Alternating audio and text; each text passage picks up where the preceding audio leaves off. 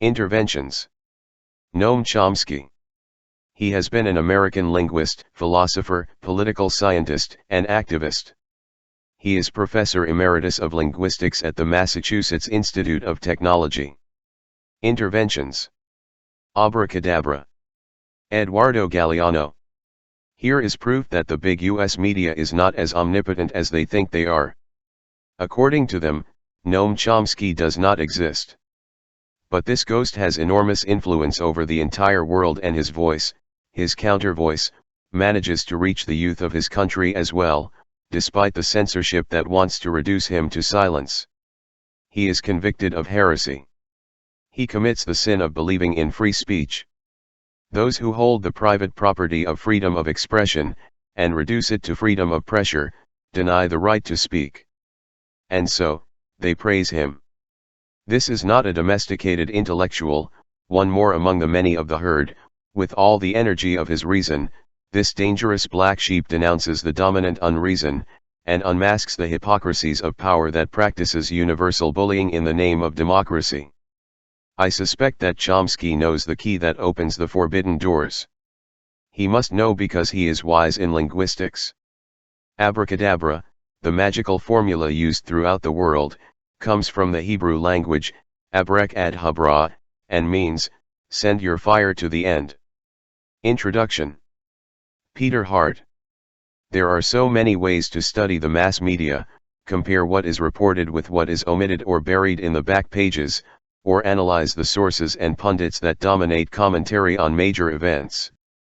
That kind of work helps measure the distance between the rhetoric of media executives and big gurus, and what appears on the printed page or on the television screen.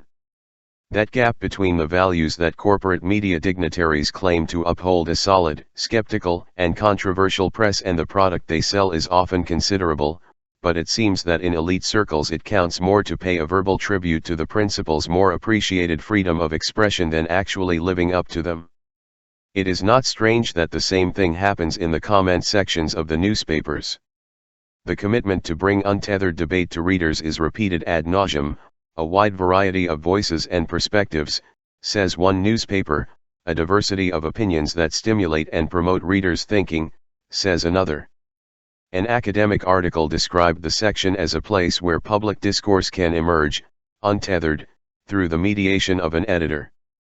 The New York Times aspired to be a page that reflects the great social, cultural and political debates of the moment. Most opinion column pages fall far short of achieving such lofty goals, though the Times mission statement comes close to describing what's really going on. In the elite newspapers, those with the largest circulation, which wield the most influence over the powerful, primarily the Los Angeles Times, the Washington Post, and the New York Times, the opinion page represents one more place in which the parameters of acceptable debate. What can be published on a regular basis is obviously within its limits, and ideas that never or rarely appear certainly are not. That is why the Times can say without exaggeration that its page, and many others like it, reflects a certain kind of public debate, that which is tolerated by elite political classes and corporate interests. The debate that takes place in official Washington may not look much like real public debate on issues of importance, but it is the one that supposedly counts and, therefore, is the one that appears in the newspaper. The related field of television gurus that handful of journalists and commentators who make a living provide do pithy ramblings about. Just about anything suffers, not coincidentally, from the same very narrow spectrum, and often counts on the same people for opinion and analysis. The op-ed page and the syndicated column are not especially new features of the mass media, although their precise history is rather obscure. The New York Times takes credit for creating the now familiar format in 1970, a paired page of the newspaper's editorials, which includes mostly articles by non-news authors. As is often the case in the world of elite journalism, other major newspapers followed the Times' example, and the page became relatively common across the country. While we can hold the Times responsible for making the format more popular, it seems unlikely that the paper would have, as it humbly supposes, given birth to a new creature called the opinion page. That's how the Times itself defined it in 1990, under the modest heading All Opinions Fit for Print. The specialists David Crotto and Bill Hoynes, in the magazine Extra. June 1992, of the organization Justice and Accuracy in Information, FAIR, pointed out that syndicated political and economic columns appeared as early as the 1920s. Another study found that newspapers across the country claim their respective op-eds predate the Times. But more important than who gave birth to the format is what they did with it. Sure, free and broad debate sounds great, but that's not what was in the Times. Former Times columnist Anthony Lewis, for example, once explained that the page was clearly a daughter of the Times, friendly to the establishment, and that the idea that he represented a progressive left point of view that could counterbalance views such as William Safire's was absurd. When Ben Bagdikian surveyed the opinion pages in the mid-1960s, he noted that the editors' claim that they sought to retain a wide ideological range of columnists did not square well with the fact that newspapers had a preponderance of conservative columnists. Surveying the field nearly 30 years later, Crotto and Hoynes found a similar skew to the right in the distribution of political columnists. Of the 7 with the largest circulation, 4 were well-known conservatives: George Will, James Kilpatrick, William Safire, and William F. Buckley. Rounding out the 10 were centrist political reporter David Broder and columnist Mike Royko, with Ellen Goodman as the only liberal. The two researchers concluded that the most widely distributed columnists of the day continue to convey messages that echo the right, and there is still no coherent presentation of the other point of view. Some 10 years later, another review by FAIR found much the same thing. The ideological spectrum had hardly changed, but some names had changed places. Arch-conservatives James Dobson and Cal Thomas topped the list, calculated by the number of newspapers that featured their column, with fellow conservatives Robert Novak and George Will close behind. Of course, there have always been some exceptions to the rule. Until her death in early 2007, populist progressive Molly Ivins, for example, was published in more than 300 newspapers. But in general terms, the opinion pages of the newspapers are a more of the universe of media corporations in which voices from the right dominate, and the general debate ranges from the extreme right to the center, despite the occasional exceptions.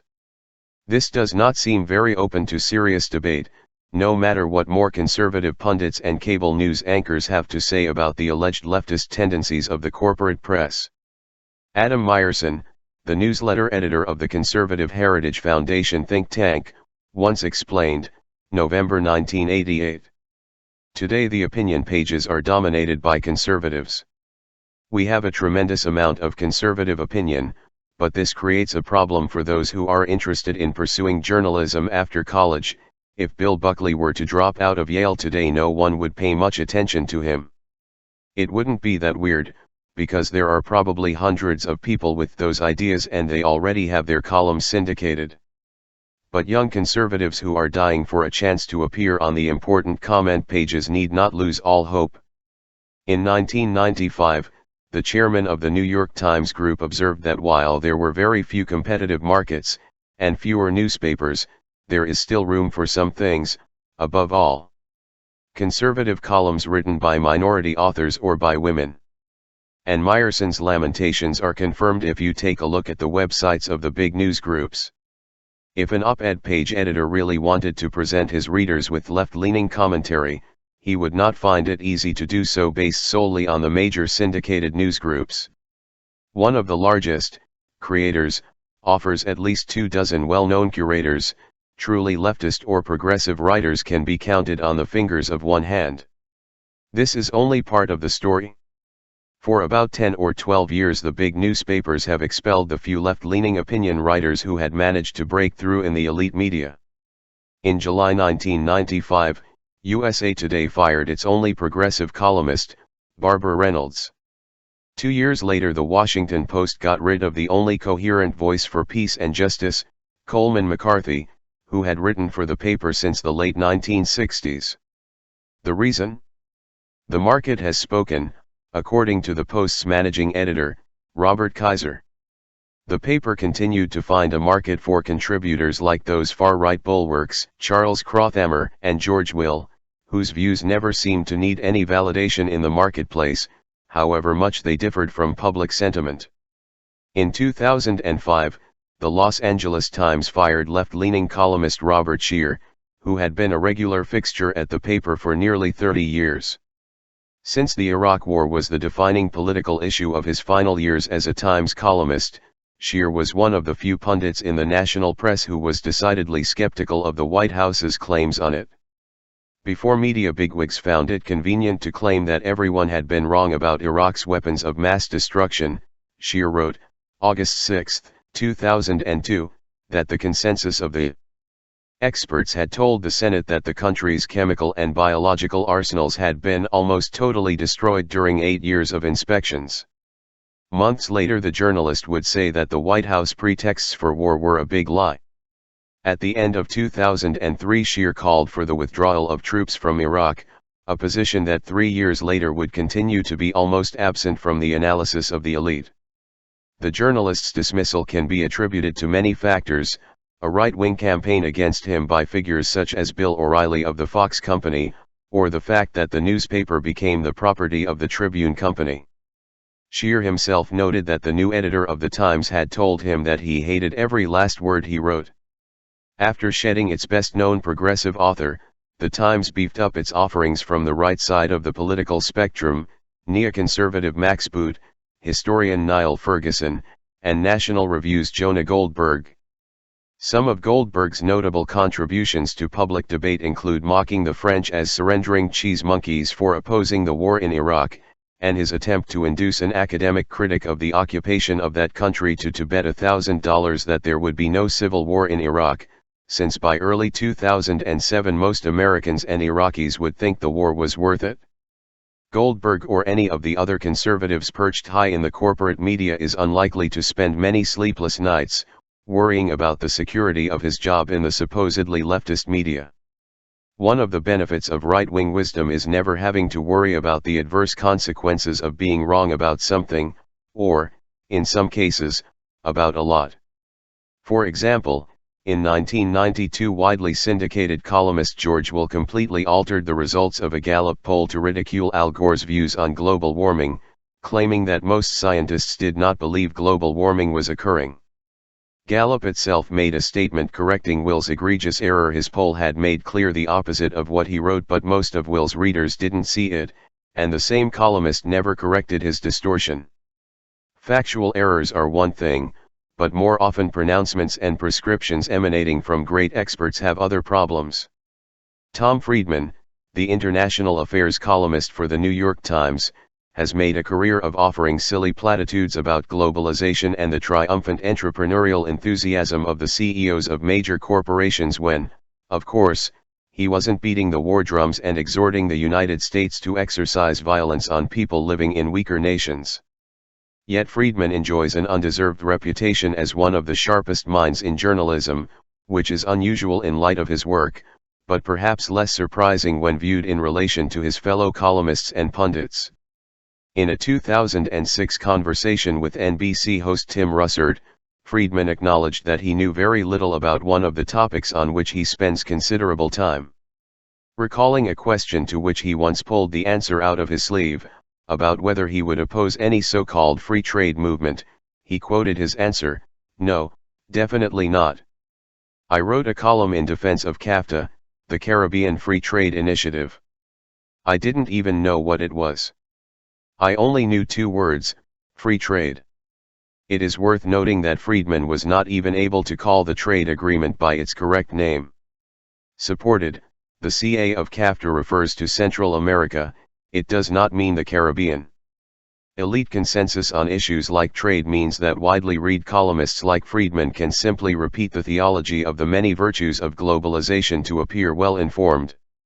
Readers are unlikely to find much information that would challenge that orthodoxy, as there is little disagreement within the narrow spectrum of debate in the corporate media.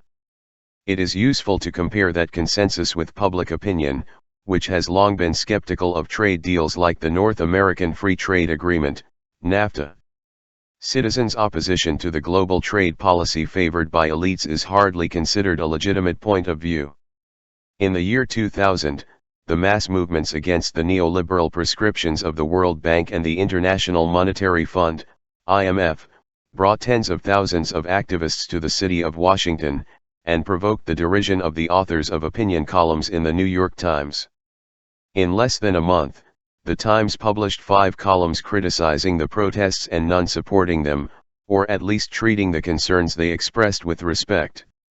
That was clear in the headlines: "Save the Lost World," "Learn to Love the IMF," and "A True Crackpot," but the texts are more hysterical than their titles.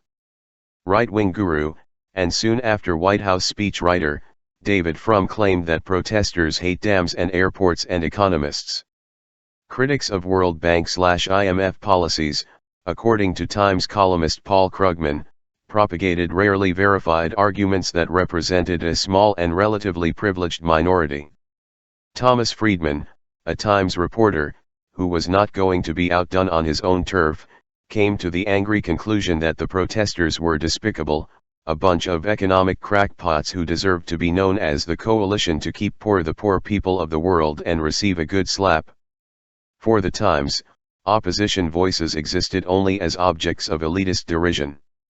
There are other moments in history when careful analysis of opinion columns provides a useful snapshot of permissible speech.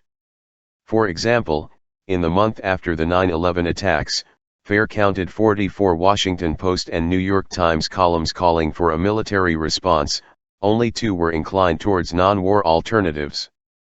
While public polls at the time showed a bias toward some kind of military action, there was considerable opinion that advocated limited attacks or the use of the international justice system to hold accountable those responsible for the attacks.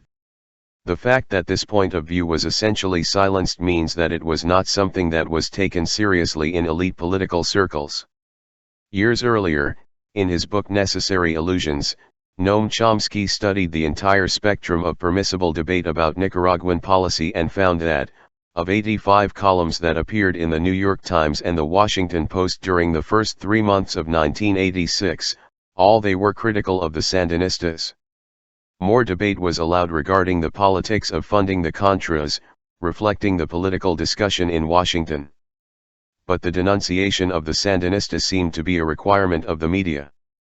The lack of diversity on the national opinion pages is almost, no matter how you measure it, staggering. The issue of gender diversity, to take just one example, became the subject of public debate when author/expert Susan Estrick called on Los Angeles Times for publishing a paltry number of opinion columns written by women. The page's editor, Michael Kinsley, shook his head in dismay at the mathematical difficulties of any effort to widen the debate, writing in his newspaper on March 20, 2005. "If the push for more women succeeds as it will, there will be fewer black voices, fewer Latinos, and so on. And why should it be so? Aren't there conservative black women and Latinos?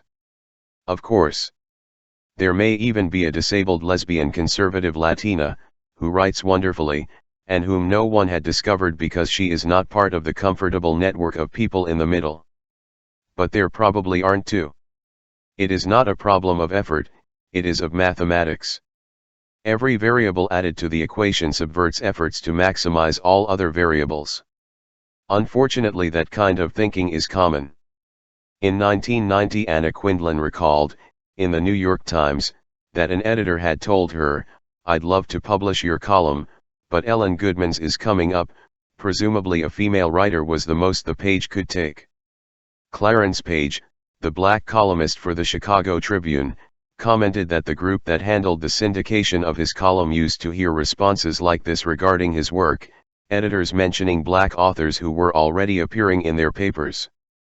Thus it may be useful to read the columns collected in this volume in reference to their historical background. Noam Chomsky's texts, unlike the clairvoyants and approved gurus who are a constant part of television talk shows, are not documented in the whispers of anonymous officials, the bars frequented by the elites, or the conversation on the Donald Rumsfeld's Christmas party. Yes, it does exist, and has apparently been well attended in recent years by the media elite. These columns are based on the gathering of available facts often inconvenient to the ruling classes, and thus largely ignored by professional journalists as well as the words and actions of powerful officials. It is exactly the kind of work that excludes him from one of the halls of power, mortal sin in the world of elite journalism, and perfect way to lose your job. It can also be helpful or frustrating to try to imagine that these columns appear in the local paper on a fairly regular basis. The probability of that happening can range somewhere between the impossible and the unimaginable. So the question to ask then is why?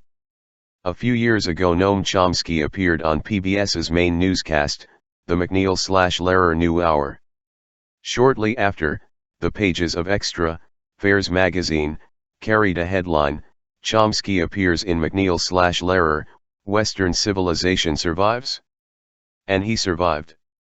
But perhaps one would like to see, instead of the mere survival of American democracy, its flourishing, and that is impossible if the ideas that are made available to the mass public are not expanded. With a White House upside down and a George W. Bush enjoying historically low approval levels, critical assessments of presidential politics are more frequent in the corporate media. However, this apparent openness may be illusory. On April 3, 2006, on the Pacifica radio program Democracy Now!, Chomsky evaluated the performance of the U.S. media regarding the war in Iraq at a time when the press was beginning to receive praise for finally expressing its skepticism. There is virtually no criticism of the war in Iraq. I imagine that will surprise journalists. They think they are being very critical, but they are not. What I mean is that the kind of criticism about the war in Iraq that we are allowed in the doctrinal system, in the media and so on, is like the criticism that was heard, say, in the German General Staff after Stalingrad: no is working, it is costing too much, we made a mistake, we should find another general, and so on. It's actually more or less on the level of a school newspaper cheering on its football team. You don't ask will they win. What he asks is how are we doing? You know, were the coaches wrong? Should we try something else? That's called criticism. You understand, it's not about how they're going to win, it's about what the heck they're doing there. Journalists, writers, and political gurus whose views are acceptable to elite interests, and who are therefore deemed worthy to share their views on the most prestigious media stages, know to stay within their bounds. The columns that appear in this compilation do not follow those rules and therefore have been left out of the elite national pages. As with so many other things worth knowing, we are forced to read them elsewhere. 1. September 11, Lessons Not Learned. September 4, 2002. Suddenly, on September 11, many Americans became aware that they should pay much more attention to what the government of their country does in the world and how this is perceived. Many issues that were not previously on the agenda have been opened up for discussion. All of that is for the good. It is also a minimal show of sanity, if we hope to reduce the probability of future atrocities. Perhaps it is comforting to pretend that our enemies, they hate our freedoms, as President Bush said, but it cannot be said that it is wise to ignore the real world, which teaches us different lessons. The president is not the first to ask why do they hate us. In a cabinet discussion 44 years ago, President Eisenhower described the hate campaign against us in the Arab world, not by governments but by the people. His National Security Council summed up the basic reasons: the United States supports corrupt and oppressive governments and opposes political or economic progress because of its interest in controlling the region's oil resources. Surveys conducted in the Arab world after September 11 reveal that the same reasons are valid today, and that they are compounded by resentment caused by certain political measures. Surprisingly, this occurs even among the privileged, pro-Western sectors of the region. To cite just one recent example, in the August 1 issue of the Far Eastern Economic Review, Ahmed Rashid, the internationally recognized specialist on the region, writes that in Pakistan anger is growing that the United States is allowing the Musharraf's military regime postpone the promise of democracy. Today we do ourselves a disservice when we prefer to believe that they hate us and hate our freedoms. On the contrary, those are attitudes of people who like Americans and who admire many things about the United States, including its freedoms. What they hate are government policies that deny them the freedoms to which they too aspire. For these reasons, Osama bin Laden's rants after 9/11, such as that the United States supports corrupt and brutal governments, or that it has invaded Saudi Arabia, have a certain resonance even among those who despise and fear him. The group's terrorists hope to draw support and recruits from resentment, anger, and frustration. We must also be aware that a large part of the world considers the regime in Washington to be terrorist. In recent years, the United States has initiated or supported, in Colombia, Nicaragua, Panama, Sudan and Turkey, to mention just a few cases, actions that are consistent with the official definitions of terrorism given by the North Americans, when they apply the term to his enemies.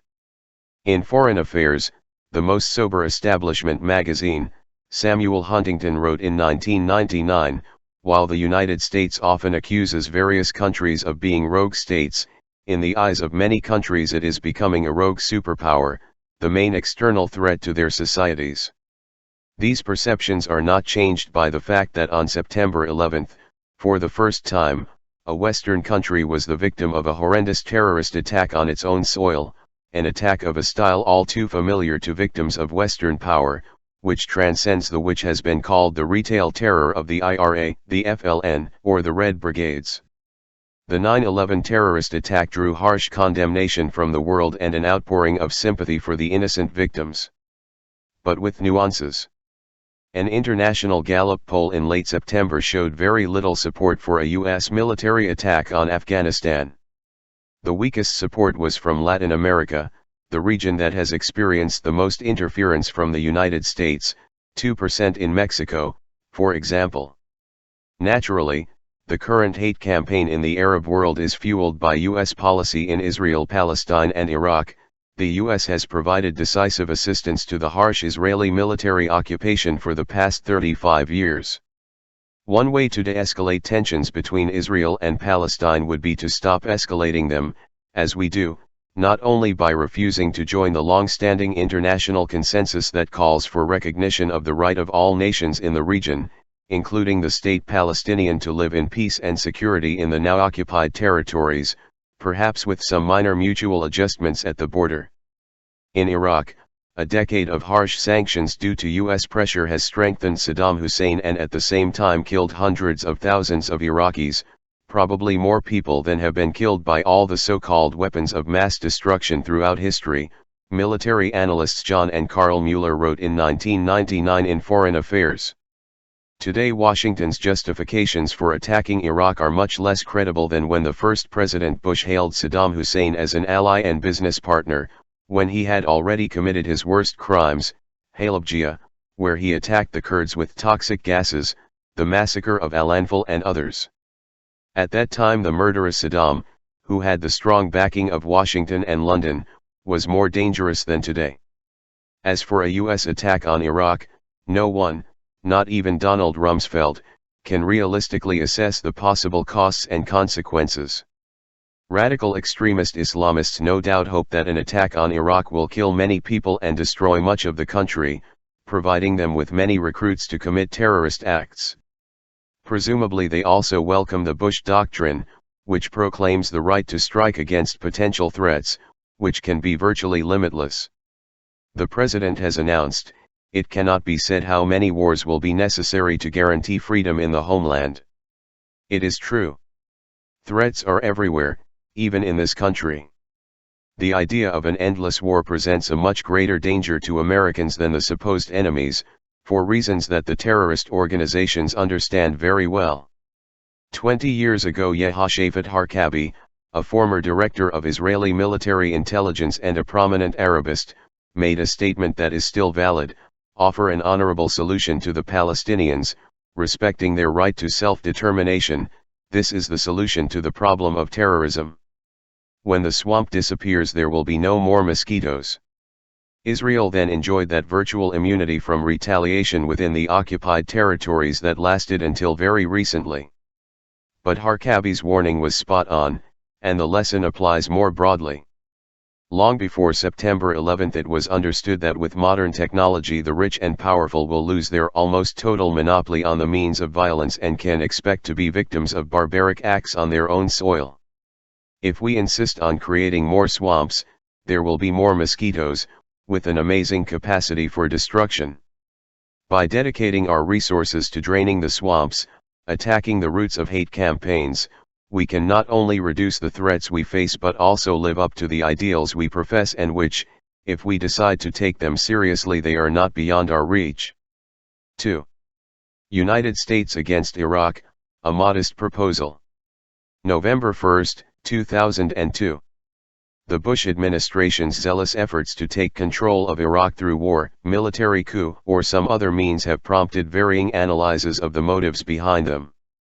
Anatole Levin, a senior fellow at the Washington-based Carnegie Endowment for International Peace, observes that Bush's efforts follow the classic modern strategy of a right-wing oligarchy in peril, which consists in diverting the discontent of the masses towards nationalism through fear of external enemies. The administration's goal, says Levin, is unilateral domination of the world through absolute military superiority, which is why much of the world feels so much fear and antagonism toward the U.S. government that it is often, and wrongly, describes as anti-American sentiment. Examining the antecedents of Washington's bellicose attitude reinforces and even broadens Levin's interpretation. Since the September 11 attacks, Republicans have used the terrorist threat as a pretext to push their right-wing political platform. For the legislative elections, the strategy has diverted attention from the economy to direct it towards war. Of course, Republicans don't want people asking questions about retirement, jobs, Social Security, and other issues when the presidential campaign begins. Rather, they want them to praise their heroic leader for rescuing them from imminent destruction at the hands of an enemy of colossal power, and to go forth resolutely to meet the next powerful force hell-bent on our destruction. The atrocities of September 11 also provided the opportunity and the pretext to put into motion old plans to seize Iraq's immense oil wealth, a central component of the Persian Gulf's resources that in 1945 the State Department described as a prodigious source of strategic power, and one of the greatest treasures in the history of the world. Control of energy sources fuels America's economic and military might, and strategic power translates into a lever to control the balloon. Another interpretation is that the administration believes exactly what it says: Iraq has become a threat to our existence and to its neighbors overnight. So we must ensure that Iraq's weapons of mass destruction and the means to produce them are destroyed, and Saddam Hussein, the monster himself, is eliminated. And quickly. The war must start this winter, 2002/2003. The next one will be too late. By then, the atomic cloud predicted by National Security Advisor Condoleezza Rice may already have consumed us. Suppose this interpretation is correct. If the powers of the Middle East fear Washington more than Saddam, as it seems, this would only reveal their limited understanding of reality. And it is no more than a mere coincidence that the presidential campaign will already be taking place next winter. So if we adopt the official interpretation, we are faced with an unavoidable question. How can we achieve the announced goals? From these assumptions, we immediately see that the administration has ignored a simple alternative to invading Iraq: let Iran do it. This simple plan has been overlooked, perhaps because it would seem crazy, and rightly so. But it is instructive to ask why. The modest proposition is that the United States urge Iran to invade Iraq, providing the Iranians, from a safe distance, with the necessary logistical and military support, missiles, bombs, bases, etc. Thus, by proxy, one pole of the axis of evil would take over the other. The proposal has many advantages over the other options. To begin with, Saddam would be overthrown, more like shattered, along with everyone close to him. Their weapons of mass destruction would also be destroyed, along with the means to produce them. Second, there would be no American casualties. It is true that many Iraqis and Iranians would die, but that does not matter. Pro-Bush circles, many of them recycled Reaganites, staunchly supported Saddam after he attacked Iran in 1980, regardless of the enormous human cost, then and during the subsequent sanctions regime. Saddam is likely to use chemical weapons. But today's leadership firmly supported the Beast of Baghdad when he used chemical weapons against Iran in the Reagan era, and when he used gas against his own people, the Kurds, who were his own people in the same sense that the Cherokees are Andrew Jackson's people. Current Washington planners continued to support the Beast after he had committed by far his worst crimes.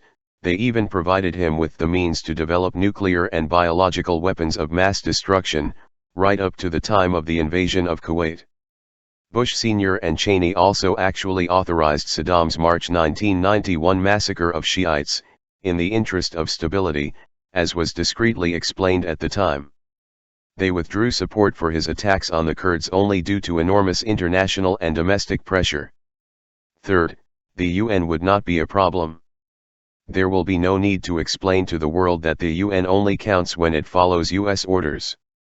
Fourth, without a doubt, Iran has better letters of introduction than Washington to wage war and to lead in Iraq without Saddam. Unlike the Bush administration, Iran has no history of having supported the murderous Saddam or his program of weapons of mass destruction. It might be objected, and rightly so, that the Iranian government cannot be trusted, but this can certainly be said for those who continued to help Saddam even after they had committed their worst crimes. What's more, we would be spared the embarrassment of professing blind faith in our leaders, such as we rightly ridicule in totalitarian states. Fifth, the liberation will be received enthusiastically by a large part of the population, much more so than if the invasion is by the North Americans.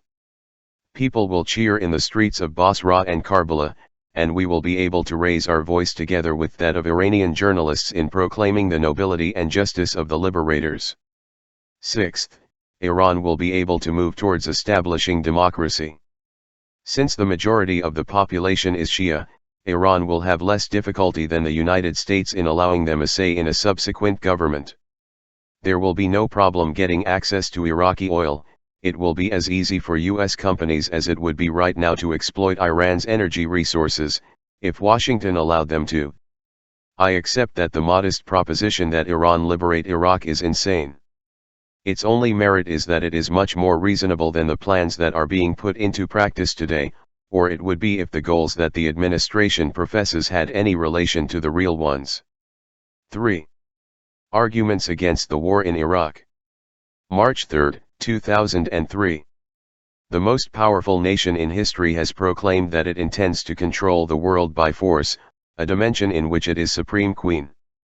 President Bush and his cohorts are evidently convinced that the violent means at their disposal are so extraordinary that they can ruthlessly ignore anyone who gets in their way. The consequences could be catastrophic in Iraq and in the rest of the world. The United States may reap a storm of retaliation, and double the possibility of a nuclear Armageddon.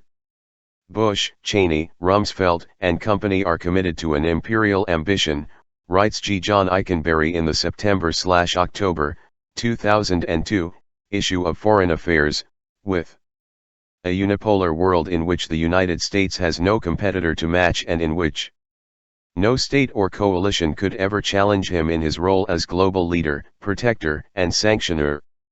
Such ambition certainly includes greatly expanded control of the Persian Gulf's resources and military bases in order to impose a preferred form of order in the region. Even before the administration began to beat the drums of war against Iraq, there were already ample warnings that U.S. recklessness would lead to a proliferation of weapons of mass destruction and terrorism as a form of deterrence or retaliation. Right now Washington is teaching the world a very repulsive and dangerous lesson. If they want to defend themselves against us, they had better imitate North Korea and pose a credible threat. Otherwise we will destroy them.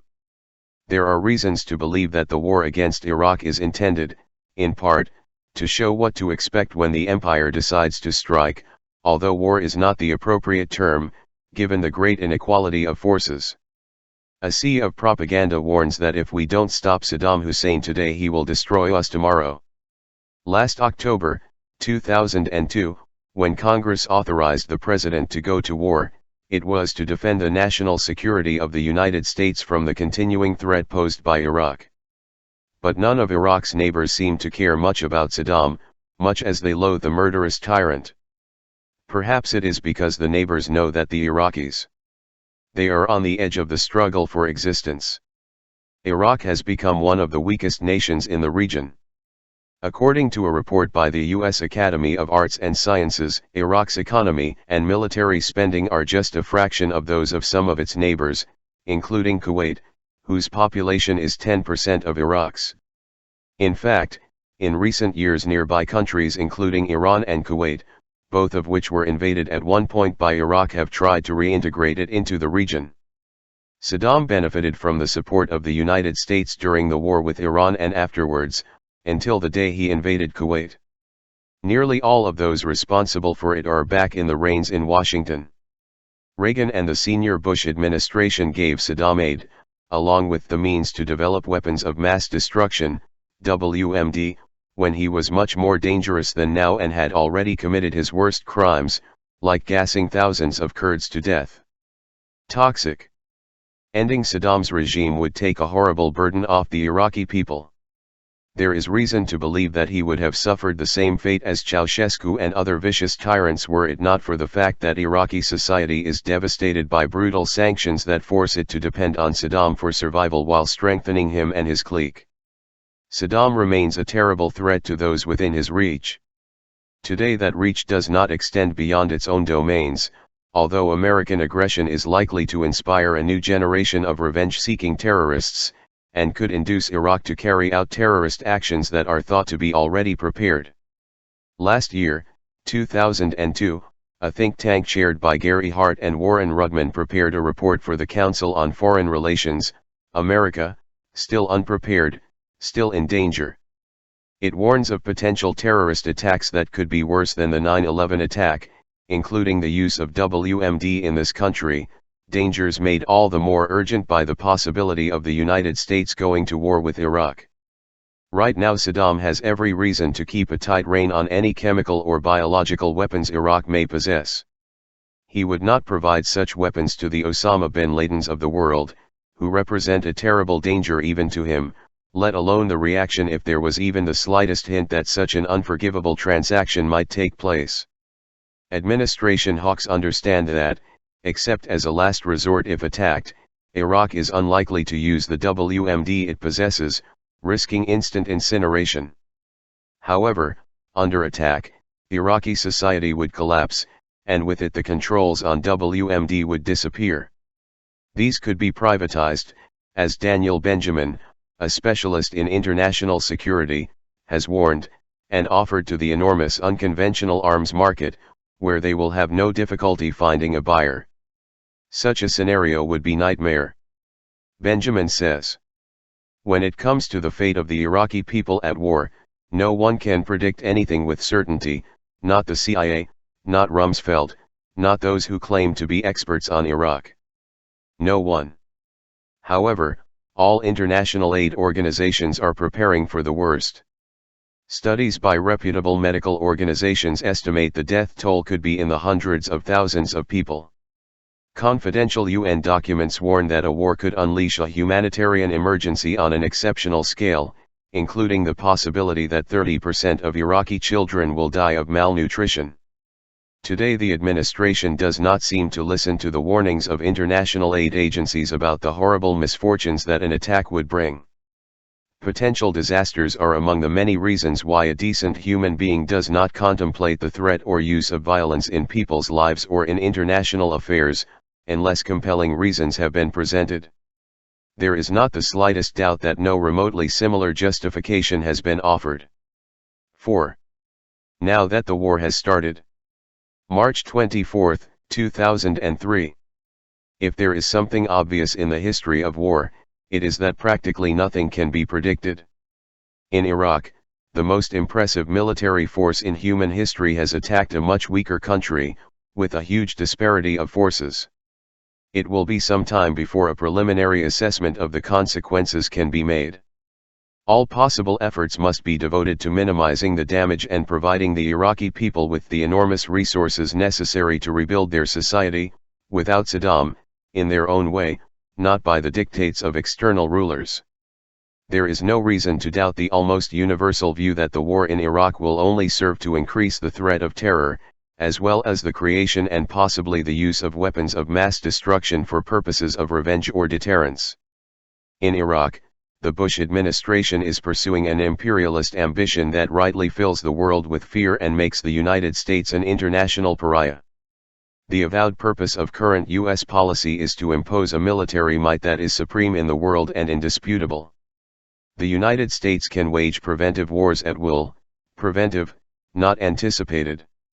Whatever the justifications for anticipatory war, they do not apply to the very different category of preventive war, the use of force to eliminate a real or perceived threat.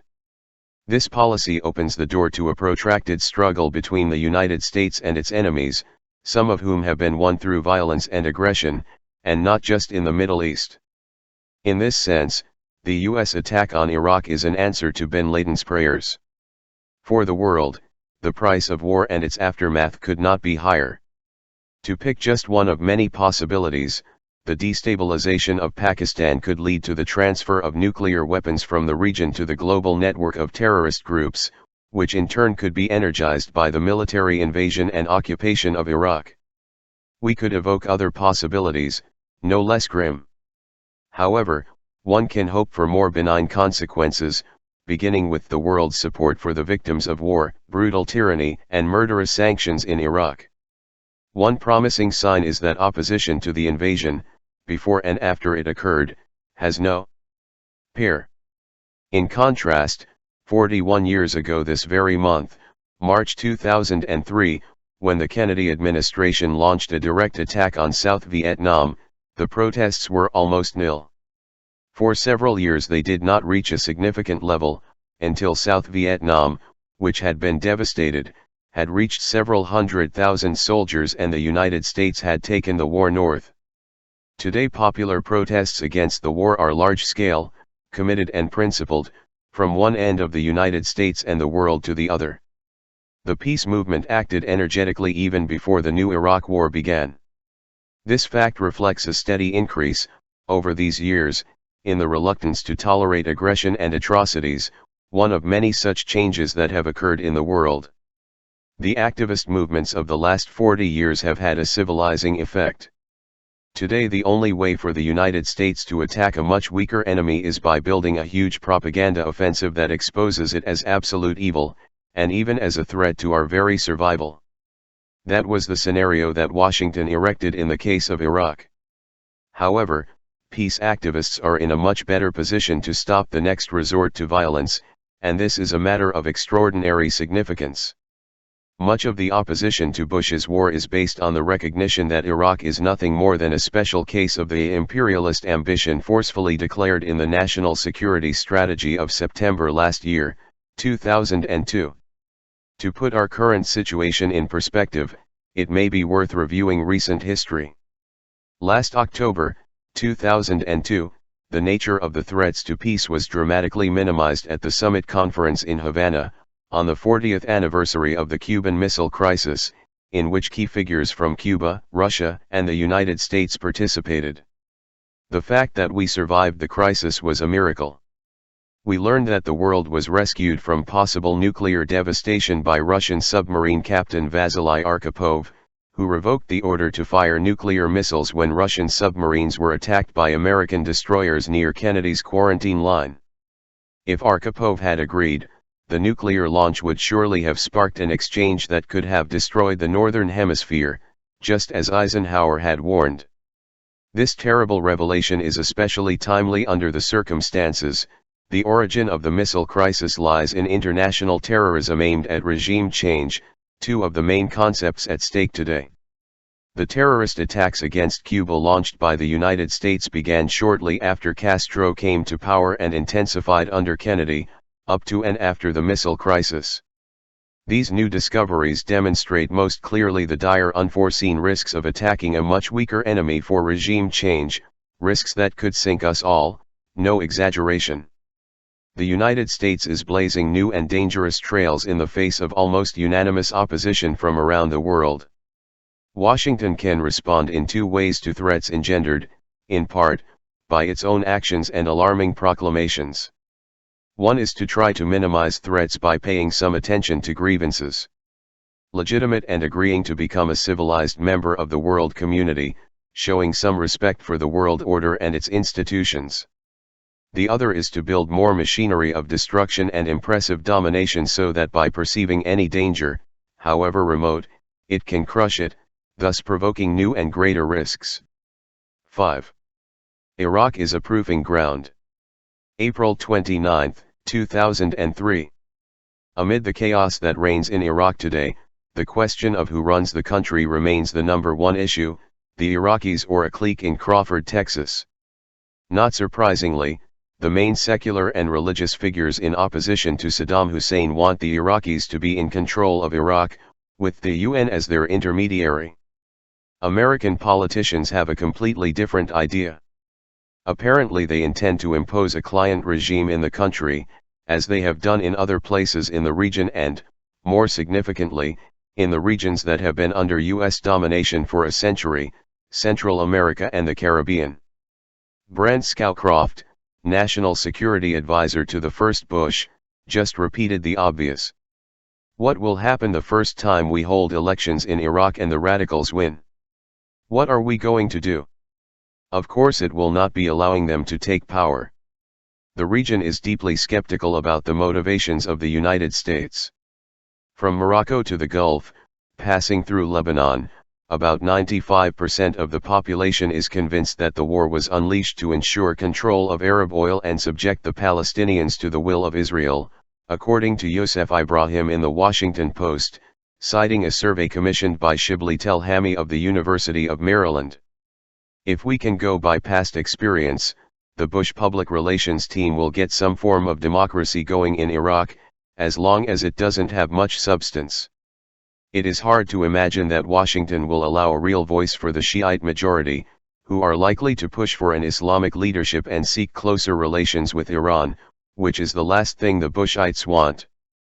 Or accept that the Kurdish minority, who will likely seek some kind of autonomy within a federal structure that would be anathema to Turkey, has a real voice.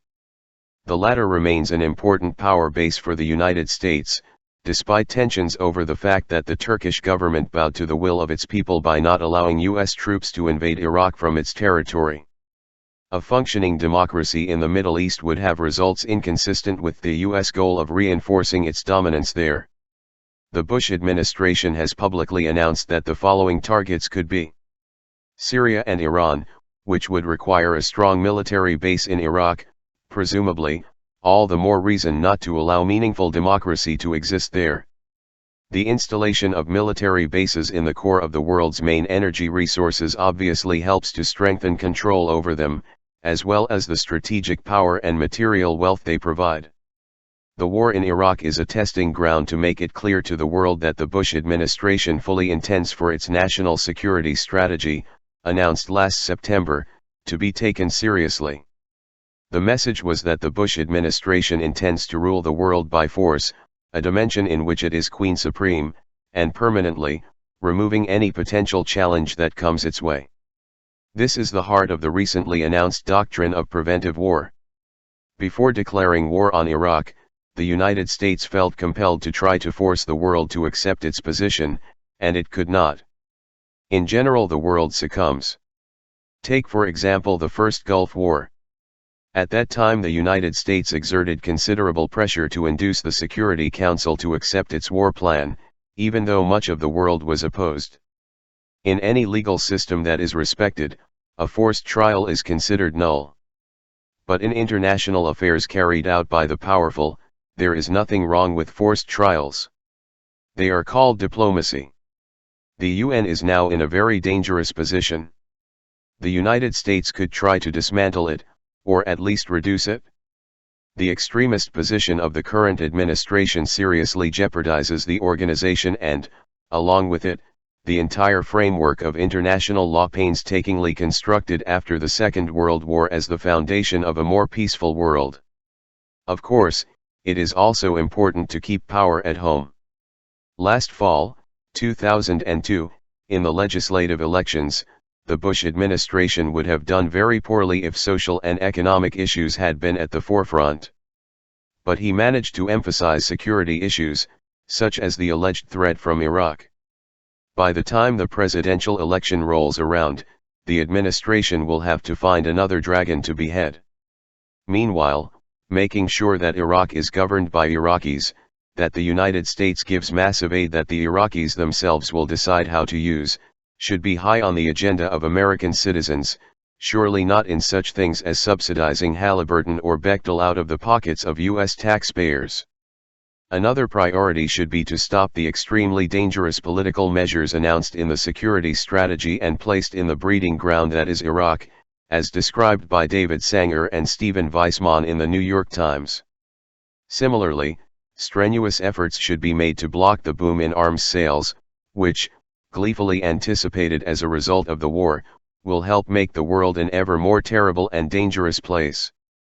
The show, as always, begins by trying to figure out what's going on in the world, and then does something to counter it to the best of our ability and better than anyone else. Few share our privileges, our power, and our freedom, and therefore our responsibility. This should also be obvious. 6. The roadmap that leads nowhere.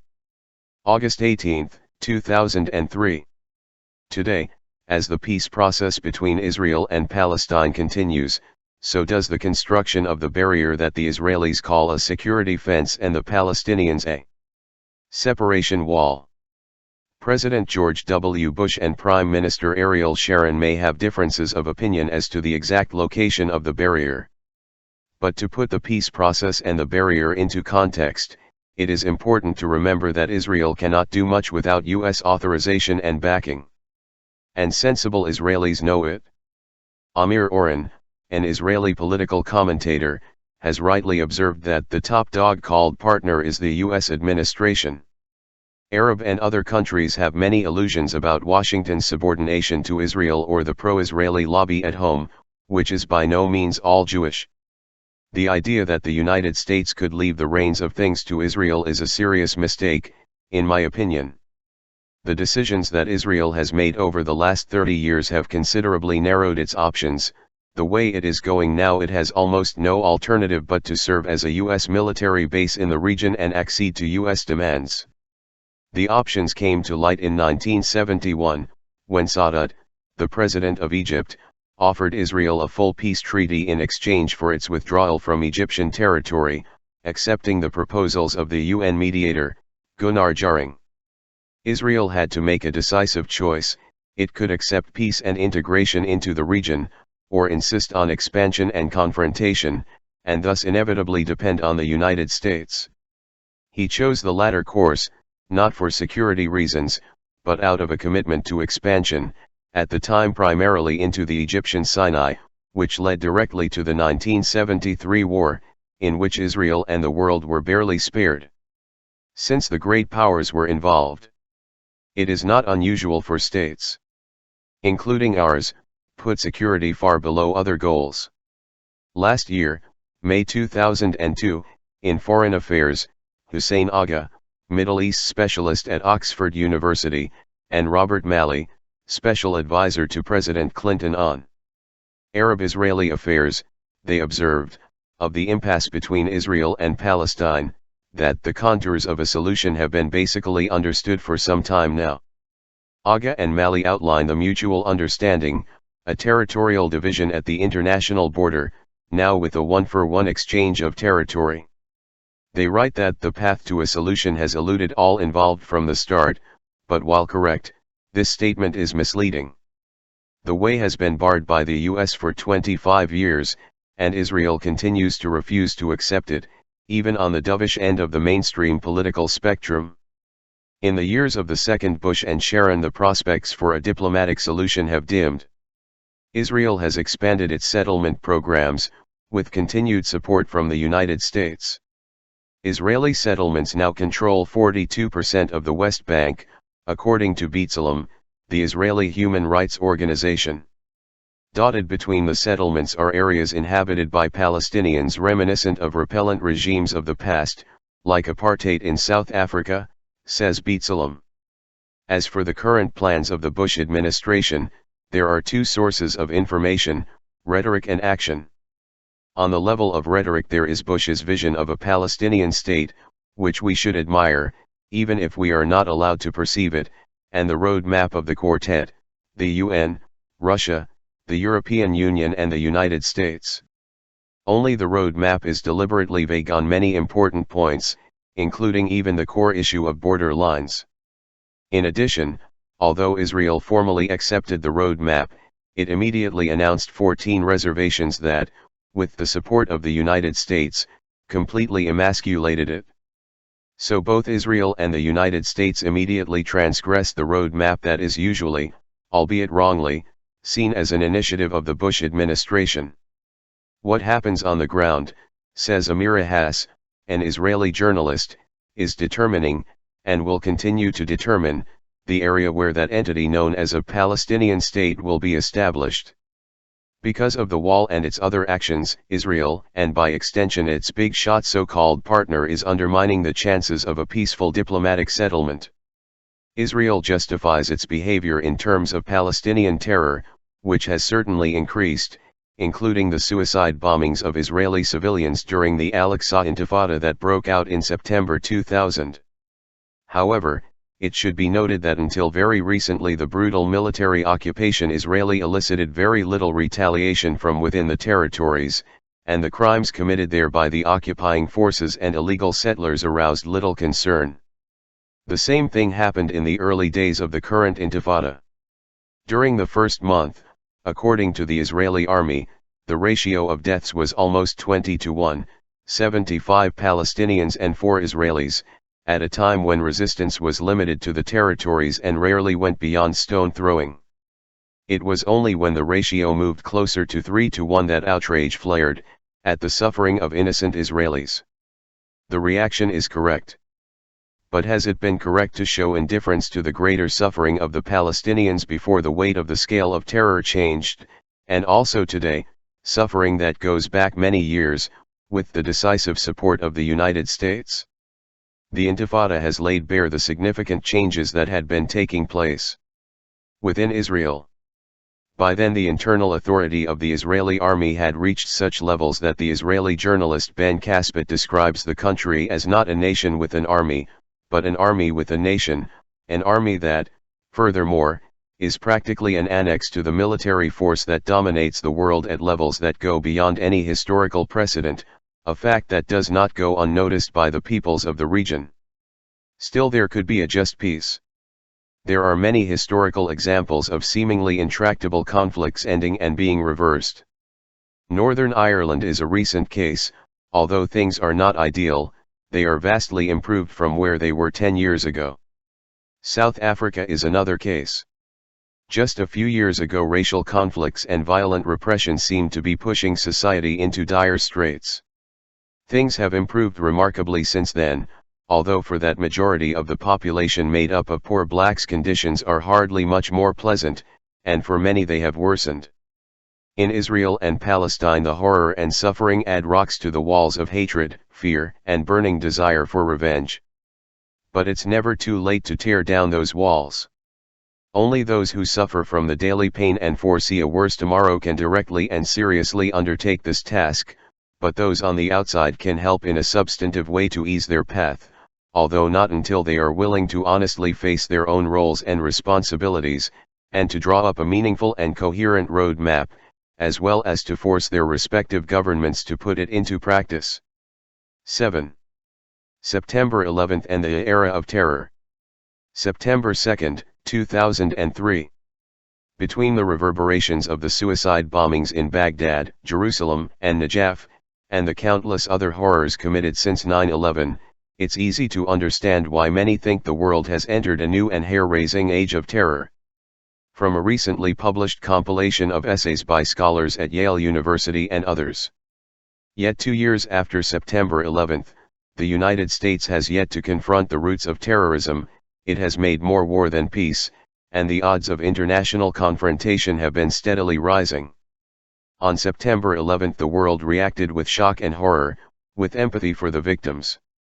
But it is important not to forget that for much of the world there was one more reaction. Welcome to the club. For the first time in history, a Western power was subjected to an atrocity of the kind that is so familiar elsewhere.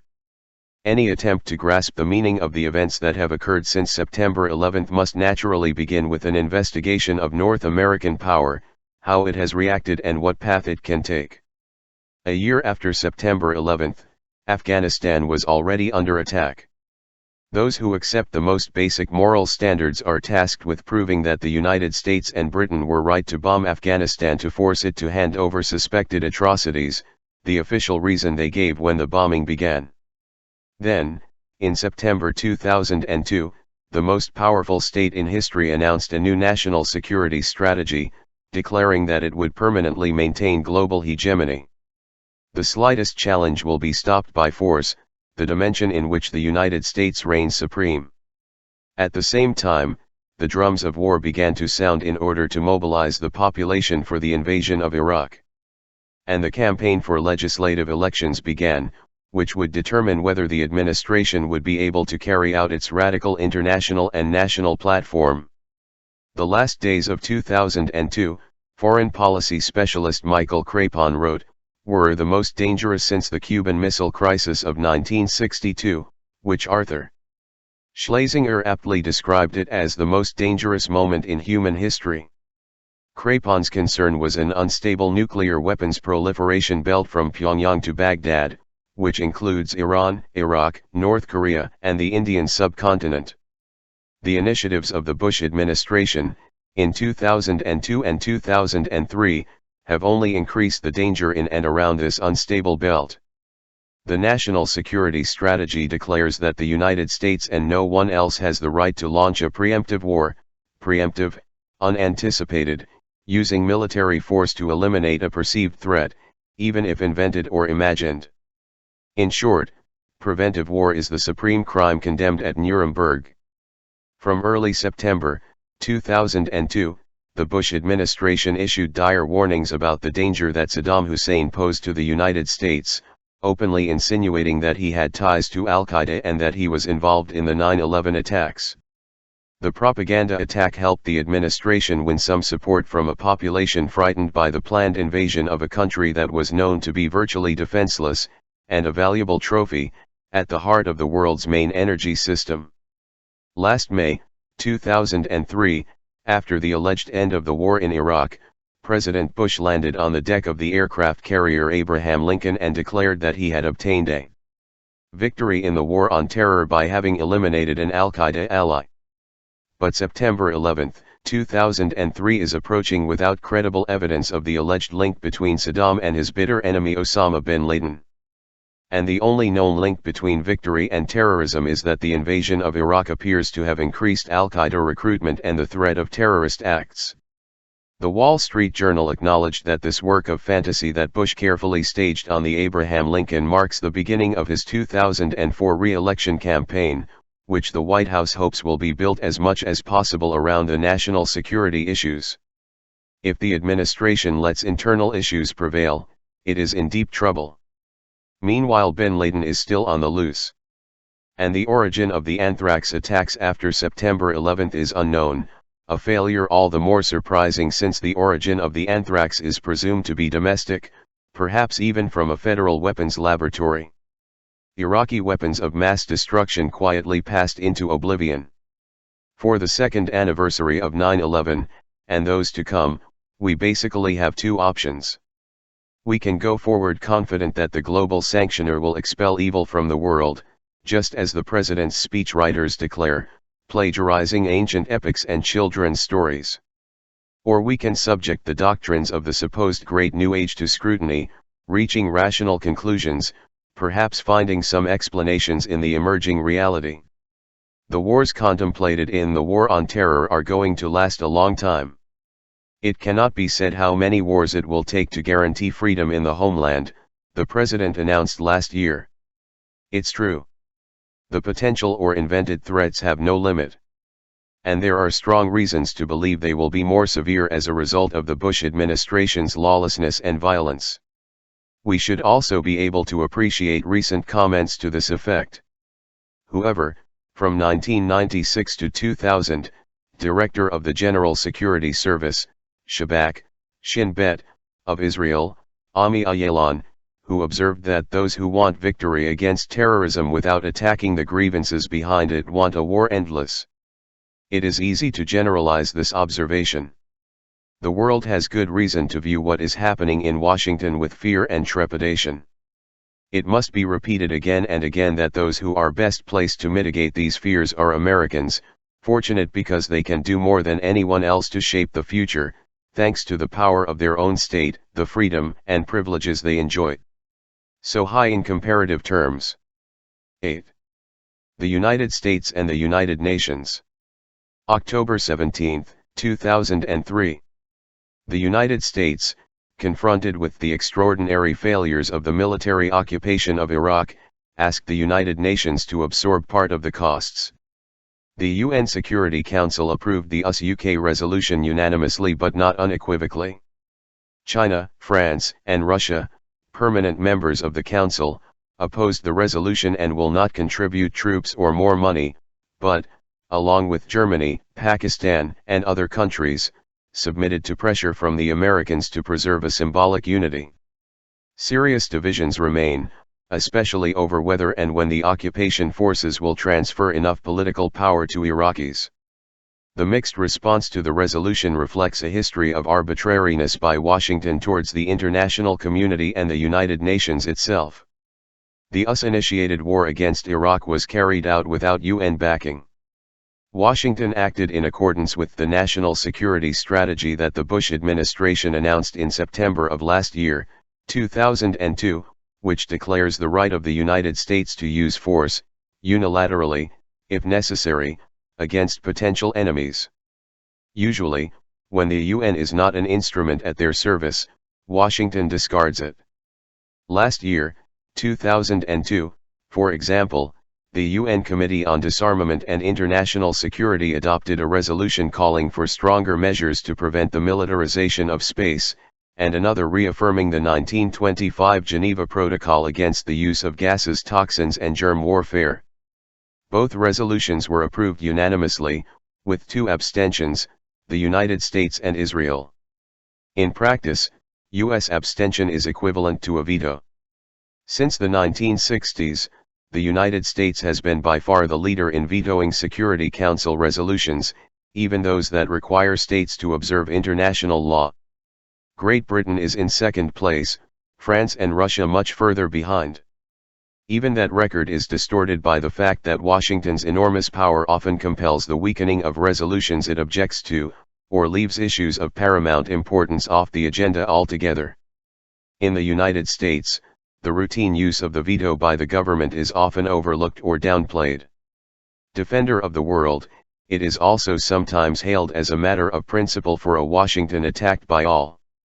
But it is not seen that this position undermines the legitimacy and credibility of the UN, as it obviously does. Rather, what is seen as a problem is the reluctance of others to follow in the footsteps of the United States in a display of arrogance that does not serve to win friends. During the UN debate on Iraq, Washington insisted on its prerogative to act unilaterally. At a press conference on March 6, for example, Bush said there is but one question: has the Iraqi regime completely and unconditionally disarmed as required by UN Resolution 1441, yes or no? He left no doubt that the one who should decide it was his country and nobody else, certainly not the UN. Furthermore, he immediately made it clear that the answer was unimportant, announcing that when it comes to our security, we really don't need anyone's permission. So the UN inspections and Security Council deliberations were a sham, even thoroughly checked compliance was not given importance. The United States would institute the regime of its choice in Iraq even if Saddam completely disarmed, even if he and his family left the country, the US President said at the Azores summit on the eve of the invasion. When the occupying army failed to find Iraqi weapons of mass destruction, the administration changed its stance from having absolute certainty about their existence and declared that the United States has the right to act against any nation that even intends to destroy them, develop them. Eliminating the requirement to resort to force is the most significant consequence of the collapse of the proclaimed justification for invasion. Today the supreme question remains who rules in Iraq. Few trust that the United States will establish a government that will be allowed to be independent, which is why world opinion is in favor of the UN taking the reins, as is the case with American public opinion, according to polls since April 2003, by the University of Maryland Program in International Policy Attitudes, PIPA. It is difficult to judge the opinion of the Iraqis, but a recent Gallup poll, 2003, carried out in Baghdad showed that the most popular foreign figure was Chirac, far above Bush or Blair. The French president was, of course, the most prominent international critic of the invasion. Amid all the changing justifications and pretexts, one principle remains unchanged: the United States must end its effective control of Iraq, with some semblance of democracy, if feasible. The basic lines of American thought are illustrated in the organization chart of the civil administration of post-war Iraq. There are 16 boxes, each of which contains a name in bold and the designation of the person's responsibility. Heading the list is Presidential Envoy Paul Bremer, who reports to the Pentagon. 7 are general, most of the others are government officials. At the end there is a box 17, about a third the size of the others, without names, without bold and without functions, which reads: Iraqi Ministerial Advisors. President Bush has sought to share the costs but not the power in post-war Iraq. He wants Washington to be in charge, not the UN or the Iraqi people. 9. The Dilemmas of Domination. November 26, 2003. While the United States strives to impose order in Iraq, and at the same time a regime that is subservient to its interests, another crisis threatens to erupt in North Korea. North Korea is the most dangerous member of the so-called Axis of Evil. But like Iran, and unlike Iraq, it does not meet the first of the American criteria for being considered a legitimate target. He is not defenseless. And it has a deterrent: no nuclear weapons, yet, but artillery massed in the demilitarized zone, targeting Seoul, the South Korean capital, and the tens of thousands of American soldiers just south of the border. Troops were scheduled to be withdrawn out of artillery range, leaving both Koreas uneasy about U.S. intentions. In October 2002, the United States accused North Korea of secretly launching a uranium enrichment program in violation of a 1994 pact. Since then, they have pushed nuclear provocation to the limit, a situation that reminds some observers of the Cuban crisis. Of the missiles. This year, 2003, Washington has taught the world an ugly lesson: if you want to defend yourself against us, imitate North Korea and become a credible military threat. North Korea also failed the second of the American criteria for being considered a legitimate target: it is one of the poorest and most miserable countries in the world. Only that it has a geostrategic importance that could make it the target of an American attack, if the deterrent can be countered. North Korea is located in Northeast Asia, a region that poses its own challenge to Washington's dreams of global domination. 3 global economic centers are confronting each other: the United States, Europe, and Northeast Asia, in a new form of the global tripolar system that has been emerging for the last 30 years. In one dimension, the military, the United States is a category per se, but not in others. Regions maneuver in a competition for power despite the complex links between them and the largely shared interests of their elites. In a recent study by the US/Korea Policy Expert Group, led by Selig Harrison for the Center for International Policy in Washington and the Center for East Asian Studies in Chicago, examines emerging issues in Northeast Asia and the world. Northeast Asia is now the most dynamic economic region in the world, with about 30% of the global gross national product, much more than the United States, 19%, and half of the foreign exchange reserves. The United States and Europe now trade more with Northeast Asia than with each other. Northeast Asia encompasses two large industrial societies, Japan and South Korea, and China is also becoming an industrial society. Siberia is rich in natural resources, including oil. The region is increasing its internal trade and connecting with the countries of Southeast Asia in an informal association sometimes called ASEAN Plus 3, China, Japan, and South Korea. Pipelines are being built from the centers of origin, such as Siberia, to the industrial centers. Some of them would naturally go from North Korea to South Korea, and the Trans-Siberian Railway could be extended along the same course. The United States is ambivalent about integrating Northeast Asia. What Washington is concerned about is that integrated regions, such as Europe or Northeast Asia, might seek a more independent path and become what used to be called a third force in the Cold War years.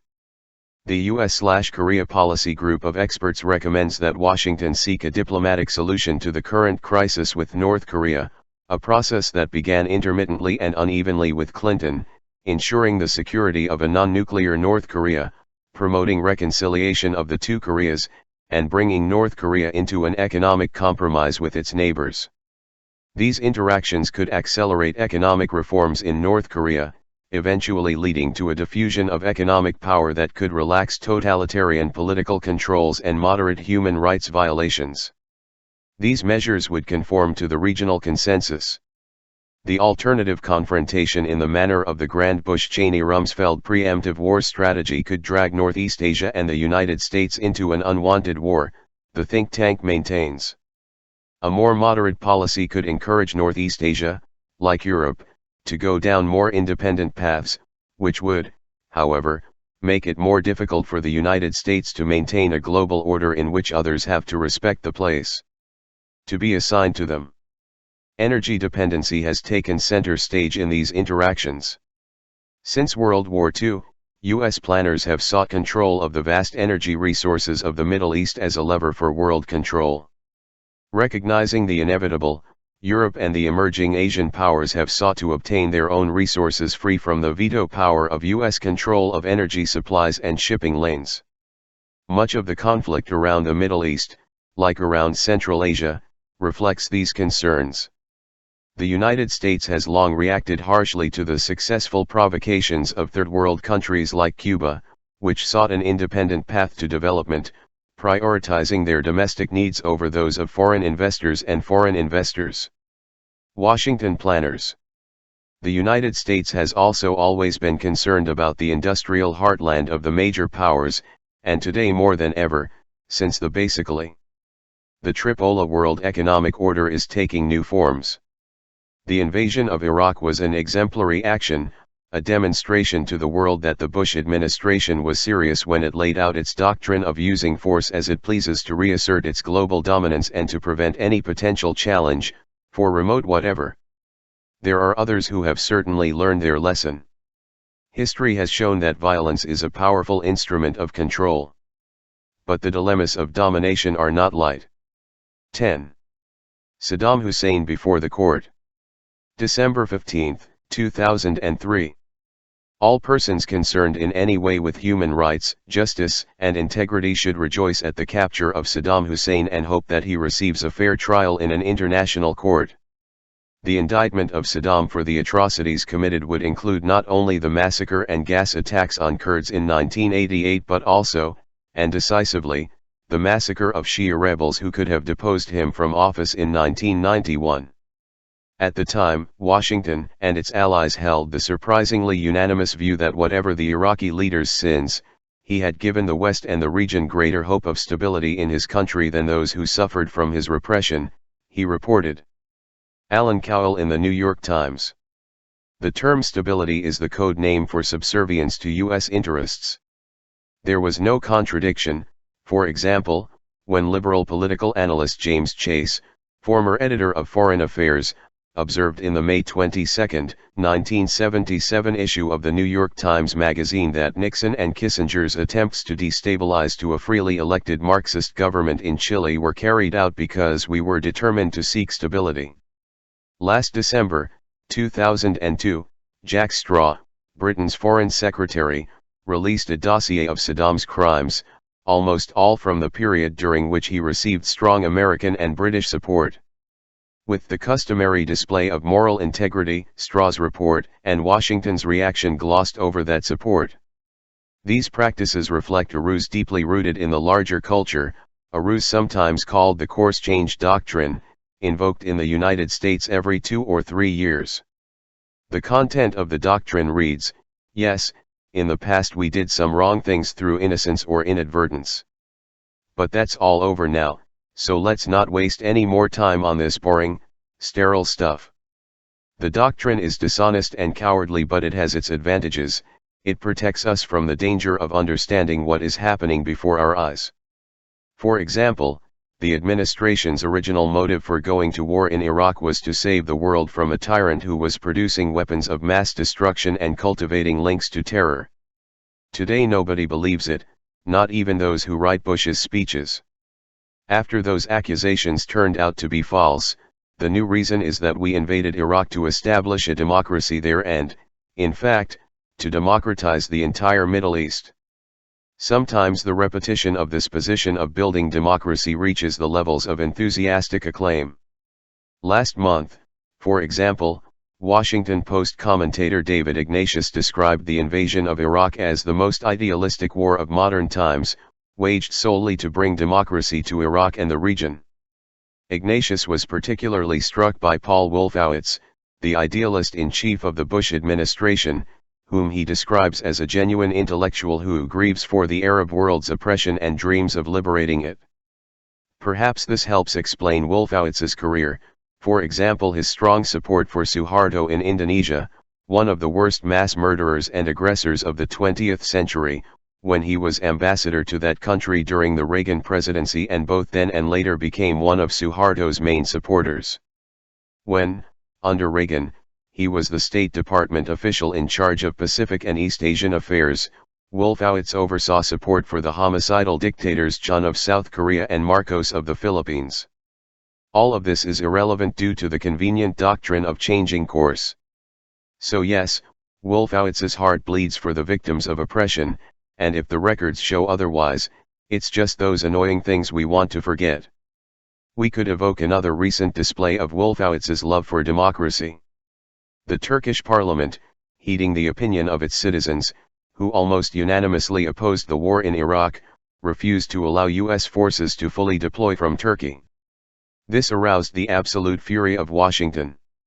Wolfowitz was the one who took the most extreme position.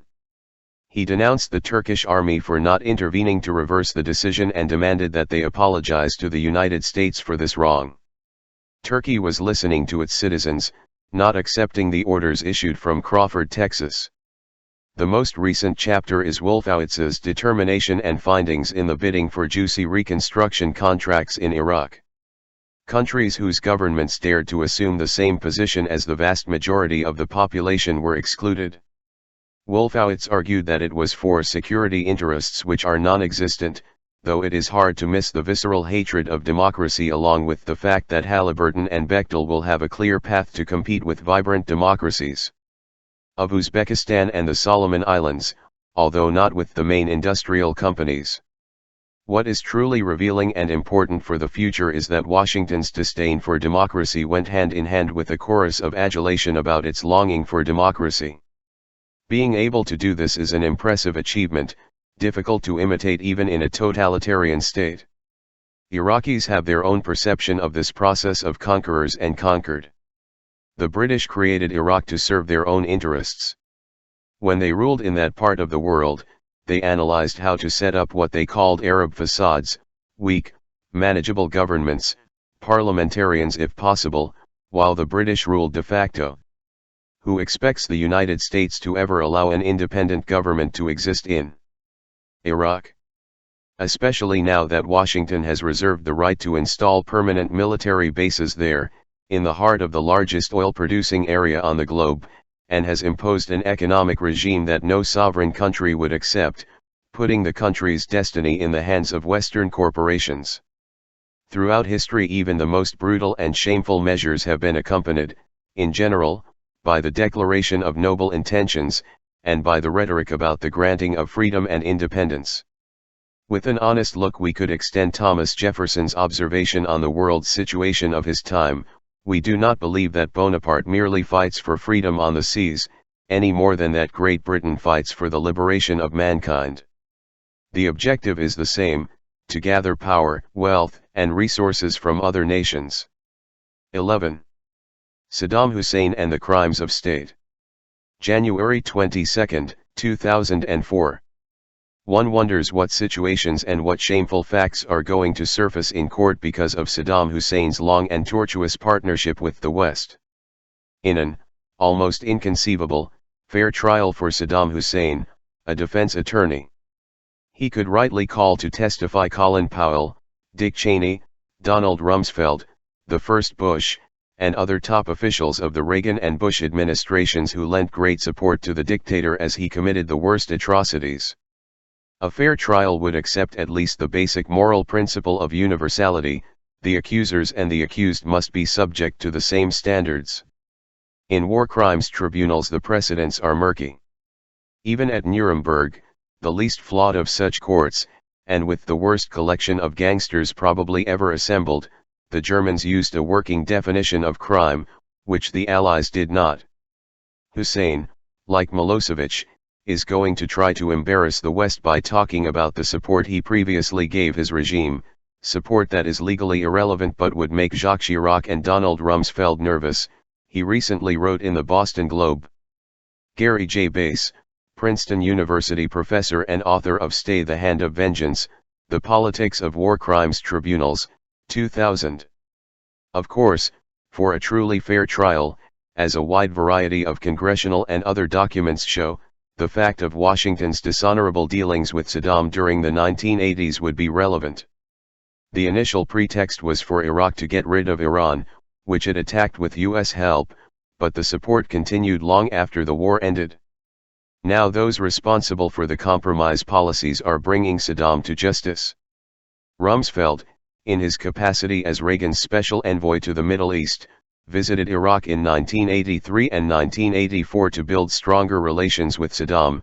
At the same time the administration criticized Iraq for its use of chemical weapons.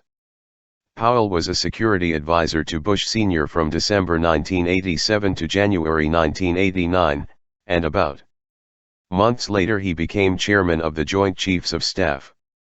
Cheney was Secretary of Defense under the first Bush.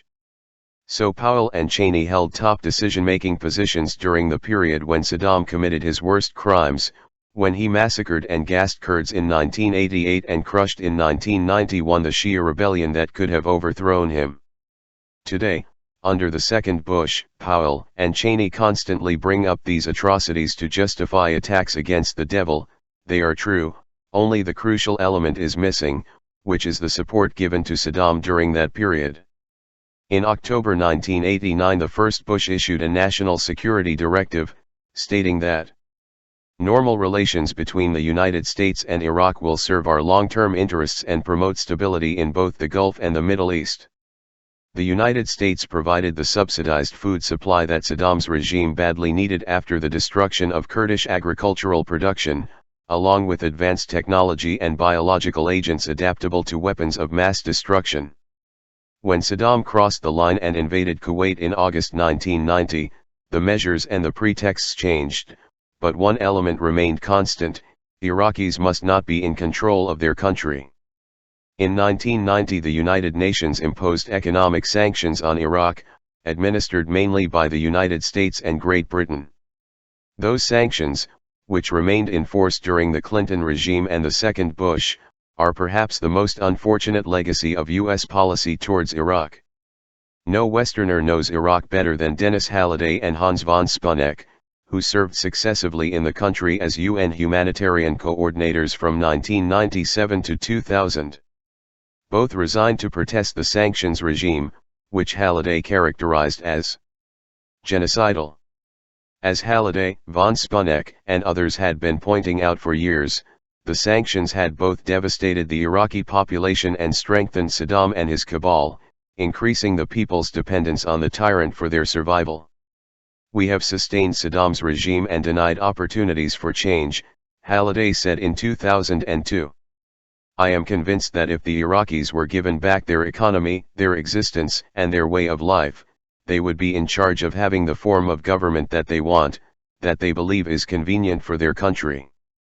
Whether or not this story is allowed to come to light in court, the question of who will be in charge of government in Iraq in the future remains decisive, and hotly contested at the moment. Apart from this decisive question, those who were concerned about the tragedy of Iraq had three basic goals: 1. To overthrow the tyranny, 2. Put an end to sanctions that affect citizens, not rulers, and 3. Preserve a semblance of world order. There can be no disagreement among right-minded people about the first two goals. Achieving them is cause for rejoicing, especially for those who protested U.S. support for Saddam and later opposed the murderous sanctions regime. They can therefore applaud without hypocrisy. The second goal can certainly be achieved, and possibly the first as well, without undermining the third. The Bush administration has openly declared its intentions to dismantle what left of the world order and ruling the world by force, with Iraq as a demonstration project. This intention has aroused fear and often hatred throughout the world, and despair among those who are concerned about the possible consequences of having to continue to be complicit in the current policies of aggression at the will of the Americans. This is, of course, a decision that is largely in the hands of the American people. 12. As a weapon, a wall. February 23, 2004. It is almost a reflex that governments cite security concerns when taking some controversial action, often as a pretext for something else. Close scrutiny is always in order. Israel's so-called security fence, which will be discussed in hearings starting today at the International Court of Justice in The Hague, is one such case. Few people would question Israel's right to protect its citizens from terrorist attacks like yesterday's, even to erect a security wall, if that were the proper means. It is also clear where such a wall would be built if security were the primary concern: inside Israel, inside the internationally recognized border, the Green Line established after the 1948–1949 war. The wall could then be as threatening as the authorities wanted, patrolled by the army on both sides, heavily mined, impenetrable. Such a wall would maximize security, and there would be no international protests or violations of international law. This observation is perfectly understandable. While the UK joins the US in opposing the Hague hearings, its foreign minister, Jack Straw, has written that the wall is unlawful. Another ministry official, who inspected the security fence, he said, must be on the Green Line, or, certainly, the Israeli end of the line. A British parliamentary investigative committee also called for the wall to be built on Israeli soil, condemning the barrier as part of a deliberate strategy by Israel to keep the population at bay. What this wall is really doing is taking over Palestinian territory. It is also helping to turn Palestinian communities into dungeons, compared to which South Africa's Bantustan seem symbols of freedom, sovereignty, and self-determination, says Israeli sociologist Barak Kimmerling, describing Israel's war as politicide for Palestinians. Before construction began, according to UN estimates, Israeli barriers, projects, and settlements had created about 50 largely unconnected pockets of Palestinians on the West Bank. When the outline of the wall began to be notorious, the World Bank estimated that it was probably going to leave between 250,000 and 300,000 Palestinians isolated, more than 10% of the population, and that it could appropriate, in fact, even 10% of the West Bank territory. And when Ariel Sharon's government finally published its projected map, it became clear that the wall would divide the West Bank into 16 isolated enclaves, confined to just 42% of the West Bank land that Mr. Sharon had previously said could be ceded to a Palestinian state, according to an analysis of UN reports by Sarah Roy, a Middle East specialist at Harvard University. The wall has already appropriated some of the most fertile land on the West Bank.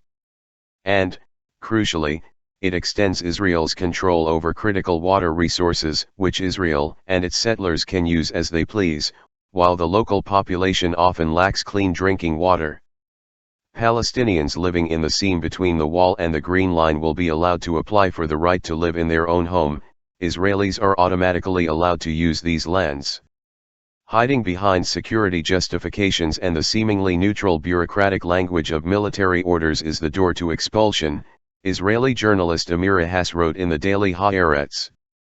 Drop by drop, imperceptibly, not so many that it is noticed internationally and public opinion is shocked. The same is true of the constant killings, terrorism, and daily brutality and humiliation of the last 35 years of harsh occupation, while the inhabitants have been dispossessed of land and resources, seduced by generous subsidies, thanks to the foreign payer, although not with the support of the American population. Israel is also likely to transfer to the occupied West Bank the 7,500 settlers it said this month, February 2004, it would evict from the Gaza Strip. These Israelis today enjoy abundant land and fresh water, while 1 million Palestinians barely survive and their meager water resources are virtually unusable. Gaza is a cage, and as the city of Rafah to the south is systematically demolished, residents may be cut off from Egypt and the sea. It is misleading to call this Israeli politics. It is us-Israeli policy, possible thanks to the incessant military, economic and diplomatic support that the United States gives Israel.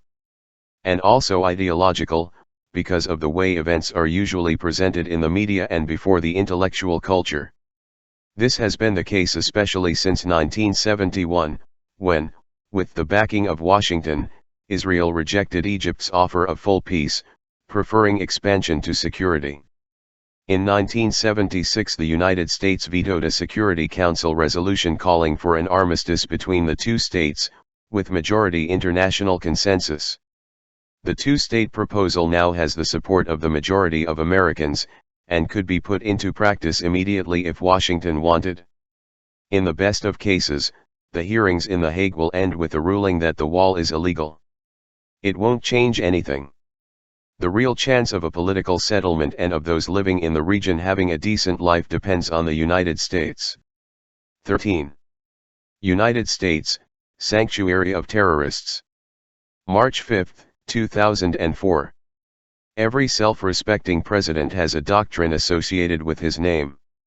The essential tenet of the second Bush doctrine is that the United States must rid the world of evil, as the president said in the immediate aftermath of 9/11. A special responsibility is to wage war on terrorism, with the corollary that any nation that harbors terrorists is a terrorist state and should be treated as such. Let's ask a simple, unbiased question: what would be the consequences if we took the Bush doctrine to heart, treated nations that harbor terrorists as terrorist states, and bombed and invaded them? For a long time now, the United States has been a sanctuary for a gallery of scoundrels whose actions classify them as terrorists and whose presence calls into question and complicates the proclaimed principles of the North Americans. Let us think of the case of the 5 Cubans, found guilty in Miami, in 2001, of being part of a network of spies. The appeal is scheduled for March 10, 2004, in Miami. To understand this case, which has provoked international protests, we have to take a look at the sordid history of US-Cuba relations, leaving aside the question of the crushing embargo, which has been going on for decades, imposed by the United States and which violates the resolutions of the UN General Assembly, in which our country is practically isolated. The United States has launched terrorist attacks against Cuba large and small since 1959, including the Bay of Pigs invasion, outlandish attempts to assassinate Castro, and much more serious terrorist attacks against Cuba and Cubans abroad. At the time of Kennedy, the operations were directed by Robert Kennedy, whose top priority was to bring down the terror of the world on Cuba, according to his biographer and advisor, the historian Arthur Schlesinger. Kennedy restarted terrorist operations after the missile crisis. Lyndon Johnson called them off, but they were restarted once again under Nixon. Direct government involvement in such attacks ended in the late 1970s. Officially at least.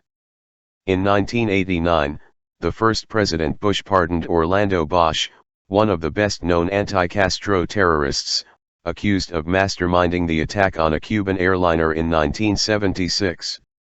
Bush invalidated a decision by the Department of Justice, which had rejected an asylum petition Bosch, concluding that the security of this nation is affected by its ability to urge other credible nations to refuse to give aid and asylum to terrorists whose target, with regrettable frequency, is ourselves. Recognizing that the United States was going to receive anti-Castro terrorists, there were Cuban agents who infiltrated those networks.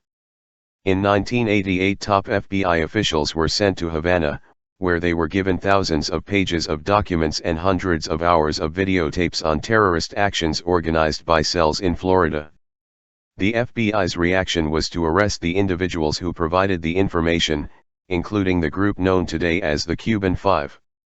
The arrests were followed in Miami by a trial that seemed more like a show. All five were found guilty, 3 sentenced to life in prison for espionage, and Gerardo Hernandez, the leader, also for conspiracy to commit murder. Meanwhile, individuals who are considered dangerous terrorists by the FBI and the Justice Department are living happily ever after in the United States and continue to plot and commit crimes. Also on the list of terrorists residing in this country is Emmanuel Constant, a Haitian, known as Toto, a former paramilitary leader from the Duvalier era. Constant is the founder of FRAVE, Front for the Advancement of Progress in Haiti, the paramilitary group that in the early 1990s carried out most of the government's terrorist acts, led by the military junta that overthrew President Aristide. According to the latest information, Constant lives in Queens, a suburb of New York. The United States denied Haiti's extradition request. The reason is widely believed to be that Constant could reveal ties between Washington and the military junta that killed 4,000 to 5,000 Haitians, acts in which Constant's paramilitary forces played the main role. Among the gangsters leading the current coup in Haiti are leaders of FRAVE. For the United States, Cuba has long been the main concern in the hemisphere. A declassified 1964 State Department document declares that Fidel Castro is an intolerable threat because he represents a successful provocation of the United States, a negation of our entire hemispheric policy of more than a century and a half, ever since the Monroe Doctrine declared that no challenge to U.S. dominance in the hemisphere would be tolerated. Today Venezuela presents a similar problem of successful challenge. A recent front-page article in the Wall Street Journal reads, "Fidel Castro has found a decisive benefactor and heir apparent to the cause of disrupting the U.S. platform in Latin America, Venezuelan President Hugo Chavez." Last month, February 2004, Venezuela asked the United States to extradite 2 former army officers who are seeking asylum in this country and who participated in a military coup that, before being put down by a popular uprising, had dissolved Congress. The Supreme Court and all the other vestiges of democracy, all with the support of Washington, eternally praised for its dedication to the promotion of democracy, although criticized for being, perhaps, excessively enthusiastic. The government of Venezuela, notably, accepted a decision of the Supreme Court of its country preventing the trial of the promoters of the coup. Both officers were later implicated in a terrorist bombing and fled to Miami. The outrage aroused by defiance is deeply rooted in the history of this country. Thomas Jefferson sharply condemned France for its defiant attitude in retaining New Orleans, which he coveted. Jefferson warned that France's character stands at a point of eternal friction with our character, which, though it loves peace and the pursuit of wealth, is haughty. France's challenge demands that we unite with the British Navy and nation, Jefferson advised, reversing his initial attitude, which recognized France's decisive contribution to the liberation of the colonies from English rule. Thanks to Haiti's liberation struggle, single-handedly, and in the face of virtually universal opposition, France's defiance was soon over. But then as now the guiding principles remain the same, determining who is friend and who is enemy. 14. Dangerous Times, the US-Iraq War and its Aftermath. March 18, 2004. Whatever its origins, the monstrous Madrid attack reverberates all the more powerfully and painfully on the eve of the first anniversary of the US-led invasion of Iraq, seen as a reaction to the 9/11 terrorist attack. In the year since the beginning of the war, the predictions of many analysts have turned out to be correct, especially regarding the consequences of the cycle of violence that breeds violence. The US-led war against Iraq began with the general recognition that it could lead to the proliferation of weapons of mass destruction, WMD, and terrorist attacks, risks that the Bush administration apparently considered insignificant compared to the prospect to take control of Iraq, firmly establishing the norm of preventive war and tightening the grip of internal power. In reaction to the hasty militarization of the United States, Russia has markedly increased its offensive military forces, while other groups or countries that are considered potential targets react with the means at their disposal, terrorist attacks, for revenge or deterrence, and efforts to develop WMD, such as in the suspected Iran and North Korea programs.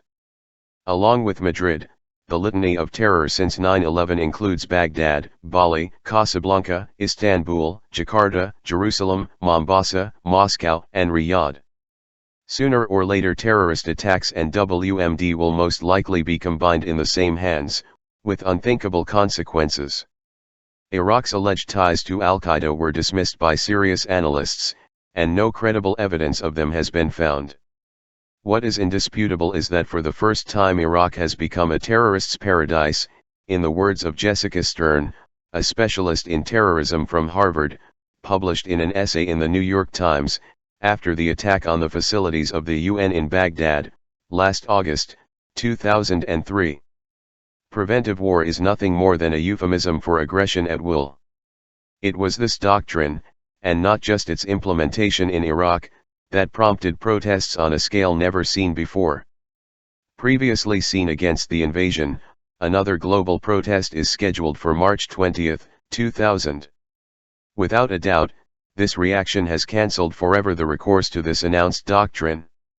David Kaye's investigation, while undermining allegations of WMD possession, revealed Saddam's fragile hold on power in recent years, thus giving more weight to the opinion of Westerners who knew the country best. Dennis Halliday and Hans von Spuneck, the UN's humanitarian aid coordinators, in the sense that, if the sanctions had not been directed at the civilian population, it is probable that the Iraqis themselves would have overthrown Hussein.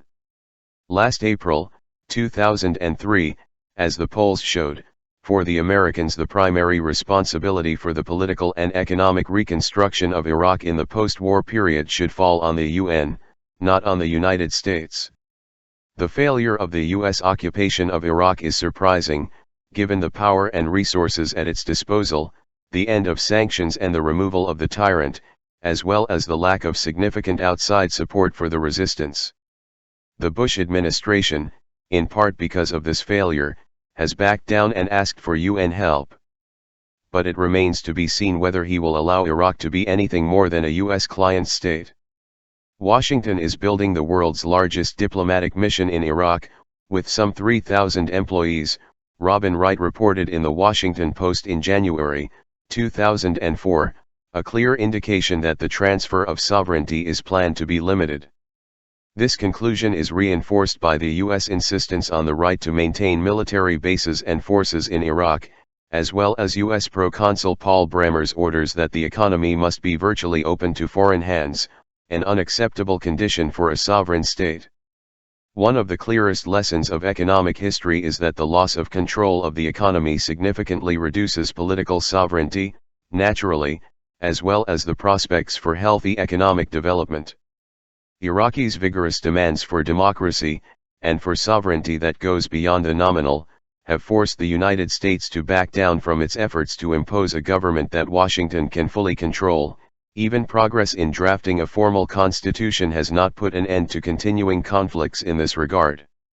In December 2003, a PIPA/Knowledge Networks poll showed that the U.S. population in general has very little support for the administration's efforts to maintain a strong and permanent military and diplomatic presence in Iraq.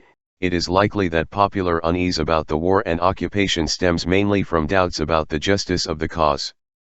The straw that breaks the camel's back may come during the presidential elections. The US political spectrum is pretty narrow, and people know that US elections are rather bought.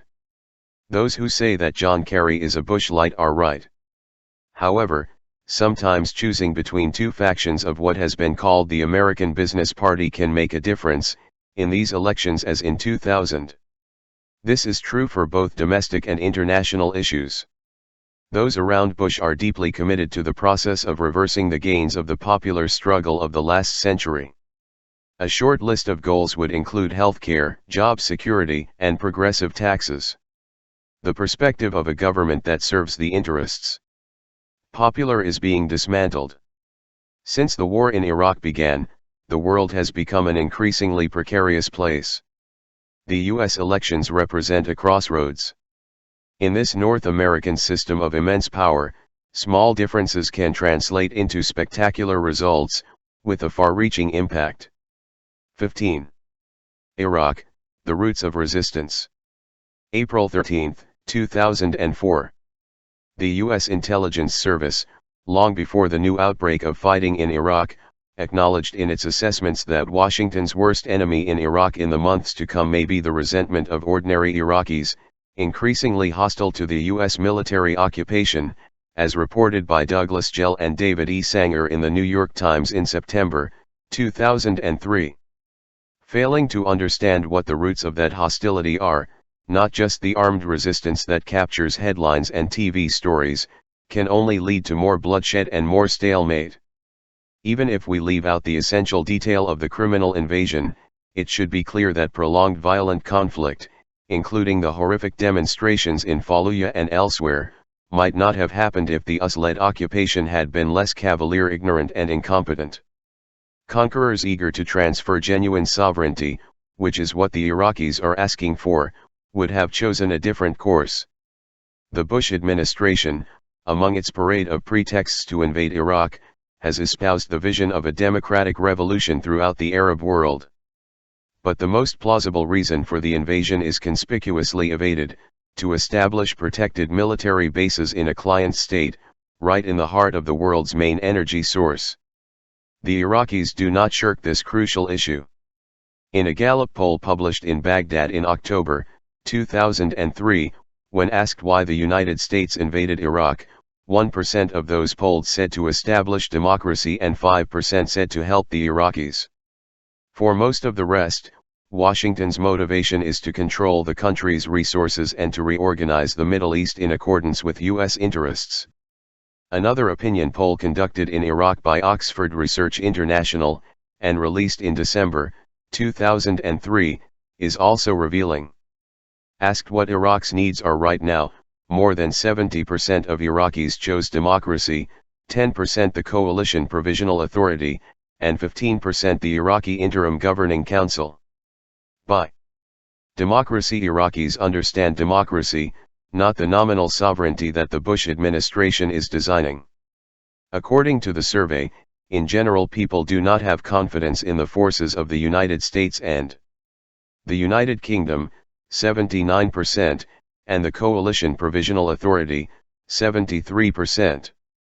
The Pentagon's favorite, Ahmet Chalabi, had no support. The conflict between the United States and Iraq over sovereignty was very visible on the first anniversary of the invasion. Paul Wolfowitz and his Pentagon officials noted that they favor a stable and prolonged U.S. troop presence as well as a relatively weak Iraqi army as the best way to nurture democracy, wrote Stephen Glane in the Boston Globe. That is not what Iraqis understand by democracy, nor would Americans under foreign occupation consider it a democracy. To begin with, the invasion would make no sense if its goal was not to establish permanent military bases in a dependent client state in the traditional manner. The UN could be summoned, but Washington is asking it to back a future Iraqi government of purely nominal sovereignty and dubious legitimacy, at whose invitation the occupying powers would endure, the Financial Times commented in January.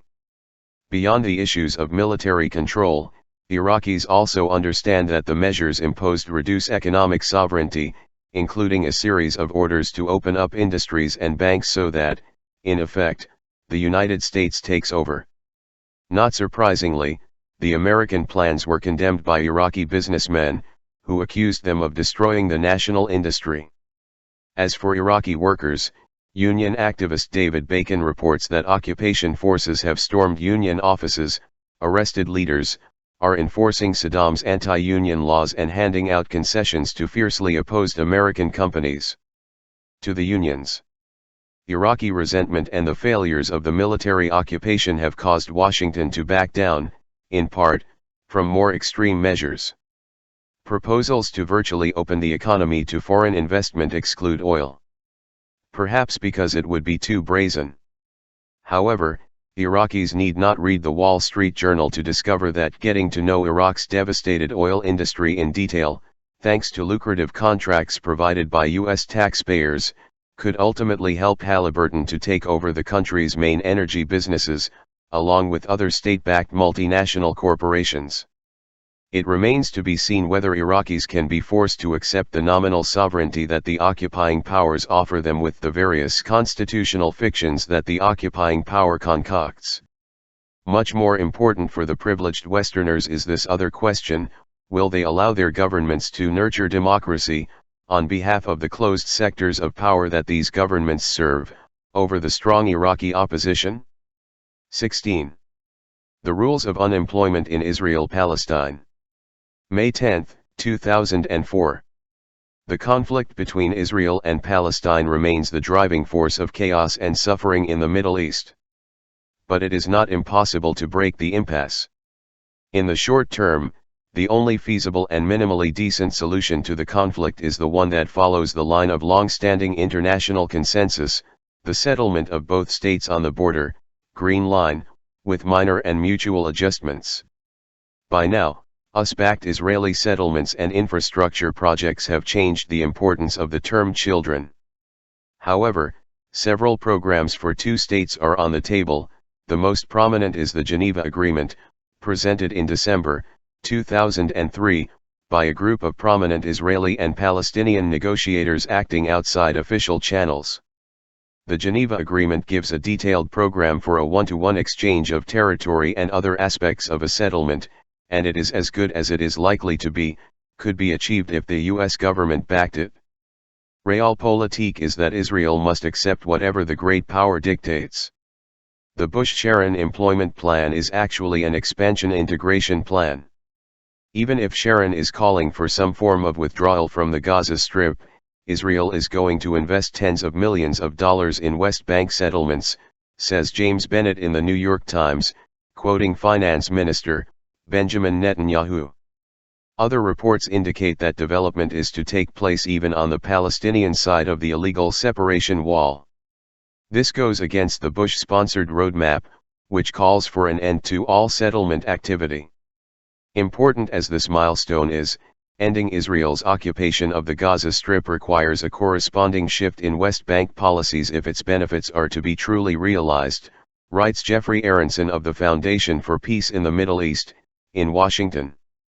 The foundation has just published a map of Israel's plans for the West Bank, shows a glob of discontinuous enclaves, separated by the fence, which reproduce the worst features of Bantustan in apartheid South Africa, as Meron Benvenisti points out in Haaretz.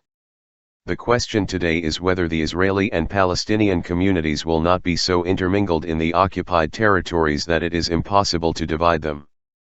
Last November, 2003, however, some former leaders of the Shin Bet, the Israeli Security Service, generally agreed that Israel could and should exit the Gaza Strip entirely. On the West Bank, between 85 and 90% of the settlers would leave with a simple economic plan, while there are maybe 10% that we will have to collide with to get them out, which is not too much of a problem. Serious in the eyes of the Shin Bet leaders. The Geneva Agreement is based on similar assumptions, which seem realistic. By the way, none of these proposals addresses the incredible military and economic power gap between Israel and an eventual Palestinian state, or other crucial issues. Other arrangements could emerge in the long run, as healthier interactions develop between the two countries. A possibility with older roots before is a binational federation.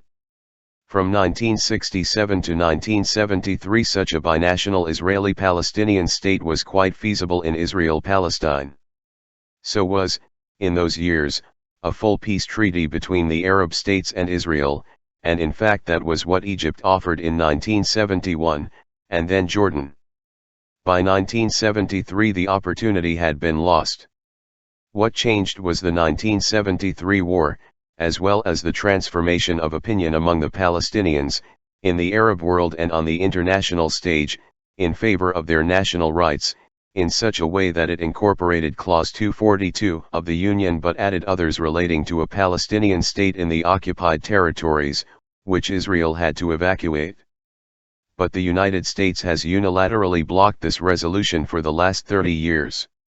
The consequences have been wars and destruction, strict military occupation, appropriation of land and resources, resistance and, finally, a growing cycle of violence, hatred, and mutual mistrust. Such results cannot be wished away. For there to be progress, yielding is required on all sides. What would be a fair compromise? The closest thing to a general formula that we could find is that compromises should be accepted if they are the best possible and can pave the way to something better. Sharon's two-state settlement, cramming Palestinians into the Gaza Strip and into cantons across nearly half of the West Bank, does not qualify. The Geneva Agreement more or less satisfies them, and therefore, in my opinion, it should be accepted, at least as a basis for negotiation. One of the thorniest issues is the Palestinians' right to return. Naturally, Palestinian refugees should not be willing to give it up, but in this world, not in an imaginary one that we discuss in seminars, this right can only be exercised inside Israel in a limited way. In any case, it is not appropriate to create hopes that will not be realized for people who suffer from misery and oppression. It is better to make constructive efforts to alleviate your suffering and face your problems in the real world. A two-state establishment, in accordance with the international consensus, is already acceptable to a wide spectrum of Israeli opinion. It even includes some extremist hawks, so concerned about the demographic problem, the problem of too many non-Jews in a Jewish state, that they are launching the unusual proposal to transfer the dense Arab settlements in Israel to a new Palestinian state.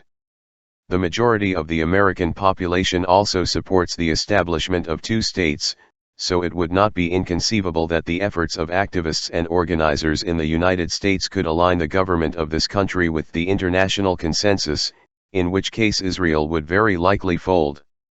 Also, even without pressure from the Americans, many Israelis would be in favor of something like that, depending on exactly what was asked in the polls.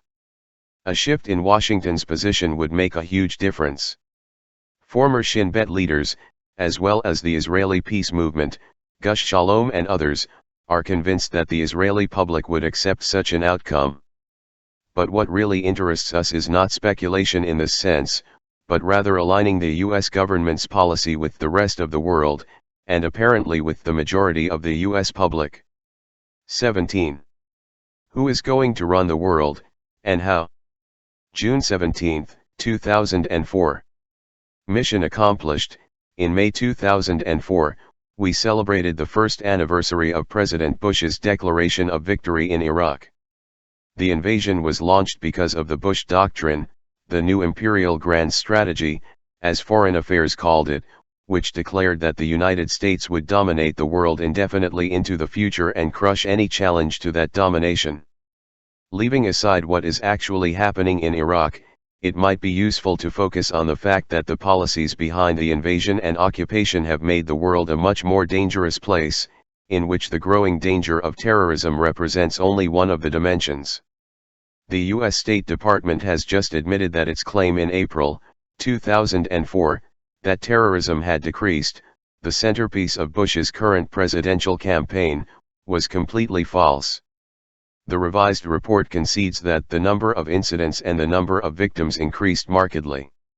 For government planners, the most important objective was not to fight terrorism but to establish U.S. military bases in a dependent client state, in the heart of the world's main energy reserves, thus outperforming its rivals. Zbigniew Brzezinski writes that America's security role in the region in plain language, military dominance gives it an indirect but politically decisive advantage relative to European and Asian economies that also depend on China's exports. Region's energy, the national interest, Winter 2003/2004. As Brzezinski well knows, the essential problem with U.S. global dominance is that Europe and Asia, especially the dynamic Northeast Asian region, could go their separate ways. Control of the Gulf and Central Asia therefore becomes even more significant than before. Analysts expect the already enormous importance of the Gulf in global energy production to continue to grow. The support that the United States and the United Kingdom give to Turkmenistan, Uzbekistan, and other dictatorships in Central Asia, and the maneuvers to determine where the oil pipelines will cross and who will supervise them, are part of the same big game renewed. Meanwhile, according to Western commentaries, it is presumed, almost as in a ritual, that the goal of the invasion was the president's vision of establishing democracy in Iraq. In contrast, according to Western polls conducted in Baghdad, this vision proclaimed on Bush's Freedom Platform in November 2003, well after the official justifications for the invasion had collapsed, convinced virtually no one, and it is widely assumed that Washington's motive for the invasion was to seize control of Iraq's resources and reorganize the Middle East in U.S. interests. It is not uncommon for those on the wrong end of the stick to have a clearer understanding of the world in which they live. There are many other examples of Washington viewing terrorism as a minor issue compared to making sure control of the Middle East is in the right hands. Just last month, May 2004, the Bush administration imposed economic sanctions on Syria, putting into effect the Syria Accountability Act, passed by Congress in December 2003, a virtual declaration of war, unless Syria follows orders from the United States. Syria continues to be on the official U.S. list of states that promote terrorism, despite the fact that the U.S. government acknowledges that it has not done so for many years and that it has provided important intelligence data to Washington on Al-Qaeda and other radical Islamic groups. Notes Stephen Zunes in the spring issue of Middle East Policy. The United States has thus been stripped of that source of intelligence, preferring to pursue a higher goal, a regime that accepts the demands of the United States and Israel. To mention just one more example of clear but imperceptible priorities, the U.S. Treasury Department has an Office of Foreign Exchange Control, OFAC, which is tasked with investigating dubious financial transfers, a critical component of the war on terror. The agency has 120 employees. A few weeks ago, OFAC informed Congress that by the end of last year, 2003, 4 of them only 4 were dedicated to tracking the finances of Osama bin Laden and Saddam Hussein, while almost 24 were monitoring the embargo against Cuba. In addition, the agency pointed out that the discrepancy in the matter of investigation and punishment dates back to 1990. Why is the Treasury Department devoting so much energy to strangling Cuba and not the war on terror? Successfully defying the United States is intolerable, and it ranks a much higher priority than fighting terrorism. To achieve domination, violence can serve, but at a tremendous cost. It can also provoke a response of greater violence. Inciting terrorism is not the most ominous current example. In February 2004, Russia conducted the largest military exercises in 2 decades, deploying new and more sophisticated WMD. Russian political and military leaders made it clear that this revival of the arms race was in direct response to the actions and programs of the Bush administration, especially the development of low-yield nuclear weapons, the so-called bunker busters. Strategy analysts on both sides know that these weapons can attack the fortified havens, hidden in the mountains, that control Russia's nuclear arsenals. A nuclear domino effect may follow. The Russians and the Chinese react to United States building strategic weapons. India will react to China's actions, Pakistan to India's, and so on. Meanwhile, Iraq is heading towards so-called sovereignty. The change of powers is still in progress, reads the headline of a recent article by Anton LaGuardia in the London Daily Telegraph. The last paragraph reports that a high-ranking British official put it delicately, the Iraqi government will be fully sovereign, but in practice it will not exercise all its sovereign functions. Lord Curzon would wisely agree. The Iraqis' forceful refusal to accept traditional constitutional fictions has forced Washington to give in step by step, with some help from the second superpower. This is how Patrick E. Tyler of the New York Times described world opinion after the massive demonstrations in mid-February 2003, the first time in history that there were mass protests against the war before it started. This makes a difference. For example, if Fallujah's problems arose during the 1960s, they would have been solved with B-52 bombers and mass murder operations on the ground.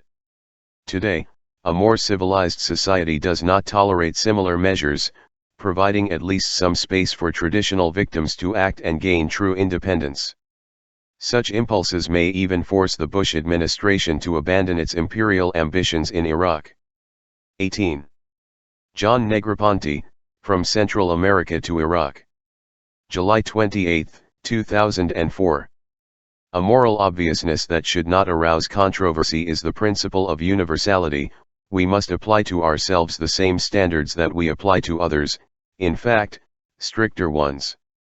It often happens that when nations have the power to apply norms with impunity, they disdain moral commonplaces, declaring that they are the only ones exempt from the principle of universality.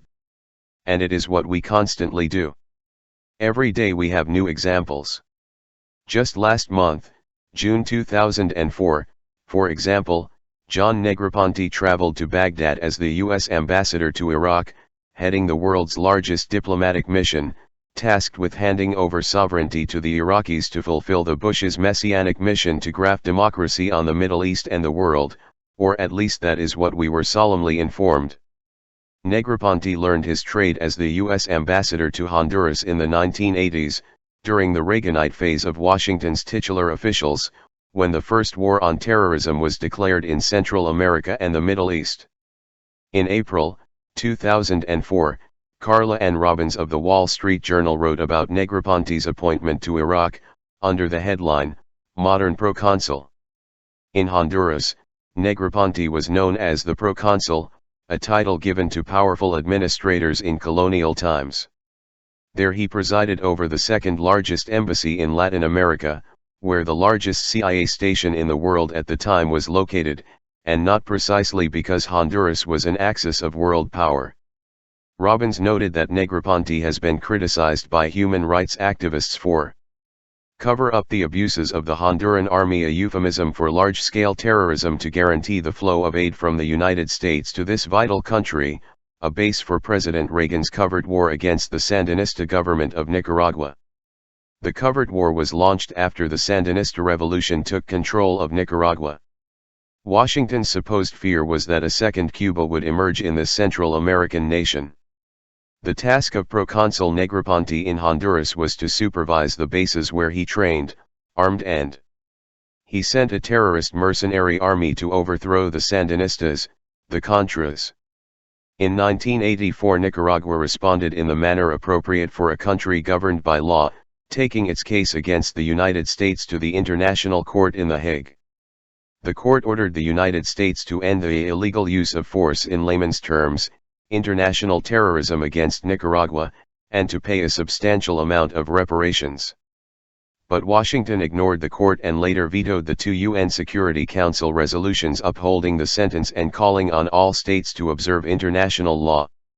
State Department Legal Counsel Abraham D. Sofar explained the reasons for the decision. Since we cannot count on most of the world sharing our views, we must reserve to ourselves the power to determine how we will act and what matters fall essentially within the domestic jurisdiction of the United States, as determined by the United States, in this case the actions committed in Nicaragua that the court condemned. Washington's disregard for the court's ruling and its arrogance in the face of the international community are to the point in the current situation in Iraq. The terrorist war in Nicaragua left a corrupt and dependent formal democracy, at an incalculable cost. Civilian deaths are estimated in the tens of thousands, proportionally a number of victims far greater than the number of Americans killed in the Civil War and in all the wars of the 20th century combined, writes Thomas Carruthers, a leading historian of the promotion of democracy in Latin America. Carruthers writes from the perspective of the eyewitness as well as the academic, since he worked at the State Department in the Reagan period, during the programs of promotion of democracy in Central America. The programs of the Reagan period were sincere, though a failure, according to Carruthers, because Washington was unwilling to tolerate more than limited, top-down forms of democratic change that did not risk upsetting the traditional structures of power from which the United States United has been an ally for a long time. This has been a well-known historical refrain in pursuit of visions of democracy, which Iraqis seem to understand, even if we prefer not to. Today Nicaragua is the second poorest country in the hemisphere, only above Haiti, another of the main targets of North American intervention in the 20th century. Nearly 60% of Nicaraguan children under the age of 2 are anemic due to severe malnutrition, which is but a grim indication of what is being hailed as a victory for democracy. The Bush administration says it wants to bring democracy to Iraq, employing the same experienced official it used in Central America. During Negroponte's confirmation hearing, the international terrorist campaign in Nicaragua was mentioned in passing, but it was not considered of particular importance, thanks probably to the exemption of our glorious people from the principle of universality.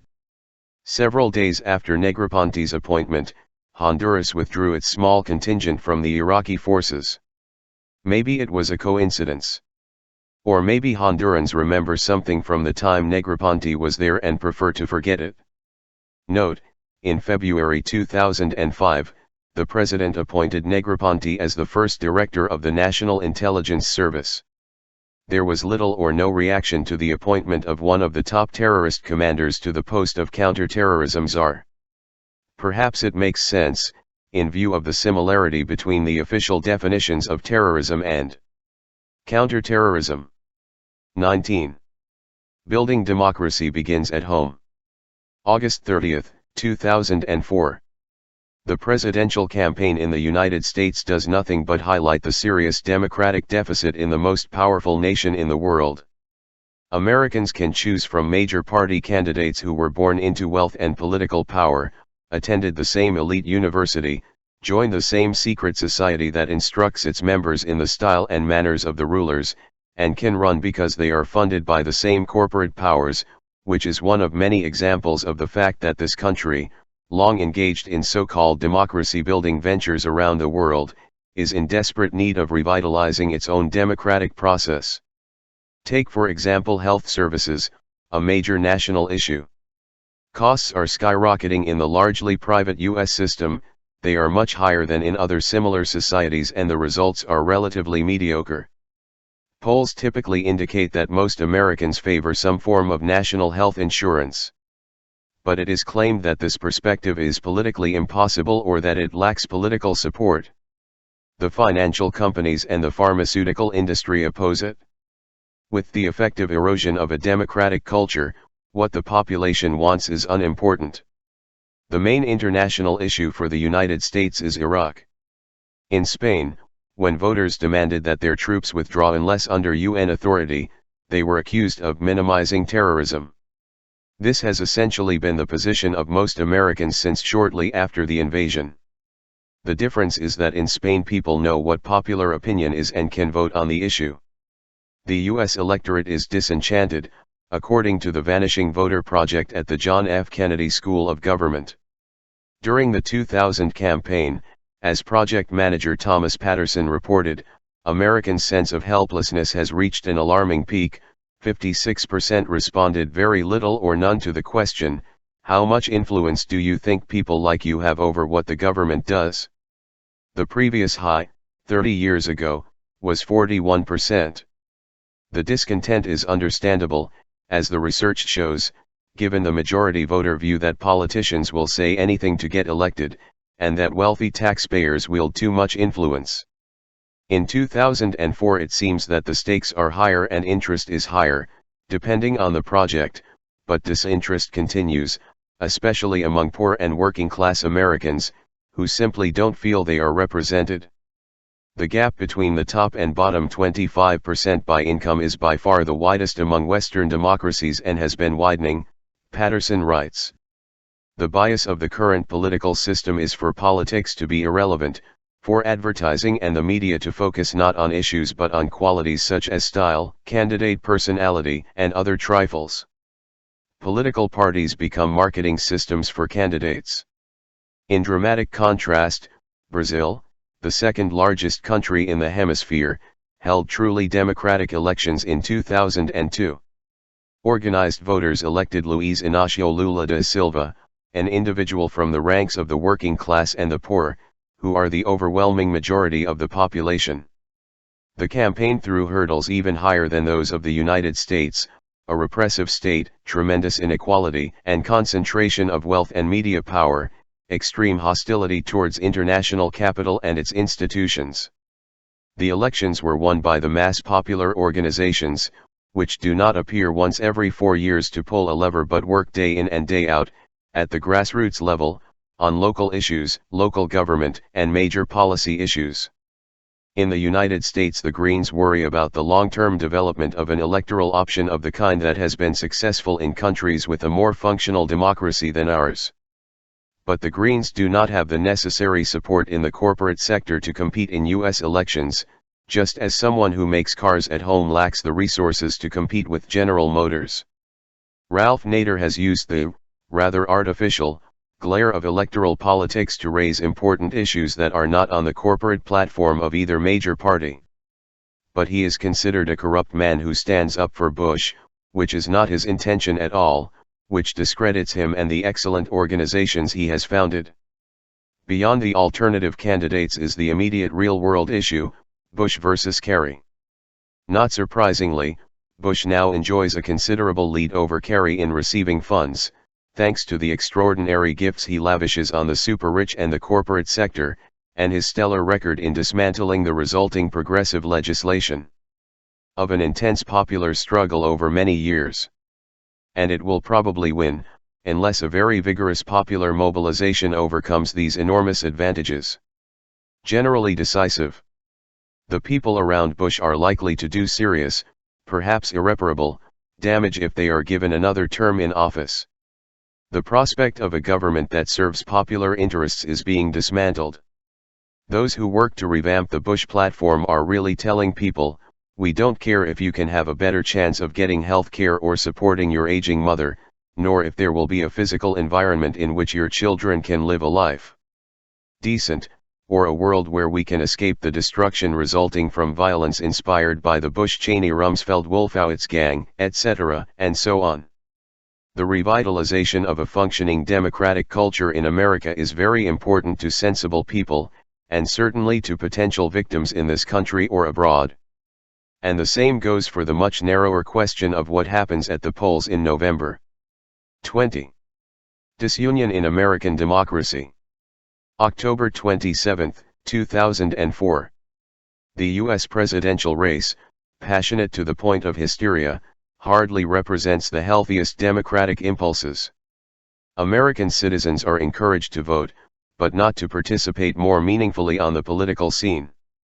Election is essentially a method of marginalizing the population. A gigantic propaganda campaign is mounted so that people pay all their attention to these quadrennial shows and say, this is politics. But is not. It is but a small part of politics. The population has been carefully excluded from political activity, and it was not by chance. A great deal of work has been put into this political disenfranchisement. During the 1960s, the outbreak of popular participation in democracy horrified the privileged and powerful sectors, who mounted a fierce counter-campaign that took many different forms and persists to this day. Bush and Kerry can compete because they receive funds from essentially the same concentrations of private power. Both candidates understand that the election must be kept out of the real questions. They are creatures of the public relations industry, keeping the public out of the election process. What you have to focus on is what they call the qualities of the candidate, not their political proposals. He's a leader. Is he a nice guy? Voters end up supporting an image, not a platform. The usual vocation of the industries that sell candidates every several years is the sale of merchandise. Anyone who has turned on a television knows that companies spend enormous efforts undermining markets of abstract theory, in which informed consumers make rational decisions. An advertisement does not convey information, as would be the case in a market system. It rather relies on deception and wishful thinking, to create uninformed consumers who make irrational decisions. Virtually the same means are used to undermine democracy, keeping the electorate uninformed and deceived.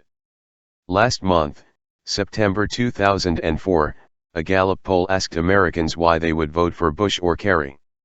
From a multiple-choice list, only 6% of the Bush voters and 13% of Kerry voters chose the program/ideas/platform/goals of the candidates. This is how the political system prefers things to be. Often the issues that are most on people's minds are not a clear part of the discussion at all. A report from the Chicago Council on Foreign Relations, which regularly tracks American attitudes on international issues, illustrates this disconnect. A sizable majority of Americans are in favor of working with the United Nations, even if it adopts policies that the United States does not like. Most also think that countries should have the right to go to war only if they have strong evidence that they are in imminent danger of attack, thus rejecting the bipartisan consensus of anticipated war.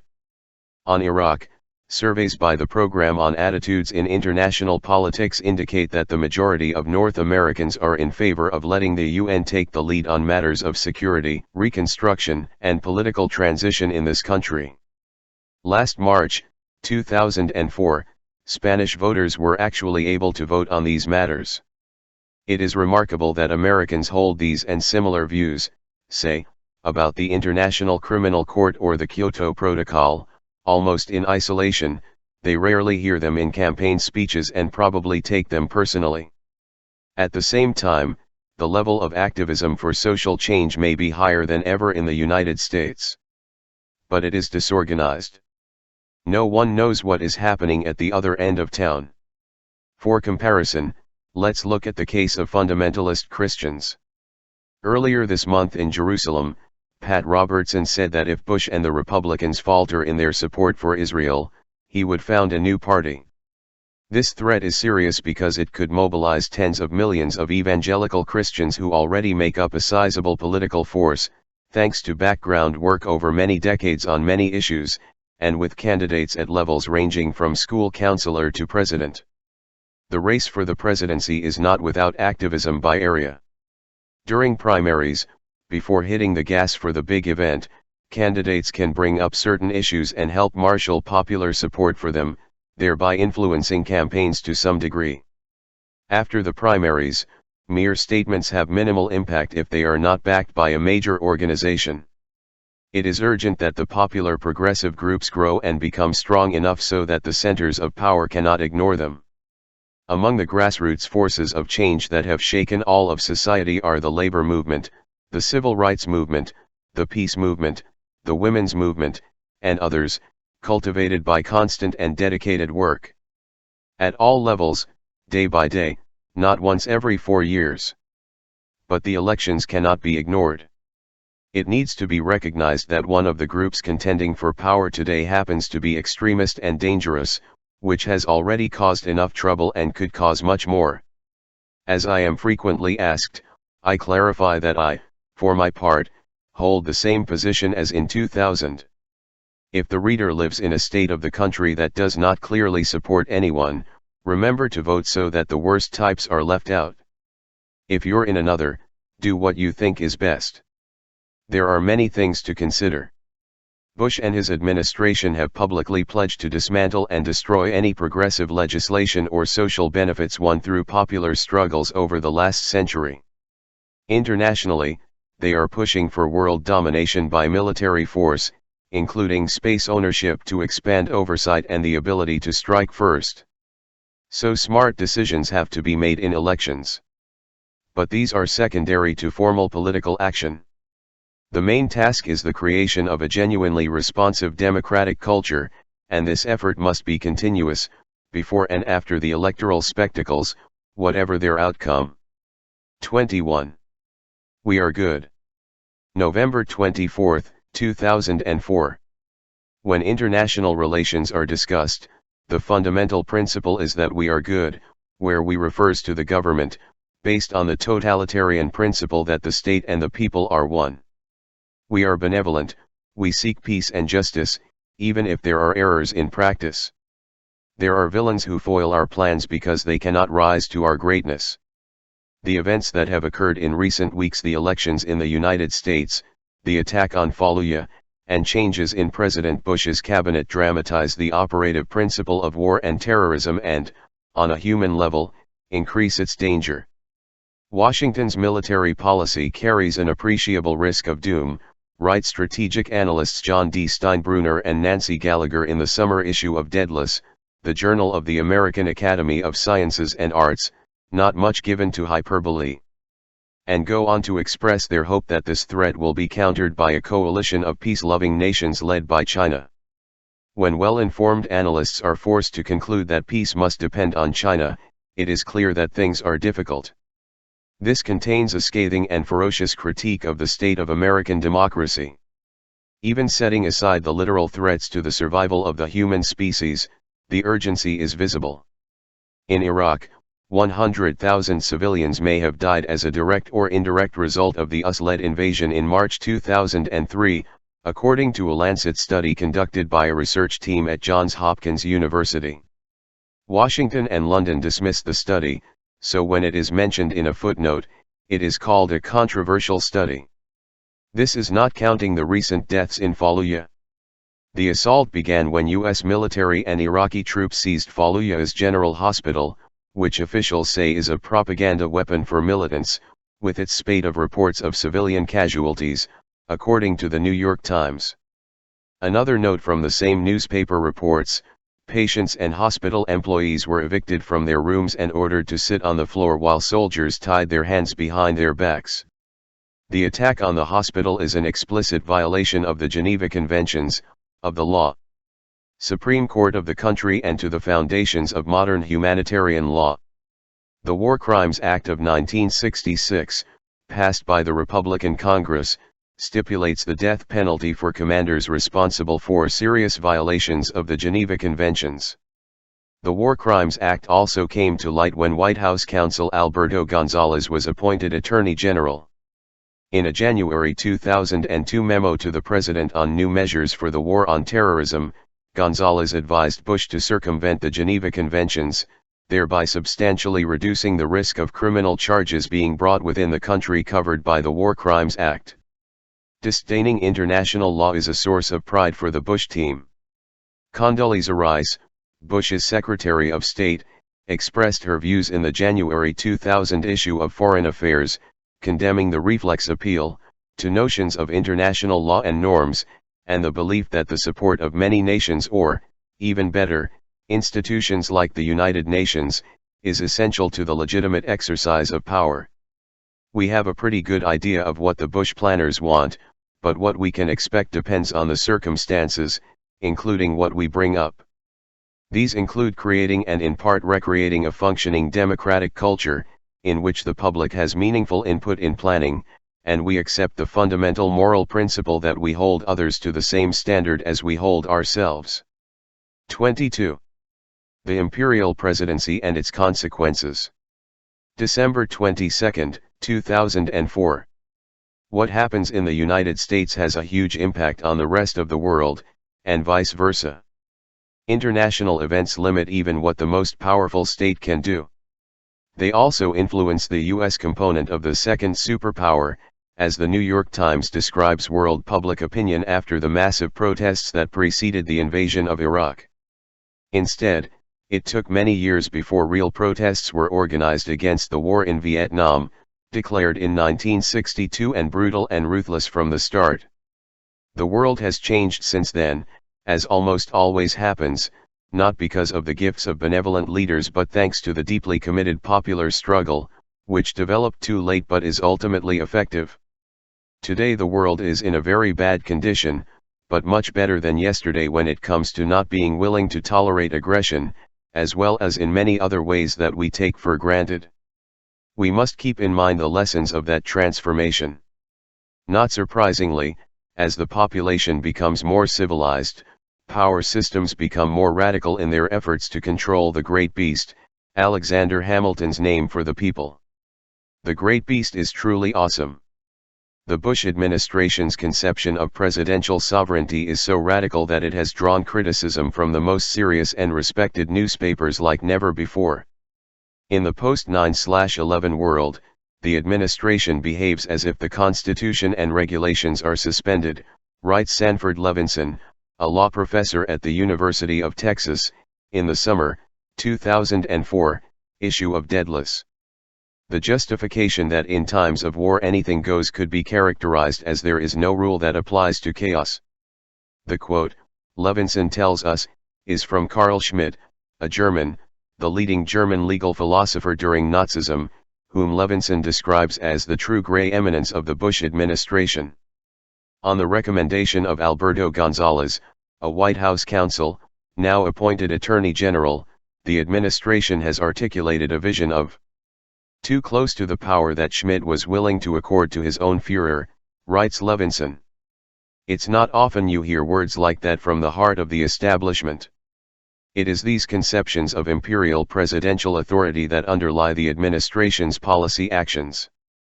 The invasion of Iraq was initially justified as what was called an act of anticipated self-defense. The attack violated the principles of the Nuremberg Tribunal, one of the foundations of the United Nations Charter, which declared that launching a war of aggression is the supreme international crime, differing from other war crimes only in the fact that contains in itself the accumulated evil of the whole, that is, the war crimes of Fallujah and Abu Ghraib, the doubling of acute malnutrition in children since the invasion, now on the same level as Burundi, much higher than in Haiti or Uganda, and all the other atrocities. Last spring, 2004, after it was reported that lawyers from the U.S. Department of Justice had tried to show that the president could authorize torture, Harold Koh, the dean of Yale Law School, told the Financial Times, the notion that the president has the constitutional power to allow torture is like saying he has the constitutional power to perpetrate genocide. For the president's legal advisers and the new attorney general, it is not difficult to argue that the president does indeed have that right, if the second superpower allows him to exercise it. The administration is striving to find a way to release from the consequences of their actions to high officials. The sacrosanct doctrine of self-vaccination will surely apply to Saddam Hussein's trial. At the time of this writing, charges may be brought in Iraq next week against former members of his government and perhaps against Saddam himself. When Bush, Prime Minister Tony Blair, and other respectable types in government and public opinion lament Saddam's terrible crimes, they always have the nerve to omit the words "with our help," because we didn't give a damn. Every effort is being made to have a court that appears independent but whose U.S. masterminds can make sure it is controlled, to prevent the role of the U.S. and other Western powers that previously supported the regime from coming to light, he told Le Monde Diplomatique. Sharif Bashiani, DePaul University law professor and specialist in the Iraqi legal system.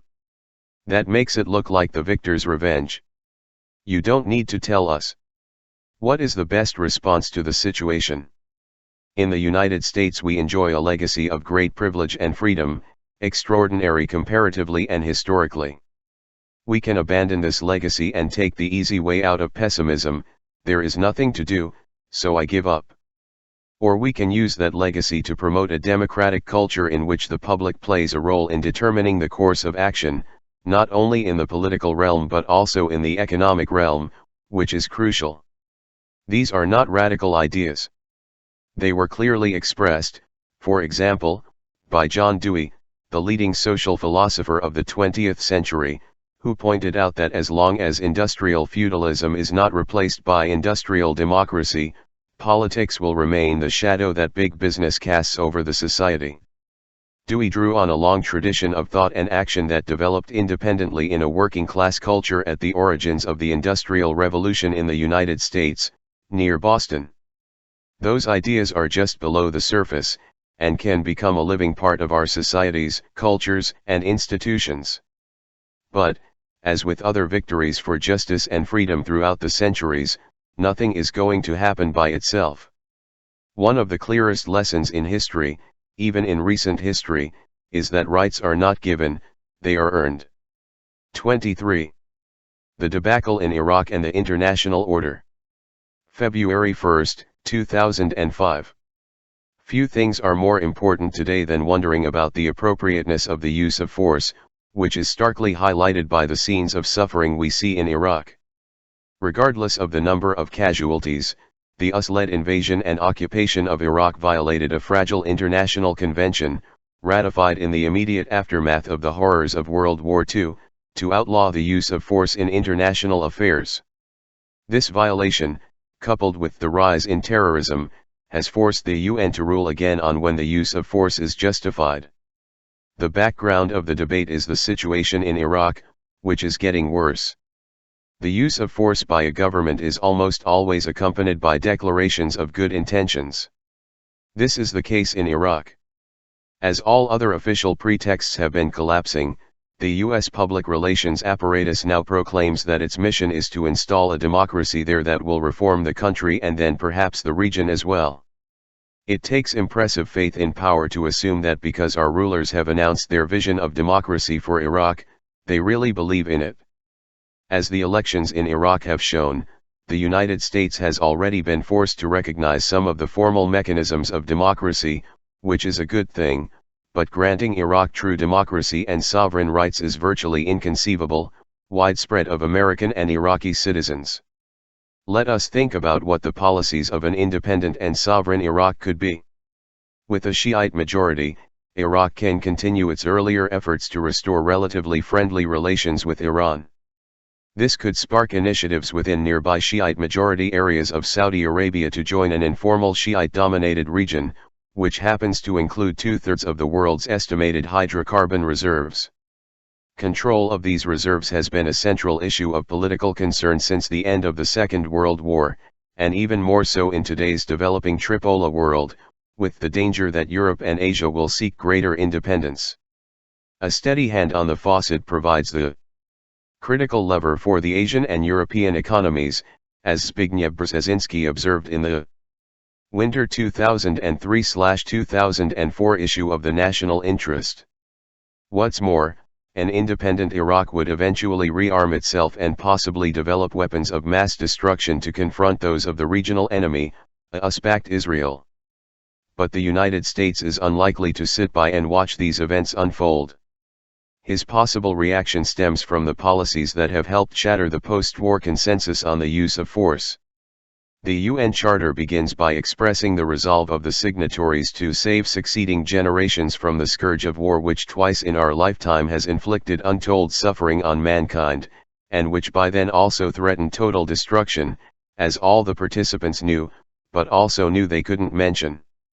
The words atomic or nuclear do not appear on the chart. A war of aggression was considered the greatest international crime. Formally, the consensus persists. It is not generally rejected outright, rather it is ignored. The official retraction of the consensus took place quite recently, during the 1990s, when the United States formally arrogated to itself the freedom to resort to force, with or without prior attack.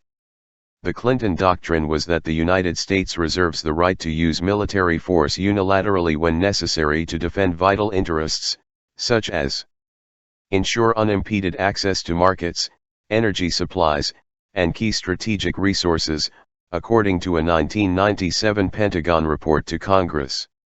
The Bush administration consolidates and expands the position that the United States has the unilateral right to resort to force at will. The justification for this imperialist stance is as old as the country's history. This worldview, writes William Earl Weeks in John Quincy Adams and American Global Empire, is based on America's singular assumption of moral virtue, the assertion of its mission to redeem the world by disseminating its manifest ideals, the American way of life and faith in God's ordained destiny for the nation.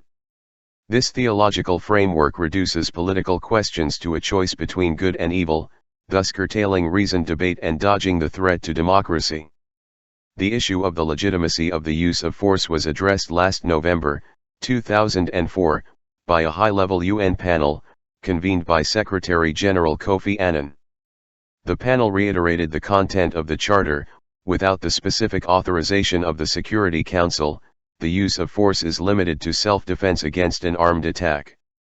Washington does not accept the idea that the United States should join this rule, which should concern all of us who enjoy privilege and freedom, with the attendant responsibility. In his new book War Law, An Introduction to International Law and Armed Conflict, 2005, international law scholar Michael Byers asks how we might survive the tension between a world that still wants a sustainable legal system and a superpower that doesn't seem to care. It is a question that cannot be lightly ignored. 24. Promotion of democracy in the Middle East. March 2, 2005. So-called democracy promotion has become the main theme of explicit U.S. policy in the Middle East. The project has its antecedents.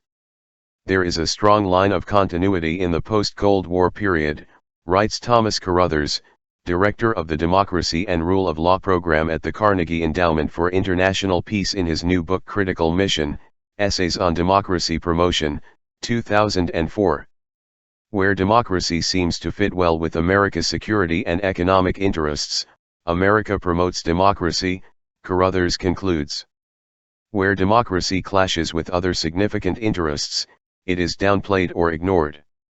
Carruthers worked, in the Reagan era, at the State Department, on projects for democracy promotion in Latin America during the 1980s, and wrote a story about them, drawing basically the same conclusions.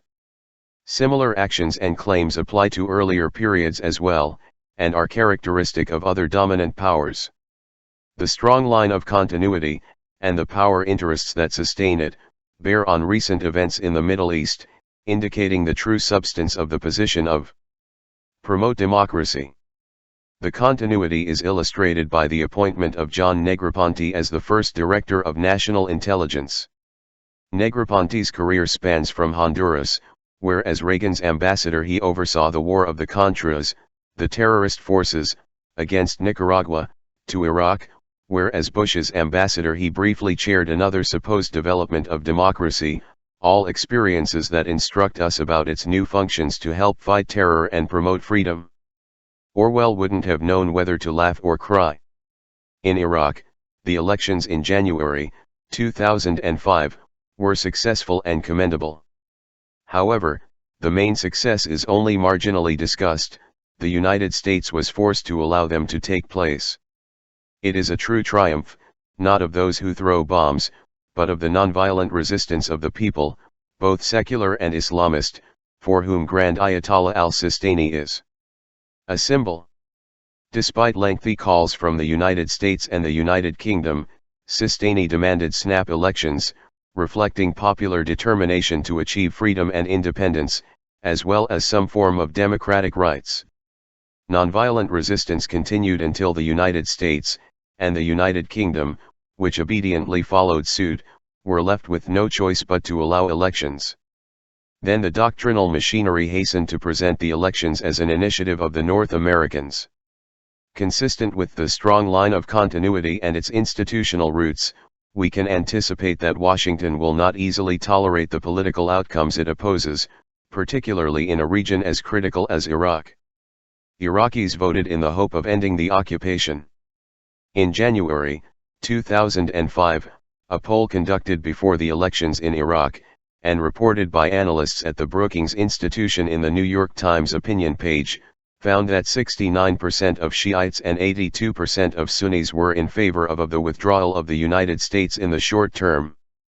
But Blair, Rice, and others have explicitly refused to talk about a withdrawal program, that is, they have postponed it to the indefinite future, until the occupying armies have completed their mission, that is to bring democracy, by forcing the elected government to adjust to the demands of the North Americans, in accordance with the strong line of continuity. Accelerating the withdrawal of the United States and Britain depends not only on the Iraqis but also on the willingness of the American and British electorate to force their governments to accept Iraqi sovereignty. As events unfold in Iraq, the United States continues to maintain a militant stance toward this country. Recent leaks that U.S. special forces are stationed in Iran, whether true or not, add fuel to the fire. A real threat is that in recent years the United States has sent more than 100 advanced bomber jets to Israel, with loud announcements that they are capable of bombing Iran. They are updated versions of the planes that Israel used to bomb the Iraqi nuclear reactor in 1981, thus incidentally starting Saddam Hussein's nuclear weapons program, the evidence indicates. This may be mere conjecture, but such a military deployment may serve two purposes: to provoke the Iranian leadership to become more repressive, thereby encouraging popular resistance, and to intimidate the Americans' rivals in Europe and Asia into desisting from their diplomatic and economic initiatives regarding Iran. Hardliners have already chased away some European investment in Iran, fearing U.S. retaliation, reports Matthew Karnichnig in the Wall Street Journal. Another event hailed as a triumph of democracy promotion is the Sharon Abbas ceasefire. The news of the pact is welcome. Temporarily, it is better that there is no killing than there is. However, let's take a closer look at the terms of the ceasefire. The only substantive element is that Palestinian resistance must cease, including against the occupying army. Nothing could delight the American and Israeli hawks more than complete peace, which would allow them to continue, unhindered, the policies of appropriating the valuable West Bank land and its resources, and ensuring that major infrastructure projects divide the Palestinian territories into useless cantons. The depredations of the Israelis in the occupied territories, backed by the Americans, have been at the heart of the problem for years, but the ceasefire agreement does not say a single word about them. The Abbas government accepted the pact, arguably because it is the best it can do as long as Israel and the United States continue to reject a political settlement. It should be added that U.S. intransigence will continue only as long as the population of their country allows it. I would like to be optimistic about the pact, and hold on to even the remotest hope, but so far I don't see anything real. For Washington, there is indeed a strong line of continuity along the lines of Carruthers' rueful conclusion: democracy and the rule of law are acceptable if and only if they serve official strategic and economic goals. But according to polls, the American public's attitudes about Iraq and Israel-Palestine run counter to government policy. The question therefore arises as to whether genuine democracy promotion might not best begin in the United States. 25. The Universality of Human Rights. April 7, 2005. In recent years, moral philosophy and cognitive science have explored what appear to be deep-seated moral insights, perhaps the very foundations of moral judgment. These inquiries focus on fabricated examples that often reveal a striking cross-cultural uniformity of judgments in children as well as adults. By way of illustration, I will better take a real example that leads us to the question of the universality of human rights. In 1991, Lawrence Summers, later President Clinton's Treasury Secretary and now President of Harvard University, was chief economist at the World Bank. In an internal memo, Summers argued that the bank should encourage polluting industries to move to poorer countries. The reason is that the measure of health costs of pollution depends on the predicted gains from increased morbidity and mortality, Summers wrote. From this perspective, a given amount of pollution that affects health must take place in the country in which it represents the lowest cost, which will be the country with the lowest wages. I think the economic logic behind dumping a load of toxic waste in the country with the lowest wages is impeccable, and we should look into it. Summers pointed out that any moral or social consideration about such a measure, it can be turned around and used more or less effectively against any World Bank liberalization proposal. The memo was leaked and provoked a furious reaction, typified by José Lutzenberger, Brazil's Environment Secretary, who wrote to Summers, "Your reasoning is perfectly logical but absolutely insane." Those who agree with Lutzenberger's conclusion face a definite and important task. If a perfectly logical argument leads to a totally insane conclusion, then the problem must lie with the premises, especially with the rejection of moral reasons or social concerns. So, if Summers is right that such an attitude can be used against all the World Bank's liberalization proposals, another task presents itself: putting the Washington Consensus into practice. The conclusion seems obvious without needing to express it. It is perhaps of interest, to some extent, that this reasoning, which is little more than elementary logic, has been ignored by mainstream opinion, neither refuted nor adopted. The modern criteria for issues like this are contained in the Universal Declaration of Human Rights, adopted by the UN General Assembly in 1948. Article 25 states, "Everyone has the right to a standard of living adequate to ensure health and well-being for himself and his family, and in particular food, clothing, housing, medical care, and services. Necessary social, he also has the right to insurance in case of unemployment, sickness, invalidity, widowhood, old age, or other cases of loss of his means of subsistence due to circumstances beyond his control." With almost the same words, these assertions have been reaffirmed in sanctioning conventions of the General Assembly, as well as in international agreements on the right to development. It seems reasonably clear that this formulation of universal human rights rejects the impeccable logic of the World Bank's chief economist as deeply immoral, if not insane, which was in fact the almost universal view. I insist on the word almost. Western culture condemns as relativists those nations that selectively interpret the Universal Declaration. But it is systematically ignored that one of the main relativists is the most powerful state, the leader of the self-proclaimed enlightened states. A month ago, March 2005, the U.S. State Department issued its annual report on human rights. Promoting human rights is not just another element of our foreign policy, it is the foundation of our policy and our main concern, said Paula Dobryansky, Under-Secretary of State for Democracy and Global Affairs. Dobryansky was assistant to the Secretary of State for Human Rights and Humanitarian Affairs during the Reagan and first Bush administrations, and in that capacity she worked to dispel what she called the myth that economic and social rights constitute human rights. This position has been frequently reiterated, and is behind Washington's veto of the right to development and its persistent refusal to accept human rights conventions. The government may reject the provisions of the Universal Declaration, but the American population disagrees with this. One example is public reaction to the recently proposed federal budget, according to a survey by the University of Maryland's International Policy Attitudes Program. The public is calling for deep cuts in military spending, along with big increases in spending on education, medical research, job training, energy conservation, and renewable energy, as well as for the UN and economic and humanitarian aid, while reverse Bush's tax cuts on the rich. In general, popular preferences are practically the opposite of the decisions made by the government in budget matters. Internationally, there is just concern about the rapidly expanding U.S. trade and budget deficit.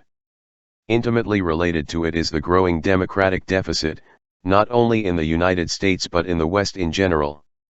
Wealth and power have every reason to want the public to remain well aloof from policy choice and implementation. That is also a cause for concern, regardless of its relation to the universality of human rights.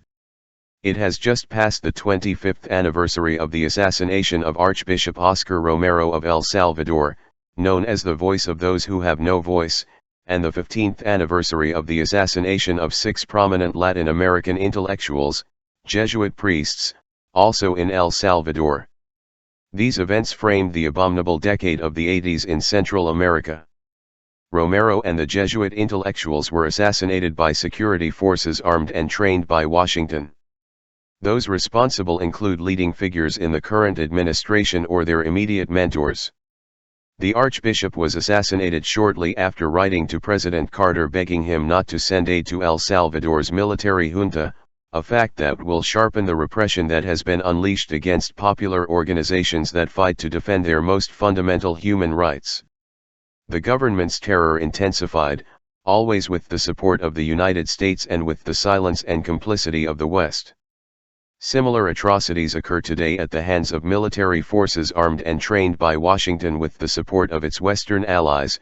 For example, in Colombia, the #1 violator, for many years, of human rights in the hemisphere and the first recipient of U.S. military aid in that same period, which illustrates another well-documented strong line of continuity. Apparently last year, 2004, Colombia retained its record for killing more labor activists than the rest of the world combined. In February 2005, in a town that had declared itself a peace community in the midst of Colombia's civil war, the army was reported to have massacred 8 people, including a municipal leader and 3 children. I mention these few examples so that we remember that we do not just organize seminars on abstract principles, or analyze remote cultures that we do not understand. We are talking about ourselves and the moral and intellectual values of the privileged communities in which we live. If we don't like what we see when we look honestly in the mirror, we have every opportunity to do something about it. 26. Dr. Strangelove's encounter with the Age of Terror. April 28, 2005. Next week, a UN conference with 180 signatory nations will review the Treaty on the Non-Proliferation of Nuclear Weapons, which is often seen as the basis of any hope of averting the catastrophe virtually guaranteed by the logic of nuclear weapons. The NPT never seemed more fragile or its future more uncertain, writes in this month's, April 2005, issue of Current History Thomas Graham, former U.S. Special Representative for Arms Control and author of Common Sense on Weapons of Mass Destruction, 2004. If the treaty were to fail in the coming weeks, Graham warns, a nuclear nightmare world may become a reality. Like other analysts, Graham recognizes that the main threat to the NPT is represented by the U.S. government's policy, although other nuclear countries bear their share of the responsibility. The treaty was a pact by which the nuclear powers committed themselves to good faith efforts to eliminate nuclear weapons, the crucial Article 4. None have, and the Bush administration has stepped forward and declared that it no longer accepts the core clause of the NPT and is even trying to develop new nuclear weapons. The NPT was also based on compliance with several additional treaties, the Comprehensive Nuclear Test Ban Treaty, rejected by the Republican Senate in 1999 and declared off the agenda by President Bush, the Anti-Ballistic Missile Treaty, terminated by Bush, and probably the most important, the Fissile Material Cut-Off Treaty, which Graham says would put a stop to the dire threat of adding more material to make nuclear bombs to the vast amount that already exists. Last November, 2004, the UN Disarmament Committee voted 147 to 1 in favor of the treaty. The unilateral US vote is actually a veto. It gives us a better sense of where species survival ranks on the priority list of government planners. Earlier, the Bush administration sent its advance party, John Bolton, to inform Europe that the protracted negotiations for the implementation of a ban on biological weapons had come to an end, because they did not benefit the United States, thus increasing the danger of bioterrorism. This is consistent with Bolton's outspoken position: when the United States is the leader, the United Nations follows. When it suits our interests to do so, we will do so. When it doesn't suit our interests, we won't do it. It is natural, then, that he was appointed U.S. ambassador to the UN, in a calculated insult to Europe and the world. The way things are going in politics, a nuclear exchange will be inevitable in the long run, warns Michael M.C. Seguier, a former NATO planner, in the January 2005 issue of the journal International Affairs, of the Royal Institute of International Affairs of Britain. Compared to global warming, the cost of eliminating nuclear weapons would be small. M.C. Seguier writes. But the catastrophic results of a global nuclear war would far exceed those of progressive climate change, because the effects would be instantaneous and there would be no way to mitigate them. The irony of the matter is that it is in our power to eliminate the threat of global nuclear war, but climate change cannot be avoided. On this side of the Atlantic, Sam Nunn, former Democratic Party senator and chairman of the House Armed Services Committee, a leading specialist in arms control and nuclear war threat reduction efforts, echoes the warnings of M.C. Seguier when writing in the Financial Times of December 2004. It is possible that the possibility of an accidental, mistaken, or unauthorized nuclear attack is increasing.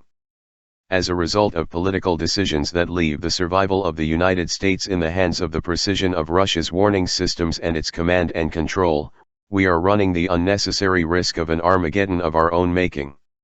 None is referring to the marked expansion of U.S. military programs, which tip the strategic balance in a way that makes it more likely for Russia to fire on warning without waiting to see if it is accurate.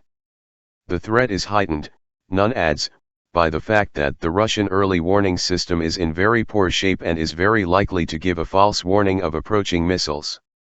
A related concern is that, sooner or later, nuclear weapons will fall into the hands of terrorist groups, all the more so since Russia, in order to deter the United States, must maintain its own nuclear arsenal, scattered throughout its vast territory, whose materials are frequently in transit.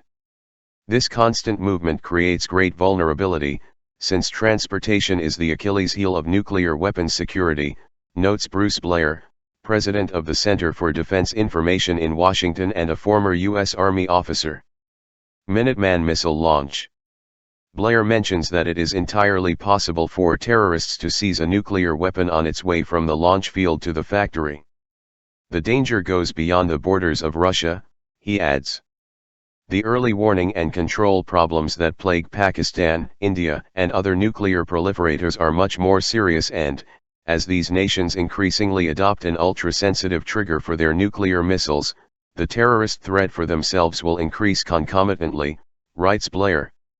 And he concludes that all this constitutes an accident that is waiting to happen. State terrorism and other forms of threat and use of force have brought the world to the brink of nuclear annihilation. The UN conference would do well to heed the call of Bertrand Russell and Albert Einstein 50 years ago. Herein lies, then, the problem before you, complete, appalling and inescapable: shall we put an end to the human race, or will humanity give up war? 27. The Non-Crisis of Social Security. May 29, 2005. In the debate on Social Security, the Bush officials in charge of this issue have already achieved some victories, at least in the short term.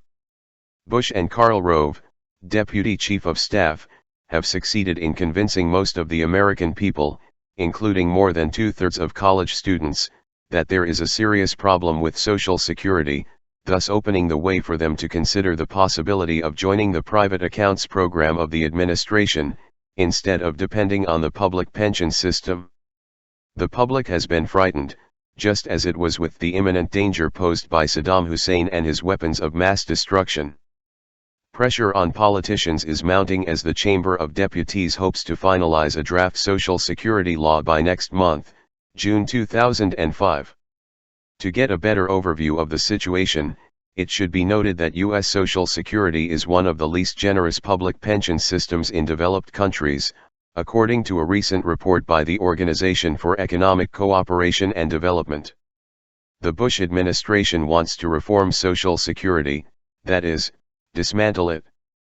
A gigantic government and media propaganda campaign has engineered a fiscal crisis that does not exist. If there were to be any problems in the distant future, they could be overcome with petty steps, such as raising the payroll tax cap, which is retrograde. The official version of the story is that baby boomers are going to put a bigger burden on the system because the number of working people will decrease compared to the elderly, which is true. But what was the situation when the baby boomers were from 0 to 20 years old? Didn't the people who worked take care of them? And society back then was much poorer. In the 60s demographics caused a problem, but we cannot call it a crisis. The increase in population was covered by a large increase in spending on schools and other facilities for children. The problem was not serious when the baby boomers were 0 to 20 years old. Why should it be when they are 70 to 90? The number that matters is what is called the dependency ratio between working people and the population. This proportion reached its lowest point in 1965. It will not return to reach that level by 2080, according to figures from the Social Security Administration. Projections at such a distance are meaningless.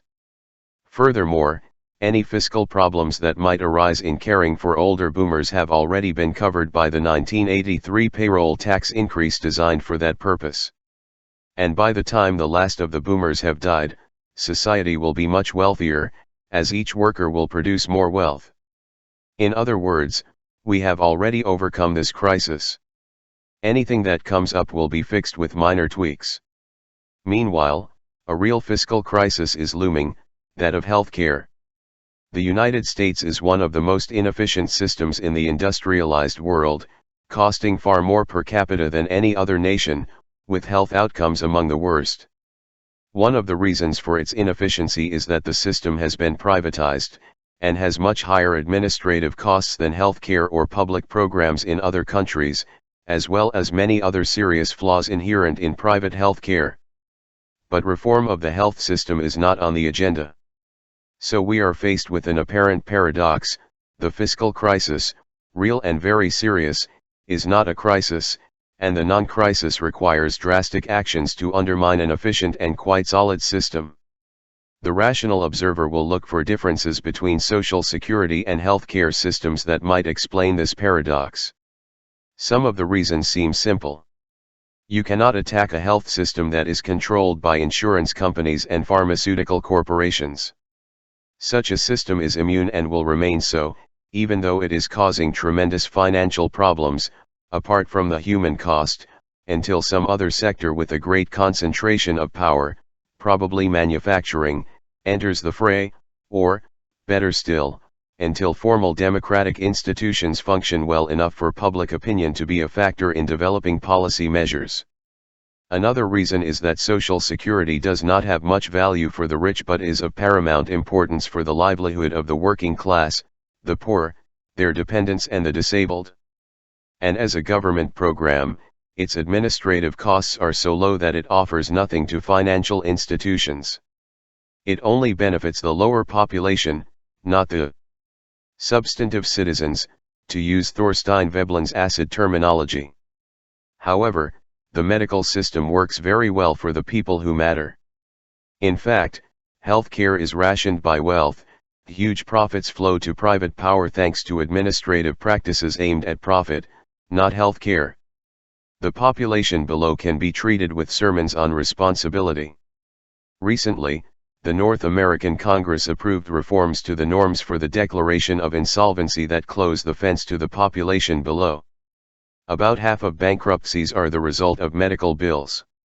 Official policy and opinion are once again in conflict.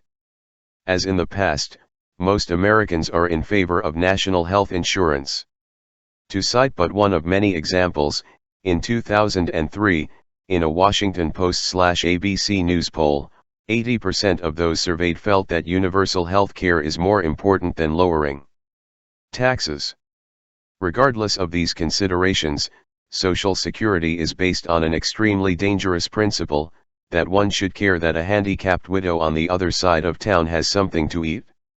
The reformers of Social Security would prefer that everyone concentrate on maximizing their consumption of goods and subordinate themselves to power. Caring for others and taking community responsibility for things like health and retirement is deeply subversive. 28. The plan of the war in Iraq. July 1, 2005. In his June 28 speech, President Bush asserted that the invasion of Iraq began as part of a global war on terrorism being waged by the United States.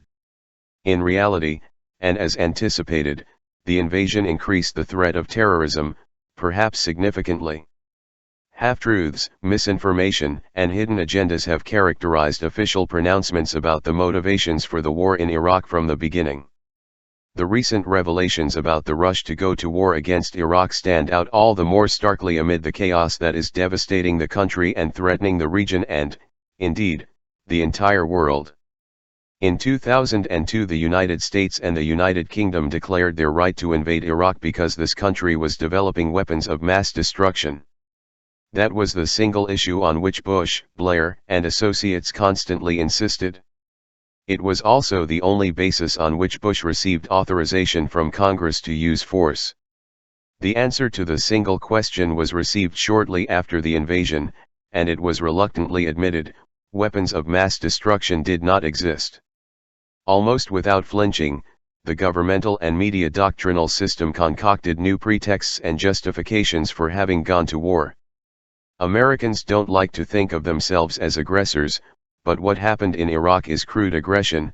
John Prados, a national security and intelligence analyst, concluded after a thorough and extensive review of the documentary archives, in his book Hoodwinked, published in 2004. Prados describes Bush's scheme to convince the United States and the world that the war with Iraq was necessary and urgent as an example of government dishonesty, for what was required to be done: patently false public statements and blatant manipulation of information. The Downing Street Memorandum, published on May 1 in the Sunday Times of London, along with other official documents that have just been made public, has increased the history of fraud. The memorandum comes from a meeting of Blair's cabinet on July 23, 2002, during which Sir Richard Dearlove, head of the UK's Foreign Secret Service, makes the now famous statement that information and facts were arranged around to the decision policy of going to war against Iraq. The memorandum also cites the words of UK Defence Secretary Jeff Hoon: the United States had already initiated bursts of activity to put pressure on the regime. The English journalist Michael Smith, who broke the story of the memorandum, has written more fully about its context and content in subsequent articles. The flare of activity apparently included a coalition air campaign intended to provoke Iraq into some action that would be characterized as what the memo calls a casus belli. Warplane bombing began in southern Iraq in May 2002, 10 tons of bombs in that month, according to British government figures. A special outbreak began at the end of August, to accumulate a total of 54.6 tons in September. In other words, Bush and Blair did not start their war in March 2003, as everyone believed, but in late August 2002, 6 weeks before the U.S. Congress approved military action against Iraq. Smith writes. The strikes were presented as a defensive move to protect coalition aircraft in the no-fly zone. Iran protested to the UN but did not fall into the trap of replying. For US and UK planners, invading Iraq was a much higher priority than the war on terrorism, reports from their own intelligence agencies reveal. On the eve of the Allies' invasion, a classified report by the Council of National Intelligence, CIN, the Community Intelligence Center for Strategic Thinking, predicted that a US-led invasion of Iraq would increase support for political Islamism and would the result is a deeply divided Iraqi society prone to violent internal conflict. Douglas Gell and David E. Sanger reported in the New York Times last September, 2004. In December 2004, Gell reported a few weeks later, the Inc. warned that the conflict in Iraq and other possible future conflicts could fuel the recruitment, training camps, technical capabilities, and language skills for a new class of terrorists. Professionalized, for whom political violence will be an end in itself. The willingness of top planners to risk increased terrorism does not, of course, indicate that they welcome these results.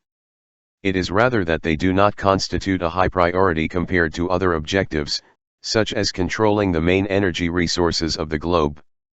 If the United States can maintain control of Iraq, which has the second largest known oil reserves in the world, and which is right at the center of the largest producers of energy supplies, this will significantly increase its strategic power and influence compared to its main rivals in the tripolar world that has been taking shape over the last 30 years, North America, dominated by the United States, Europe, and Northeast Asia, linked to the economies of South and Southeast Asia.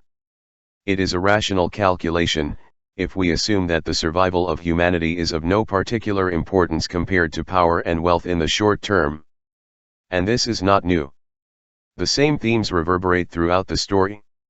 Today, in this age of nuclear weapons, the only difference is that the stakes are infinitely higher. 29. The Hiroshima Legacy and Terrorism in Our Days. August 2, 2005. The anniversary of the attacks on Hiroshima and Nagasaki this month inspires somber reflection and the most fervent hope that such horrors will never be repeated.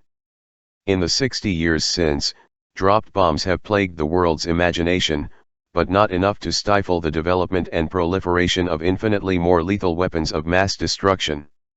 The concomitant concern, discussed in the technical literature since long before September 11, is that nuclear weapons may fall, sooner or later, into the hands of groups terrorists. The recent London explosions, July 2005, are yet another reminder that the cycle of attack and response could escalate unpredictably, even to an extent horrifyingly worse than in Hiroshima and Nagasaki. The reigning power in the world assumes the right to wage war as it pleases, with the doctrine of anticipated self-defense, which encompasses any contingency it pleases. The means of destruction will be unlimited. American military spending is about the same as that of the rest of the world combined, and the arms sales of 38 American companies, one in Canada, account for more than 60% of the world total, which rose 25% since 2002. Efforts have been made to strengthen the thin thread on which survival hangs. The most important is the Treaty on the Non-Proliferation of Nuclear Weapons, NPT, which entered into force in 1970. The regular 5-year NPT review conference was held at the UN in May 2005. The NPT has been on the verge of collapse, primarily because the nuclear states have failed to meet their Article 4 obligations to make good faith efforts to eliminate nuclear weapons. The first to refuse to comply with the obligations contained in this article was the United States. Mohammed El-Baradei, head of the International Atomic Energy Agency, stresses that the reluctance of one of the parties to fulfill its obligations breeds reluctance in the others. President Jimmy Carter lashed out at the United States, calling it the biggest culprit in this erosion of the NPT. While claiming to be protecting the world from proliferation threats in Iraq, Libya, Iran, and North Korea, American leaders have not only abandoned treaty restrictions but also made plans to test and develop new weapons, including anti-ballistic missiles, the bunker buster, which penetrates the ground, and possibly some new small bombs as well. They have also broken old promises and are now threatening the initial use of nuclear weapons against non-nuclear states. The thread has come close to snapping many times since the Hiroshima years.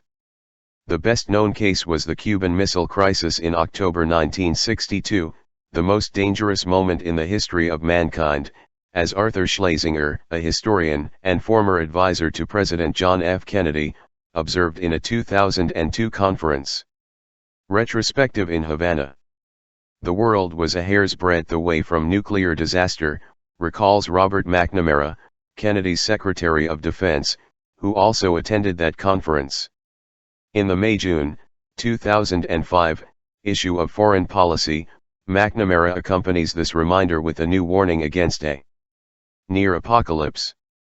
For McNamara, the current U.S. nuclear weapons policy is immoral, illegal, militarily unnecessary, and fatally dangerous, and creates unacceptable risks to other nations and to our own, the risk of both an accidental launch or by carelessness, which is unacceptably high, as from a terrorist attack. McNamara joins the opinion of William Perry, Secretary of Defense under Bill Clinton, that there is a probability of more than 50% of a nuclear attack on U.S. targets in the course of a decade. Prominent strategic analysts express similar views. In his book Nuclear Terrorism, Harvard international relations specialist Graham Allison reports on the consensus in the national security community, of which he is a part, that a dirty bomb attack is inevitable, and a nuclear weapon attack highly possible, if the fissile materials, which they are the essential ingredient.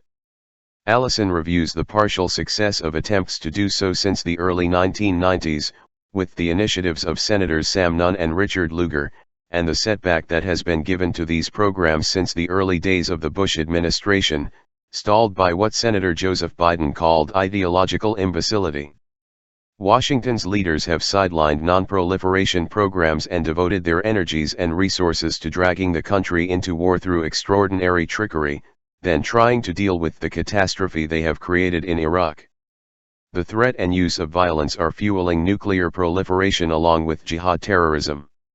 A high-level review of the war on terrorism 2 years after the invasion focused on how to deal with the rise of a new generation of terrorists, trained in Iraq over the last several years, reports Susan B. Glasser in The Washington Post.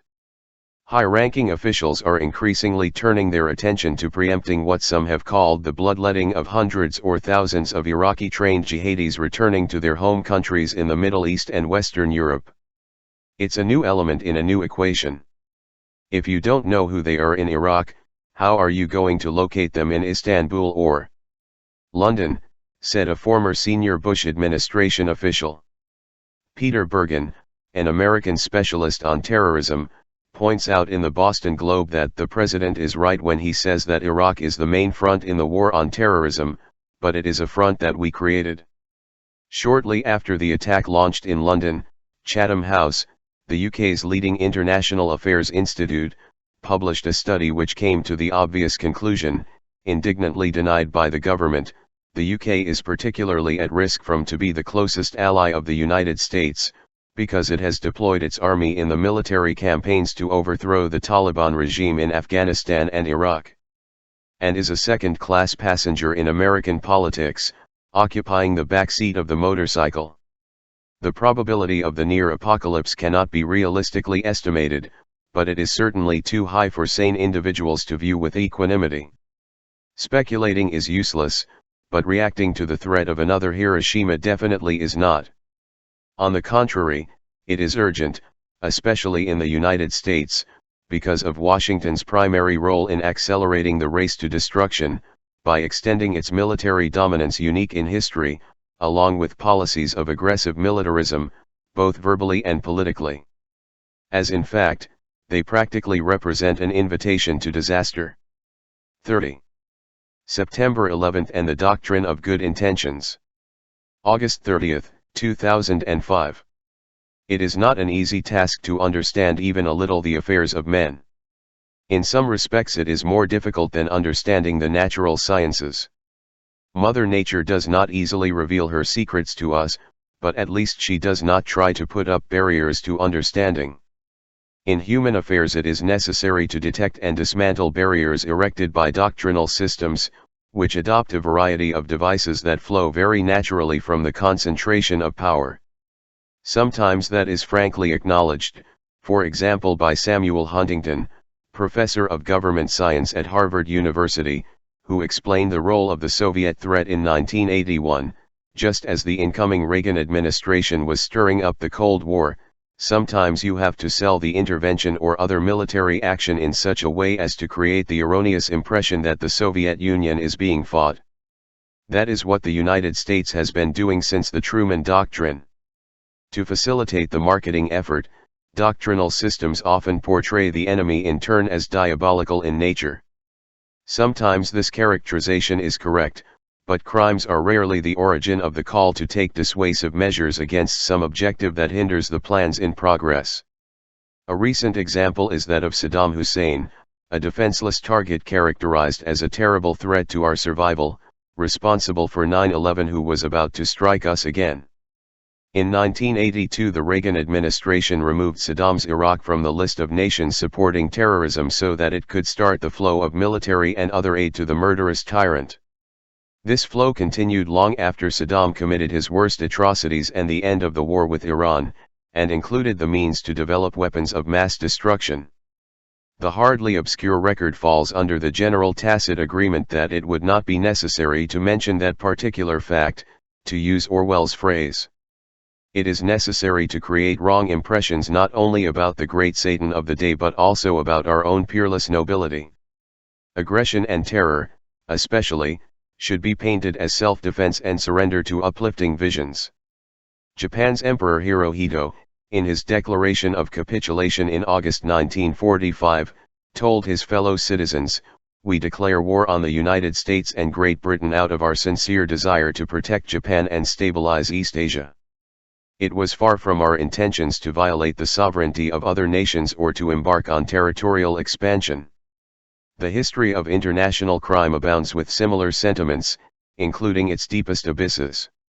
In 1935, When the dark clouds of Nazism were already threatening, Martin Heidegger declared that Germany must now prevent the danger that the world continues to darken beyond the country's borders. With its new spiritual energies revived by the Nazi regime, Germany is finally able to assume its historical mission of saving the world from annihilation by the indifferent mass elsewhere, first of all from United States and Russia. Even individuals of greater intelligence and moral integrity succumb to this pathology. When England was committing her worst crimes in India and China, which she knew perfectly well, John Stuart Mill wrote his classic essay on humanitarian intervention, urging England to take up this enterprise vigorously, even as retrograde Europeans unable to seek motives would look for base motives. Understand that England is a novelty in the world, a nation that acts exclusively in the service of others, selflessly bearing the costs of bringing peace and justice to the world. The image of virtuous exceptionalism seems to be almost universal. A constant theme for the United States is a dedication to bringing democracy and independence to a suffering world. The standard academic and media story is that U.S. foreign policy contains two conflicting tendencies. One is the so-called Wilsonian idealism, based on noble intentions. The other is sober realism, which says that we must realize the limitations of our good intentions. They are the only two options. Whatever the prevailing rhetoric, it takes discipline not to recognize the elements of truth in historian Arno Mayer's observation that since 1947 the United States has been one of the world's leading countries in terrorist acts and other evil actions. Perpetrated, causing immense damage, always in the name of democracy, freedom, and justice. For the United States, the eternal adversary has been independent nationalism, especially when it threatens to become a virus, to use Henry Kissinger's reference to democratic socialism in Chile after Salvador Allende was elected president in 1970. Therefore, the virus was to be extirpated, as it was, on Tuesday, September 11, 1973, a date often referred to as the first September 11 in Latin America. On that date, after many years of U.S. subversion, General Augusto Pinochet's forces attacked the presidential palace. Allende died, an apparent suicide, unwilling to surrender to the assault that leveled Latin America's oldest and most vibrant democracy, and Pinochet established a brutal regime. The official number of victims of the first September 11 is 3,200, the actual figure is generally estimated to be about double. In per capita terms, it would be equivalent to between 50,000 and 100,000 deaths in the United States. It was later calculated that 30,000 people were victims of horrible torture, the equivalent in this country would be 700,000 Americans. Washington strongly backed the Pinochet regime, and played no small role in its initial triumph. Pinochet soon took steps to integrate other Latin American military dictatorships. Instigated by the Americans in Operation Condor, the international network of terrorist states that devastated Latin America. This is one of many examples of democracy promotion in the hemisphere and elsewhere. Now we are led to believe that the mission of the United States in Afghanistan and Iraq is to bring them democracy. Muslims don't hate our freedom, but our policies, concludes a report last September, 2004, by the Defense Science Council, a Pentagon advisory panel, adding, when American public diplomacy talks about taking democracy to Islamist societies, is seen as nothing more than pure and self-serving hypocrisy. In the eyes of Muslims, the report continues, the U.S. occupation of Afghanistan and Iraq has not led to democracy but only to more chaos and more suffering. In a July 2005 article in the Financial Times, citing the Council's report, David Gardner observes, Arabs are mostly of the opinion that it was Osama bin Laden, not George W. Bush, who upset the status quo. Because the 9/11 attacks made it impossible for the West and its despotic Arab clients to continue to ignore a political platform that hatched blind fury against them. This opinion may be too optimistic. It should come as no surprise that the United States is like other powerful nations, past and present, protecting the strategic and economic interests of dominant sectors, to the accompaniment of rhetorical flourishes about its exceptional dedication to the highest values. Against the backdrop of the unfolding disaster in Iraq, uncritical faith in good intentions only postpones a desperately needed reversal of approach and policy. 31. The Bush administration during hurricane season. September 30, 2005. As the survivors of Hurricane Katrina try to put the pieces of their lives back together, it is becoming increasingly clear that a long-building storm of misguided policies and priorities preceded the tragedy. In a report prior to September 11, the Federal Emergency Management Agency, FEMA, had mentioned a major hurricane in New Orleans as one of the three most likely catastrophes that could hit the United States. The other two were a terrorist attack in New York and an earthquake in San Francisco. New Orleans had become an urgent priority for FEMA since January 2005, when its now former director Michael Brown had just returned from a tour of the tsunami-devastated area of Asia. The number one disaster we always talked about was New Orleans, Eric L. Tolbert, a former FEMA official, told the New York Times. We were obsessed with New Orleans because of the risks. A year before Katrina struck, FEMA conducted a successful hurricane simulation exercise in New Orleans, but its elaborate plans were not put into practice. The war influenced the failure. The National Guard troops who had been dispatched to Iraq took with them a great deal of necessary equipment, including dozens of high-volume water vehicles, Humvees, fuel tankers, and generators that would be required in the event that a natural disaster hit the state, reports the Wall Street Journal. A high-ranking Army official said the military was reluctant to send the 4th Brigade of the 10th Mountain Division out of Fort Polk because the unit, consisting of several thousand soldiers, is preparing for the deployment to Afghanistan. Bureaucratic maneuvering also overshadowed the danger of a natural disaster. Former FEMA officials told the Chicago Tribune that the agency's ability was effectively limited by the Bush administration when it was assimilated into the Department of Homeland Security, with fewer resources, more bureaucracy, and a brain drain, when demoralized employees left and an incompetent Bush crony was put in charge. Once a first-tier federal agency, FEMA doesn't even take a backseat anymore, Eric Holdman, Director of Emergency Management in King County, Washington, told the Financial Times. They're in the trunk of the Department of Homeland Security car. Funding cuts ordered by Bush in 2004 forced the Army Corps of Engineers to slash flood control efforts, including much-needed strengthening of the levees that protected New Orleans. The 2005 budget called for a further significant reduction, a specialty of the Bush administration's sense of timing, much like the reduction in public transport security just before the London bombings of July 2005. Neglect of the environment was another factor in this perfect storm.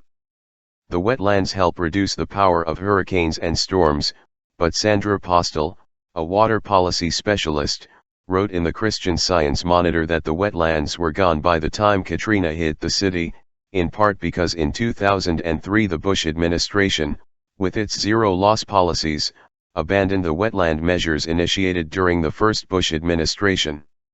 The human costs of Katrina are incalculable, especially among the poorest citizens of the region, but another important figure is the 28% poverty rate in New Orleans, more than double the national rate, a rate that has increased during the Bush administration. And charity's limited safety net has been further weakened. The effects were so impressive that even the right-wing media was shocked by the magnitude of the devastation according to class and race. As the media portrayed vivid scenes of human misery, the inside pages reported that Republican leaders were quick to use rescue measures for the hurricane-ravaged Gulf Coast to pursue a wide variety of conservative economic and social policies. States the Wall Street Journal.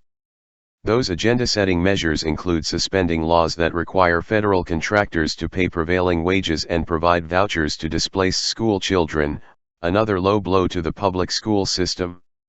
Also included were environmental restrictions, suspending the property tax on deaths in the states affected by the storm, of great benefit to the population that had fled the poor neighborhoods of New Orleans, and, in general, clearly showing, once more, that cynicism knows no borders. With the flood, interest in the needs of the cities and in humanitarian services was lost. High on the agenda is intensifying global domination and national concentration of wealth and power. The images of the suffering in Iraq and the aftermath of Hurricane Katrina could not portray the consequences more dramatically. 32. The Intelligent Design and Its Consequences. November 2, 2005. President George W. Bush is in favor of teaching both evolution and intelligent design in schools, so people know what the debate is about. To its proponents, intelligent design is the notion that the universe is too complex to have developed without the urging of a higher power than evolution or natural selection. To its detractors, intelligent design is barely disguised creationism, the literal interpretation of the book of Genesis, or simply vacuous, more or less as interesting as saying I don't understand anything, as has always happened in science before it was achieved. The understanding. Therefore, there can be no debate. Teaching evolution has always been difficult in America. Now a national movement has emerged to promote the teaching of intelligent design in schools.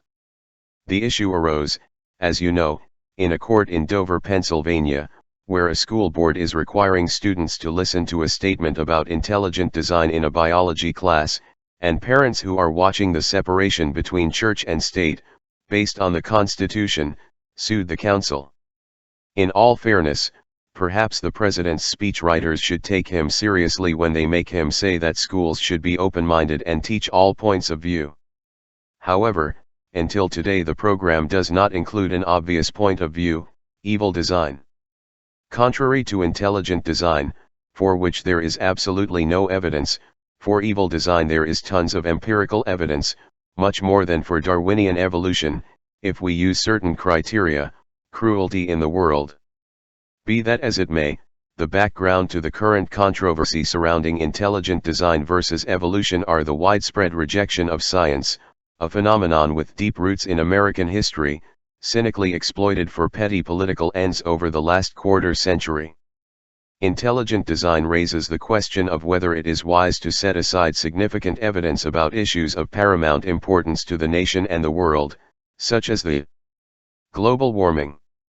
An old-fashioned conservative would believe in the value of Enlightenment ideals: rationality, critical analysis, freedom of expression, freedom of inquiry, and try to adapt them to modern society.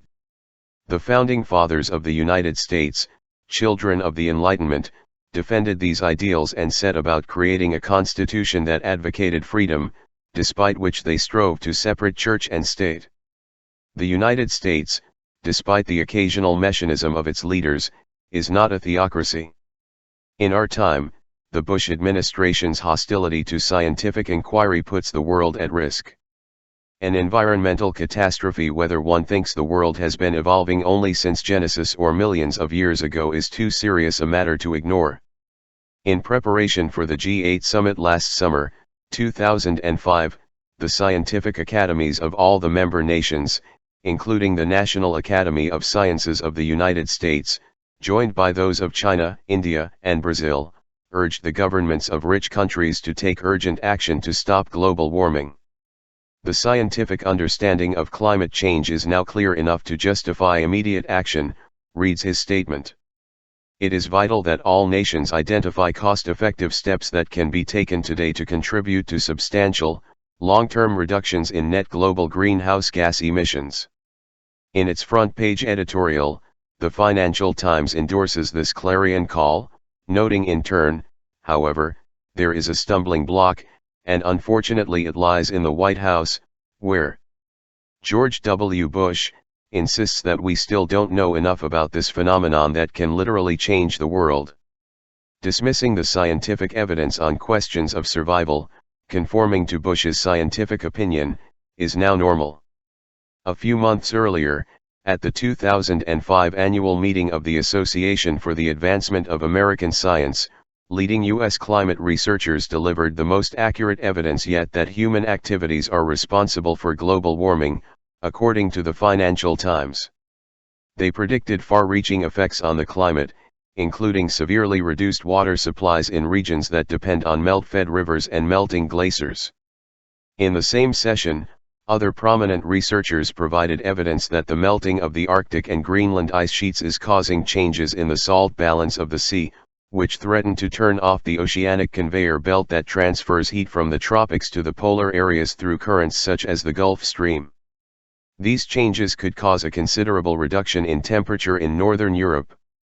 As was the case with the declaration of the national academies at the G8 summit, the delivery of the most accurate tests to date received little attention in the United States, despite the attention that was paid in those same days to the application of the Kyoto Protocols, in which the most prominent government refused to participate. It is important to emphasize the word government. The current news that the United States is practically alone in rejecting the Kyoto Protocols is only correct if the term United States excludes its population, which strongly supports them, 73%, according to a survey carried out in July 00 by the Program of Attitudes on International Politics. Perhaps only the word evil can describe the failure to acknowledge, let alone address, the otherwise scientific issue of climate change. The Bush administration's moral clarity extends to its cavalier attitude toward the fate of our grandchildren. 33. South America and the drop that spills the glass. December 5, 2005. Venezuela keeps the home fire burning in Massachusetts, reads an entire page of a U.S. newspaper in an ad by PSA, the state-owned Venezuelan oil company, and Citgo, its Houston-based subsidiary. The ad describes a program promoted by the president of Venezuela, Hugo Chavez, for the sale of heating oil at discount prices to low-income communities in Boston, the South Bronx and other places in the United States, in one of the gestures ironic ever seen in the North-South dialogue. The negotiations came after a group of senators sent a letter to 9 major oil companies asking them to donate a portion of their latest profits to help poor residents cover their heating bills. The only one that responded was Citgo. At home, comments on the deal are reluctant, to say the least, alleging that Chavez, who has accused the Bush administration of trying to overthrow his government, is acting for political ends, as opposed to, for example, purely humanitarian aid from the U.S. Agency for International Development. Chavez's heating oil is one more of the many challenges that overflow from Latin America and confront the planners of great strategies in Washington. The noisy protests against President Bush on his last trip to Argentina, November 2005, to attend the Summit of the Americas, exemplify the dilemma. From Venezuela to Argentina, the hemisphere is getting out of control, due to the fact that almost in its entirety there are center-left governments.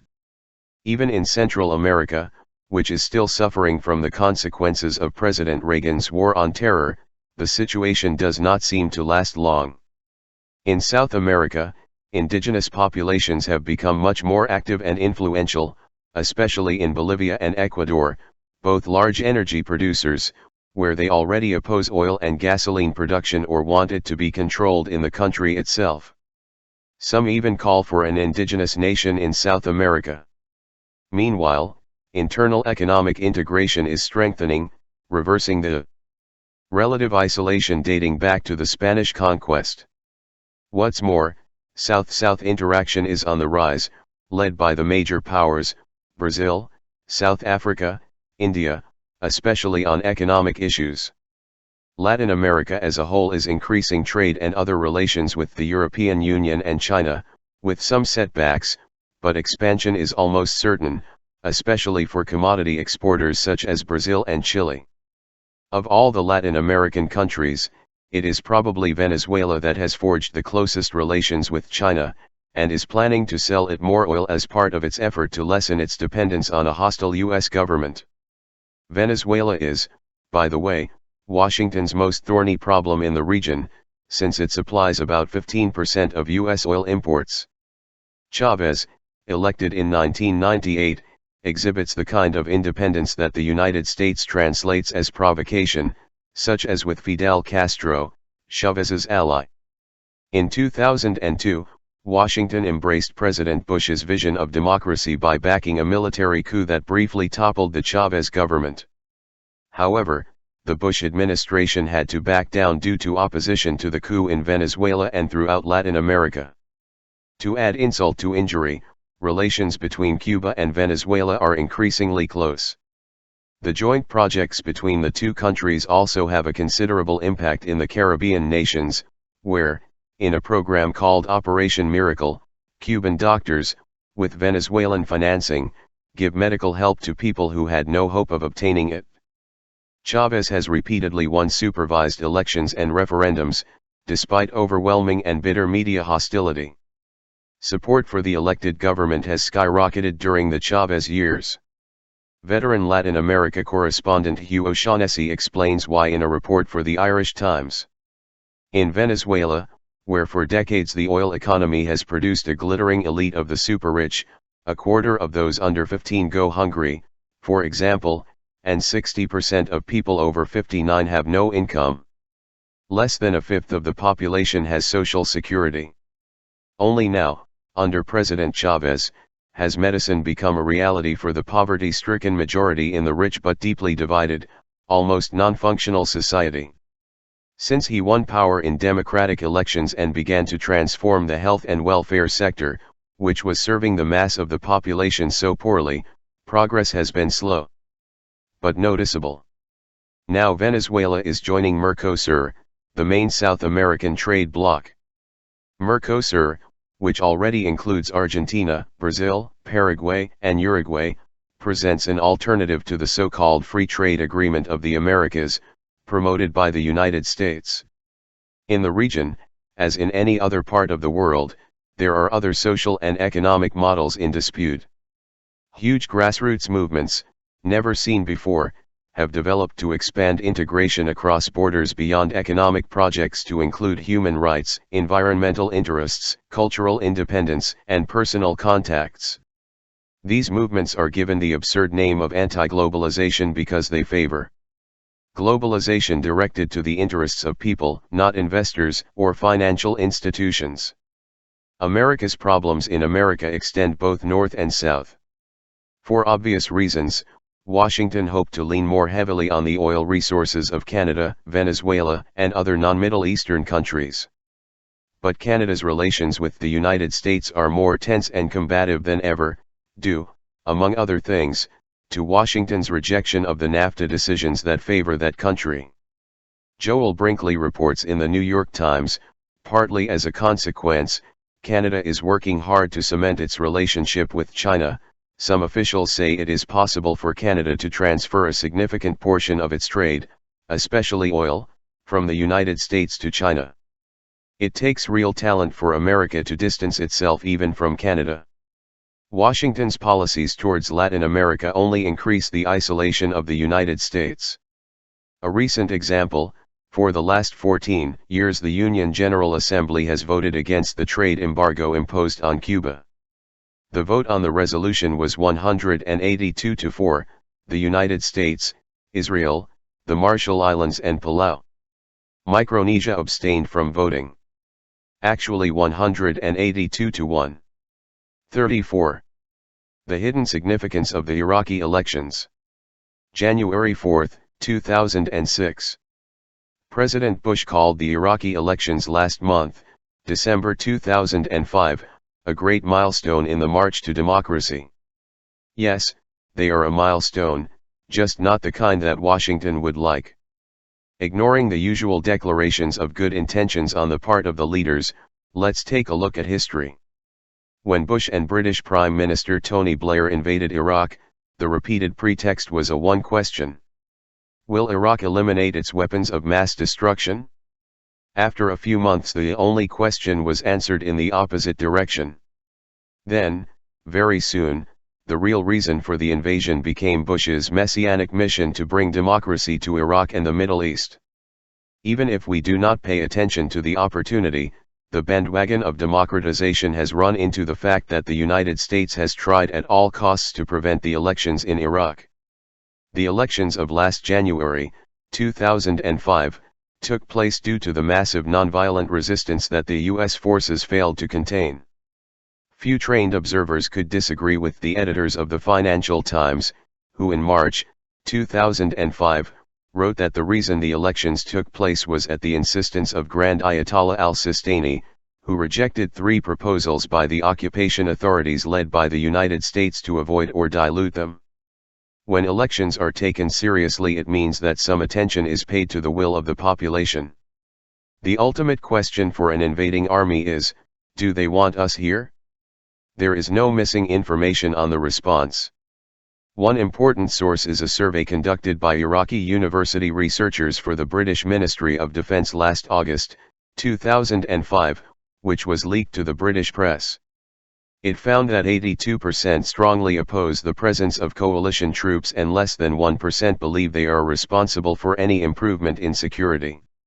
Analysts at the Brookings Institution in Washington report that in November 2005, 80% of Iraqis were in favor of a short-term withdrawal of U.S. troops. In general, other sources agree.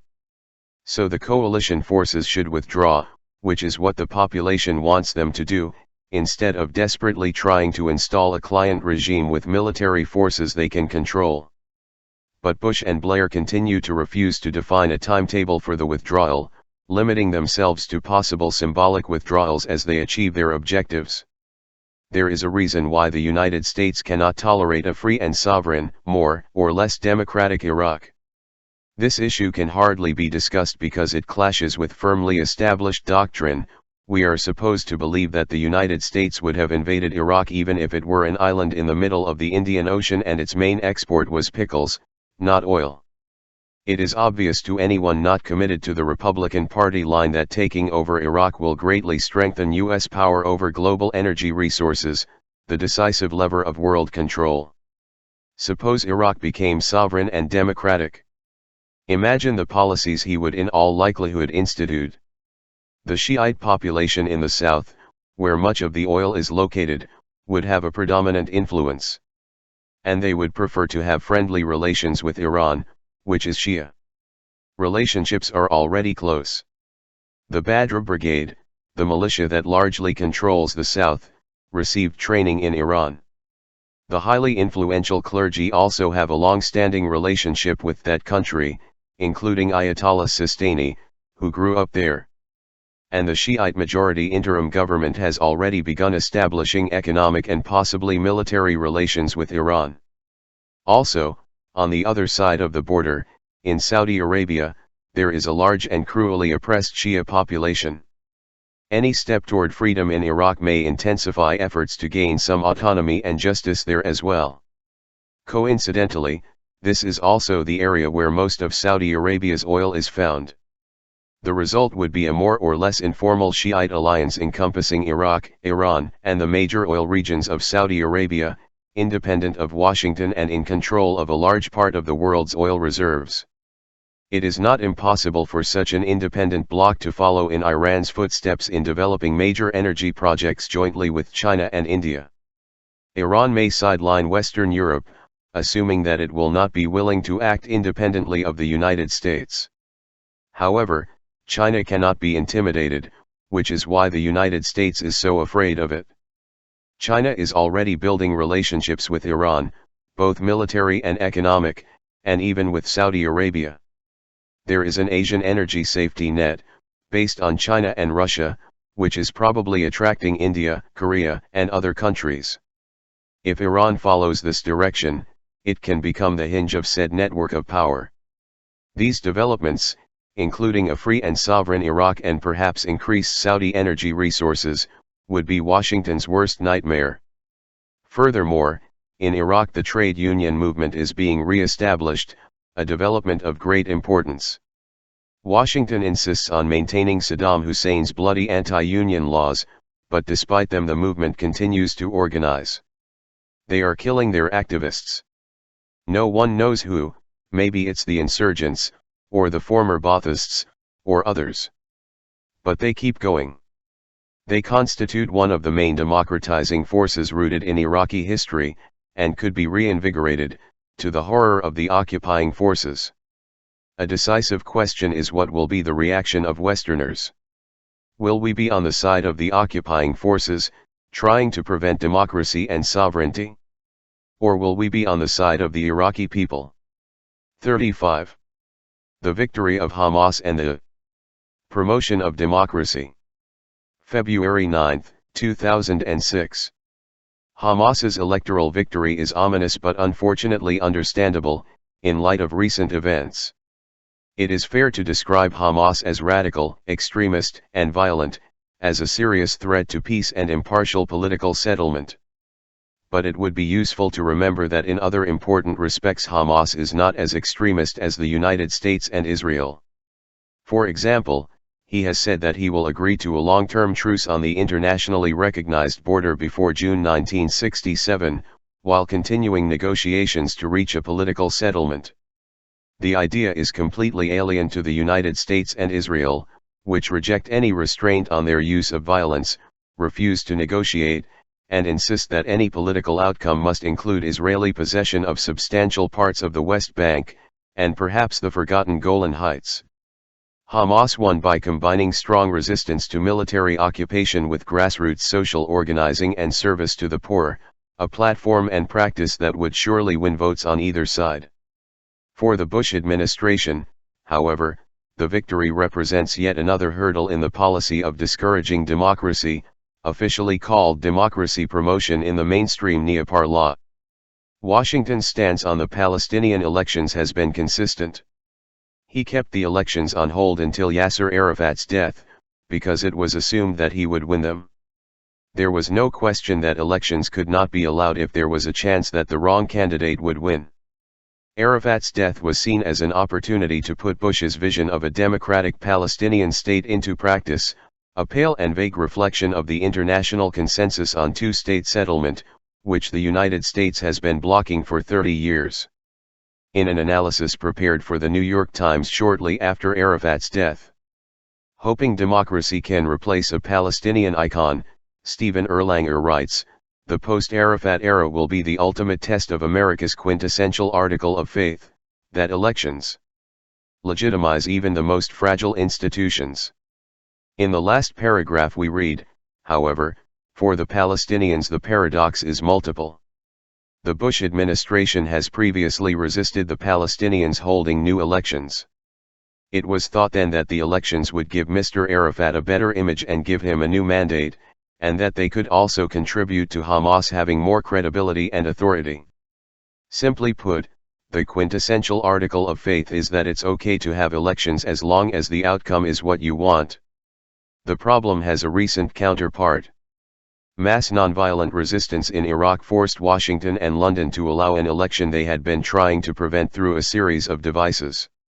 The subsequent effort to subvert the unwanted election by providing substantial advantages to the administration's favorite candidate and expelling the independent media was unsuccessful. Washington resorted to the usual ways of subversion in Palestine as well.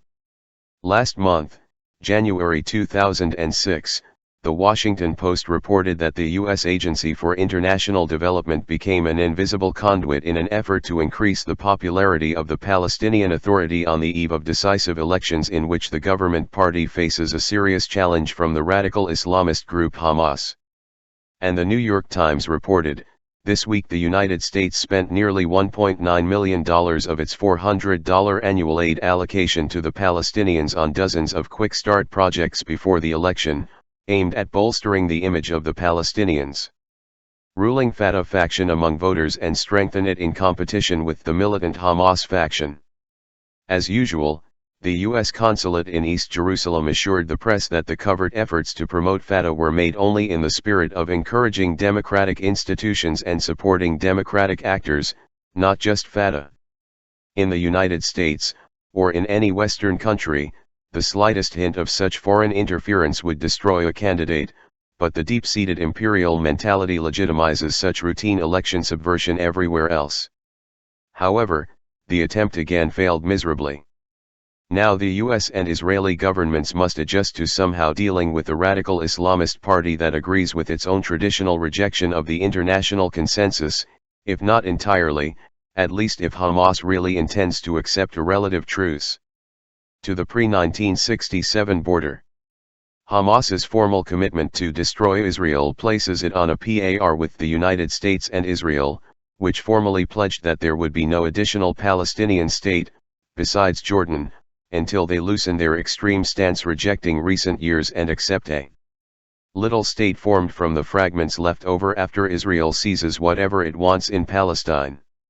To further the argument, let us imagine that the circumstances are reversed, that Hamas agrees to allow Israel to remain in the scattered, unexploitable cantons, separated from each other, and in a small part of Jerusalem, while Palestine builds huge settlement and infrastructure to seize territory and valuable resources. And Hamas will agree to call the fragments a state. If proposals were made for this wretched form of state, we would be horrified, and rightly so, and perhaps warn that it is resurrecting Nazism and calling for Hamas to be charged in international court with inciting genocide, thus violating the Convention on the Genocide. But with such proposals, the position of Hamas would be essentially similar to that of the United States and Israel. Note, a few days after this article appeared, American elites, along with those in Europe, provided a dramatic demonstration of their visceral hatred of democracy, unless it works the way they want it to, the strong line of continuity found by Thomas Carruthers. They decided to support the Israeli program of applying an extremely harsh punishment for voting wrong in a free election. As is often the case, elite opinion failed to detect what this undoubtedly implies. For more on this topic, see Gilbert Ichkar, Noam Chomsky, and Stephen Shalom, Perilous Power, 2007. 36. Asia, America, and the Ruling Superpower. March 7, 2006. The prospect that Europe and Asia might take steps toward greater independence has haunted U.S. planners since World War II. Concern has increased as the Tripolar Order, Europe, North America, and Asia, has continued to advance. With each passing day, Latin America is also becoming more independent. Now Asia and America are strengthening their ties while the reigning superpower, the one left out, is consumed with its misadventures in the Middle East. Regional integration in Asia and Latin America is a critical and increasingly important issue that, from Washington's perspective, heralds a challenging world that has spiraled out of control. Of course, energy remains a determining factor, the subject of controversy everywhere. China, unlike Europe, refuses to be intimidated by Washington, which is the main reason U.S. planners fear it. This situation poses a dilemma. Any step toward confrontation is inhibited by America's corporate dependence on China as an export platform and growth market, as well as on Chinese financial reserves, which are said to resemble, in scale, to those of Japan. In January 2006, Abdullah, the King of Saudi Arabia, visited Beijing, a fact that is expected to be finalized in a Sino-Saudi Memorandum of Understanding that calls for greater cooperation and investment between the two countries in oil, natural gas, and minerals. Reports the Wall Street Journal. Much of Iran's oil already goes to China, and China in turn supplies Iran with weapons that both nations presumably see as a deterrent to American intentions. India also has options. It can choose between being a client of the United States or joining the more independent Asian bloc that is taking shape, increasingly linked to Middle Eastern oil producers. Siddharth Vardarajan, deputy editor of The Hindu, observes that if the 21st century is to be an Asian century, Asia's passivity in the energy sector must end. The key is cooperation between India and China. In January 2006, an agreement signed in Beijing. It cleared the way for India and China to collaborate not only on technology but also on hydrocarbon exploration and production, a partnership that could ultimately change fundamental equations in the oil and natural gas sector around the world, says Vardarajan. An additional step, which is already being considered, would be an Asian oil market that trades in euros. The impact on the international financial system and the global balance of power could be massive. It is hardly surprising that President Bush recently paid a visit to India to try to keep it in the fold by luring nuclear cooperation and other inducements. Meanwhile, in Latin America, from Venezuela to Argentina, center-left governments prevail.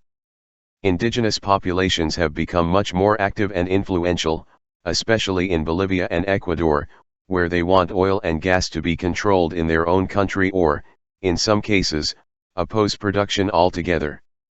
Many indigenous peoples do not seem to understand why their lives, society, and culture must be altered or destroyed so that New Yorkers can sit in traffic in their trucks.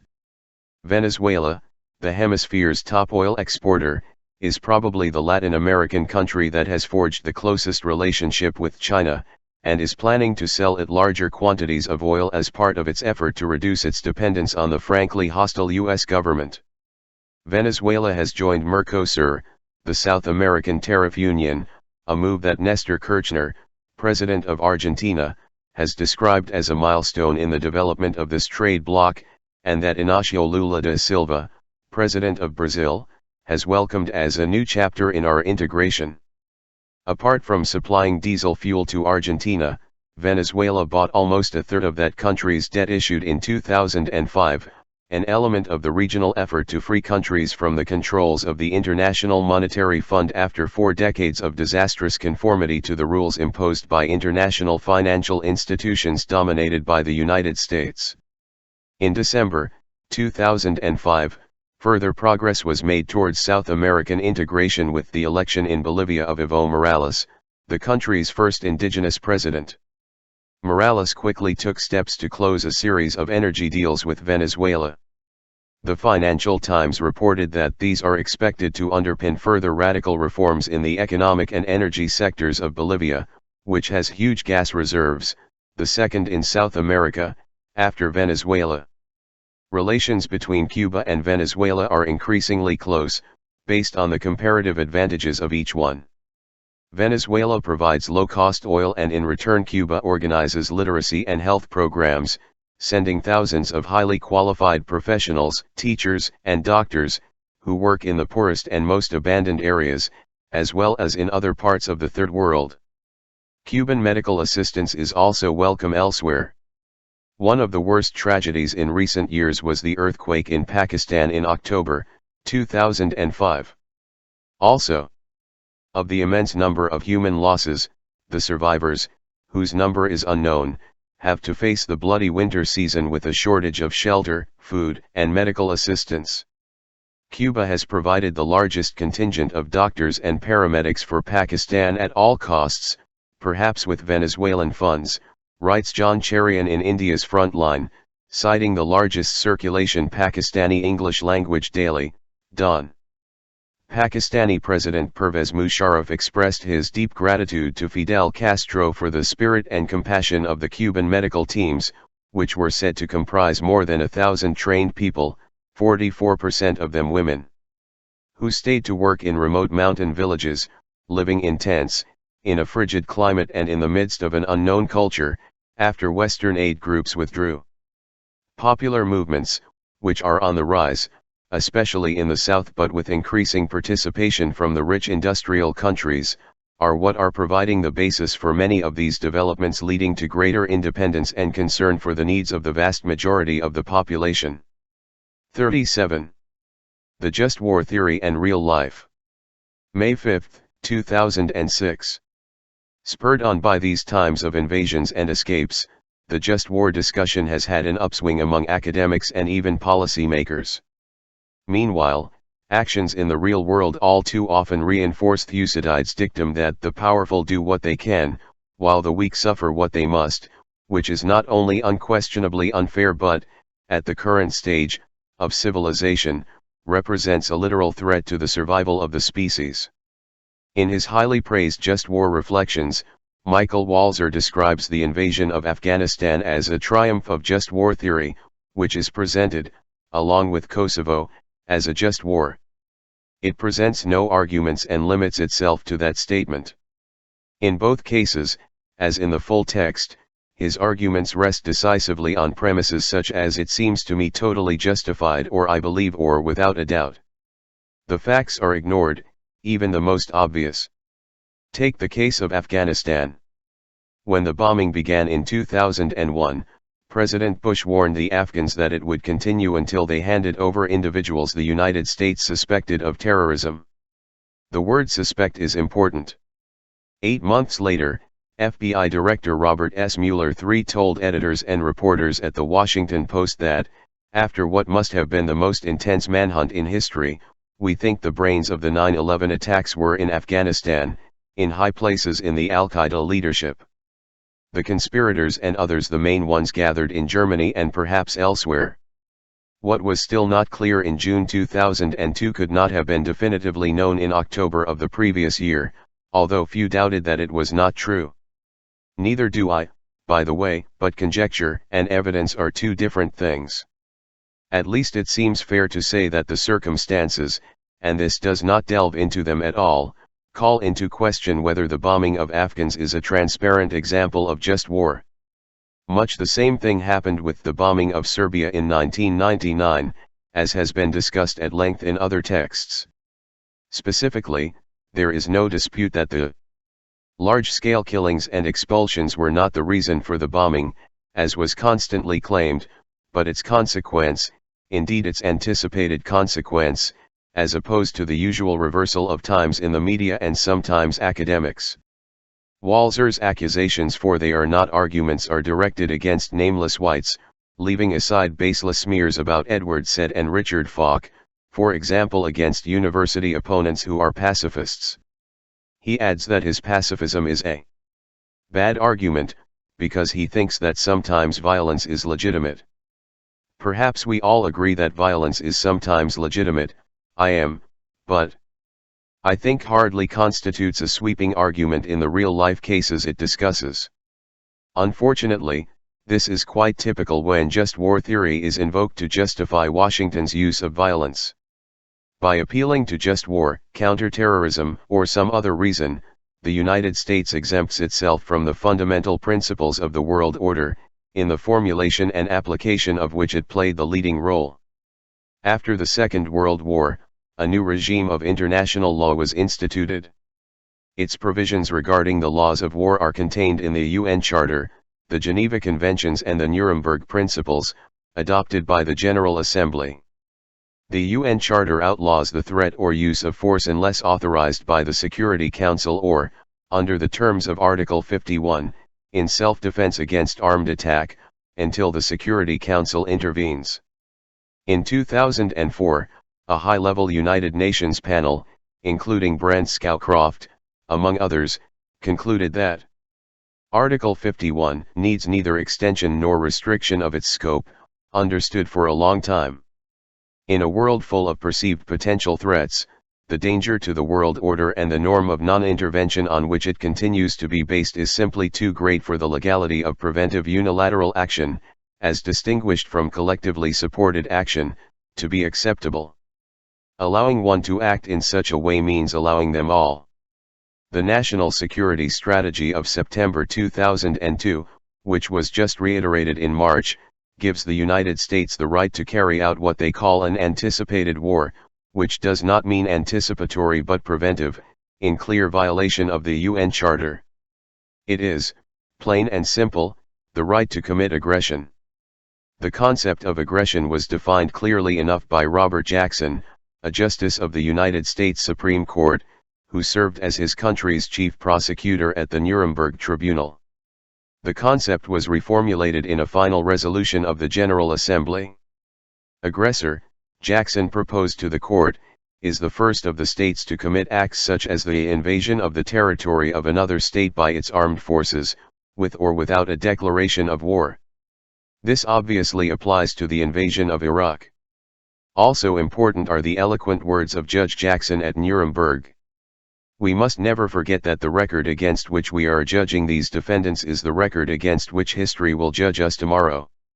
Giving them a poisoned chalice to drink is as much as bringing it to our own lips. And further, if certain acts in violation of treaties are crimes, they are crimes regardless of whether they are committed by the United States or Germany, and we are unwilling to establish a standard of criminal conduct for others that we ourselves would not allow to be invoked in against us. For political leaders, the threat of adherence to these principles and to the rule of law in general is very serious indeed. Or it would be if anyone dared to challenge the single ruthless superpower whose leadership is out to shape the world according to its own forceful worldview, as Reuven Podatzer wrote in Israel's leading newspaper, Haaretz, last May, 2005. Let us keep in mind two simple truths. The first is that actions are evaluated in terms of the range of their possible consequences. The second is the principle of universality. We apply the same standards to ourselves that we apply to others, if not even stricter. Apart from being the simplest truisms, these principles are also the foundation of just war theory, at least any version of it worth taking seriously. But not, unfortunately, the one presented by some of its most prominent defenders. 38. To disassemble the nuclear conflict with Iran. June 15, 2006. The urgency of stopping the proliferation of nuclear weapons and proceeding with their elimination could not be more pressing. Failure to do so will surely have dire consequences, including the end of biology's only experiment with higher intelligence. As dangerous as the crisis is, there are means to dispel it. Disaster seems imminent in the crisis with Iran and its nuclear programs. Before 1979, when the Shah was in power, Washington vigorously supported these programs. Today the usual claim is that Iran does not need nuclear power and therefore must be developing a secret weapons program. For a large-scale oil producer like Iran, nuclear power is a useless use of resources, wrote Henry Kissinger in the Washington Post last year, 2005. 30 years ago, however, when Kissinger was President Gerald R. Ford's Secretary of State, he argued that the introduction of nuclear power will meet the growing needs of the Iranian economy and free up remaining oil reserves for export or conversion. In petrochemical products. Last year, 2005, Daphna Linzer of the Washington Post asked Kissinger about his change of heart. Kissinger responded with his usual seductive candor, it was an allied country, so they had a legitimate need for nuclear power. In 1976 the Ford administration endorsed Iran's plans to build a large nuclear power industry, but also strove to sign a multi-billion-dollar deal that would have given Tehran control of large quantities of plutonium and enriched uranium, the two paths leading to the nuclear bomb, Linzer wrote. The main planners of the second Bush administration, who are today denouncing these programs, held key national security positions at the time: Dick Cheney, Donald Rumsfeld, and Paul Wolfowitz. Naturally the Iranians are not as willing as the Westerners to throw the story away. They know that the United States, along with its allies, have been tormenting them for more than 50 years, ever since a US UK coup deposed the government. Parliamentarian and installed the Shah, who ruled with an iron fist until a popular rebellion ousted him in 1979, and compiled an appalling record of human rights violations, ignored by the media, which were inflamed by them after the tyranny was overthrown, held by the Americans. The Reagan administration then supported Saddam Hussein in his invasion of Iran, providing him with the military and other aid that enabled him to murder hundreds of thousands of Iranians and Iraqi Kurds. Then came President Clinton's harsh sanctions, followed by Bush's threats to attack Iran, threats that are themselves a serious violation of the United Nations Charter. Last month, May 2006, the Bush administration conditionally agreed to join its European allies in direct talks with Iran, but refused to withdraw the threat of attack. Any offer of negotiation presented at gunpoint is meaningless. Recent history gives us even more reason to be skeptical of Washington's intentions. In May 2003, according to Flint Leverett, then a senior Bush National Security Council official, the reformist government of Mohammad Khatami proposed a blueprint for a diplomatic process designed to comprehensively resolve all bilateral differences between the United States and the United States and Iran.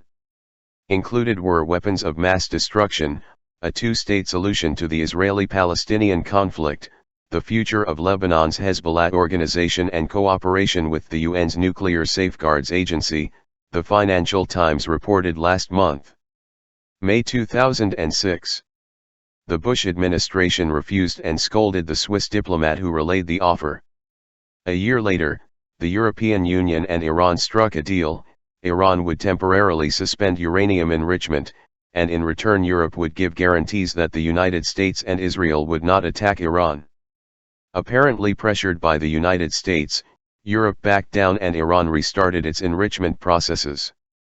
Iran's nuclear programs, as far as is known, are within its rights under Article 4 of the Non-Proliferation Treaty, which gives non-nuclear states the right to produce fuel for nuclear power. The Bush administration argues that Article 4 should be strengthened, and I think that makes sense. When the NPT came into force in 1970, the gap between producing fuel for energy and producing fuel for nuclear weapons was considerable. But technological advances have closed this gap. However, any revision of Article 4 in this regard would have to guarantee unrestricted access for non-military use, consistent with the initial NPT negotiation between declared nuclear powers and non-nuclear nations. In 2003, Mohammed El-Baradei, director of the International Atomic Energy Agency, made a reasonable proposal to that end, that all production and processing of weapons usable material be under international control, with the assurance that users, potential legitimate citizens, can obtain their supplies. This should be the first step, he proposed, toward full implementation of the 1993 UN Resolution for a Fissile Material Cut-Off Treaty, or FISBON. Unless such a proposal is applied in the future of human survival, it is not brilliant.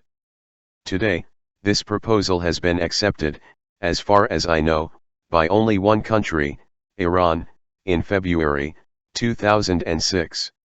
In an interview with Ali Larijani, Iran's top nuclear negotiator. Here, too, there is only one way to find out whether Iran's position is serious: to put it into practice. At least report it, so that it is possible to pressure Washington to determine if it is serious. The Bush administration rejects a verifiable FISBON, a position in which it is practically alone. In November 2004, the UN Disarmament Committee voted for a verifiable FISBON, 147-1, United States, with 2 abstentions, Israel and Great Britain. In the debate, the British ambassador indicated that he supports the treaty, but does not vote for it because this version divides the international community, 147-1. The Blair government's priorities shine bright and clear. Last year, 2005, a full General Assembly vote was 179-2, again with Israel and Britain abstaining. Palau joined the United States.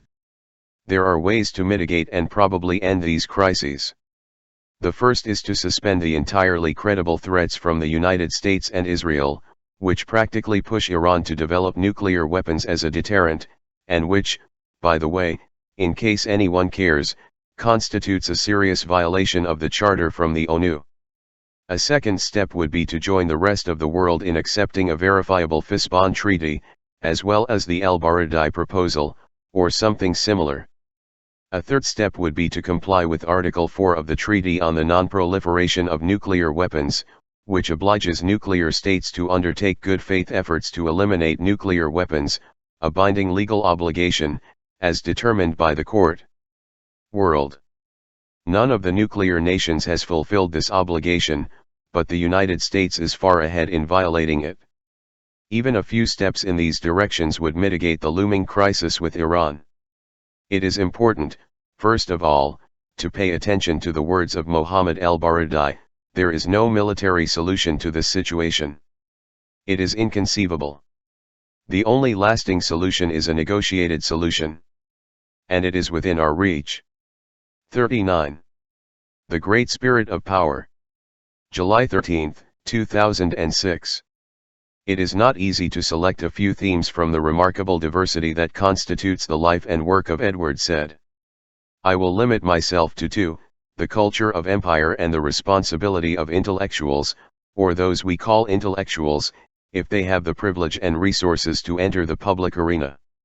The phrase responsibility of intellectuals hides a crucial ambiguity: it blurs the distinction between ought and is. In terms of duty, his responsibility would have to be exactly the same as that of any decent human being, but greater still. Privilege represents opportunity, and opportunities imply moral responsibilities. We duly criticize the obedient intellectuals of brutal and violent states for their conformist submission to those in power. I borrow this phrase from Hans Morgenthau, one of the founders of international relations theory. But Morgenthau was not referring to the class of commissars of the totalitarian enemy, but to Western intellectuals, whose crime is much worse, because they cannot adduce fear, but only cowardice and subordination to power. He was describing what was, not what should be. The history of intellectuals is written by intellectuals, so it is not surprising that they are portrayed as defenders of good and justice, upholding the highest values and facing power and evil with admirable courage and integrity. But the past reveals quite a different picture. The pattern of conformist submission dates back to the beginning of recorded history. The one who drank the hemlock was the man who corrupted the youth of Athens with false gods, not those who worshipped the true gods of the doctrinal system. Much of the Bible is devoted to those who condemned state crimes and immoral practices. They are called prophets, doubtful translation of an uncertain word. In modern terms they were dissident intellectuals. It is not necessary to remember how they were treated, fatal, which is normal with dissidents. In the age of the prophets there were also highly respected intellectuals, the courtly sycophants. The Gospels warn against false prophets, who come to you in sheep's clothing, but inwardly they are ravenous wolves. By their fruits you will know them. The dogmas that support the nobility of state power are almost indestructible, despite the occasional mistakes and failures that the critics allow themselves to condemn. A dominant truth was expressed 2 centuries ago by U.S. President John Adams: power always thinks it has a great soul and far-reaching vision, beyond the comprehension of the weak. That is the deep root of the savagery and certainty of doing the right thing that infects the imperial mentality, and, to some extent, every structure of authority and dominance. We can add that reverence for that great soul is the normal posture of the intellectual elites, who usually add that they are the ones who should possess the mechanisms of power, or at least be close to them. A common expression of this prevailing opinion is that there are 2 categories of intellectuals: the technocratic and politically oriented intellectuals, responsible, sober, constructive, and the values-oriented intellectuals, a sinister group that represents a danger to society. Democracy, as they are dedicated to denigrating leadership, challenging authority, and unmasking established institutions. I am citing a 1975 study by the Trilateral Commission, made up of liberal internationalists from the United States, Europe, and Japan, who reflected on the crisis of democracy that unfolded in the 1960s, when sections of the population that used to be passive and apathetic, referred to as special interests, sought to enter the political arena to voice their concerns. These improper initiatives created what the study called a crisis of democracy, in which the proper functioning of the state was threatened by excessive democracy. In order to overcome this crisis, the special interests had to be returned to their proper role as passive observers, so that technocratic and politically oriented intellectuals could carry out their constructive work. Disruptive special interests are women, youth, the elderly, workers, peasants, minorities, majorities, in short, the population. There is only one special interest that is not mentioned in the study: the corporate sector. But it makes sense. The corporate sector represents the national interest, and naturally there is no question that state power protects the national interest. The reactions to this dangerous civilizing and democratizing current have left their mark on contemporary times. For those who want to understand what awaits us, it is of primary importance to take a closer look at the long-standing principles that animate the decisions and actions of the powerful, that is, in today's world, primarily the United States. Although it is only one of the 3 great centers of power, economically and almost everywhere else, it exceeds all the historical powers in its political dominance, in rapid expansion, and in general it can count on the support of Europe, the second superpower, and Japan, the second industrial economy. There is a clear doctrine on the general contours of U.S. policy. It is prevalent in Western journalism and virtually throughout academia, even among critics of politics. The main theme is American exceptionalism, the thesis that the United States is not like other great powers, present or past, because it has a Transcendental purpose, the establishment of equal liberty in America and, indeed, throughout the world, since the terrain within which the United States must defending and promoting its purpose has taken on global dimensions. The version of the thesis that I have just quoted is especially interesting because of its origin, Hans Morgenthau. But it is a quote from the Kennedy years, before the Vietnam War broke out in all its barbarity. The above note is from 1970, when his thinking had already passed a more critical phase. Figures of the highest intelligence and moral integrity have defended the position of the exceptionalism. Take John Stuart Mill's classic essay, A Word on Non-Intervention. Mill wondered whether England should intervene in the unpleasant world or continue to mind her own business and let the barbarians continue their savagery. His nuanced and complex conclusion was that England should intervene, even though in doing so she would have to endure the vilification and insults of Europeans, who will seek base motives because they cannot understand that England is something new in the world. An angelic power that does not seek anything for itself and acts exclusively for the benefit of others. Although England selflessly bears the costs of the intervention, she shares the benefits of her works equally with everyone else. Exceptionalism is almost universal. I suspect that if we had records of Genghis Khan we would find the same story. The operating principle is copiously exemplified throughout history. Politics only adjusts to expressed ideals when it also adjusts to interests. The term interests does not refer to the interests of the people of the United States but to the national interest, to the interests of the concentrations of power that dominate society. It is no surprise that in the article Who Influences U.S. Foreign Policy, published last year in the American Political Science Review, Lawrence Jacob and Benjamin Page find that the main influence is international business corporations, although there is also a side effect of experts who, they point out, might as well be influenced by business. In contrast, public opinion has a very small or negligible effect on government officials. In vain can we look for evidence of superior understanding and skills in those who have more influence in politics, apart from protecting their own interests. The great spirit of power extends beyond the state, into all fields of life, from families to international affairs. This has been the guiding theme of anarchist movements since their origins in the modern era, adopting many of the principles of classical liberalism.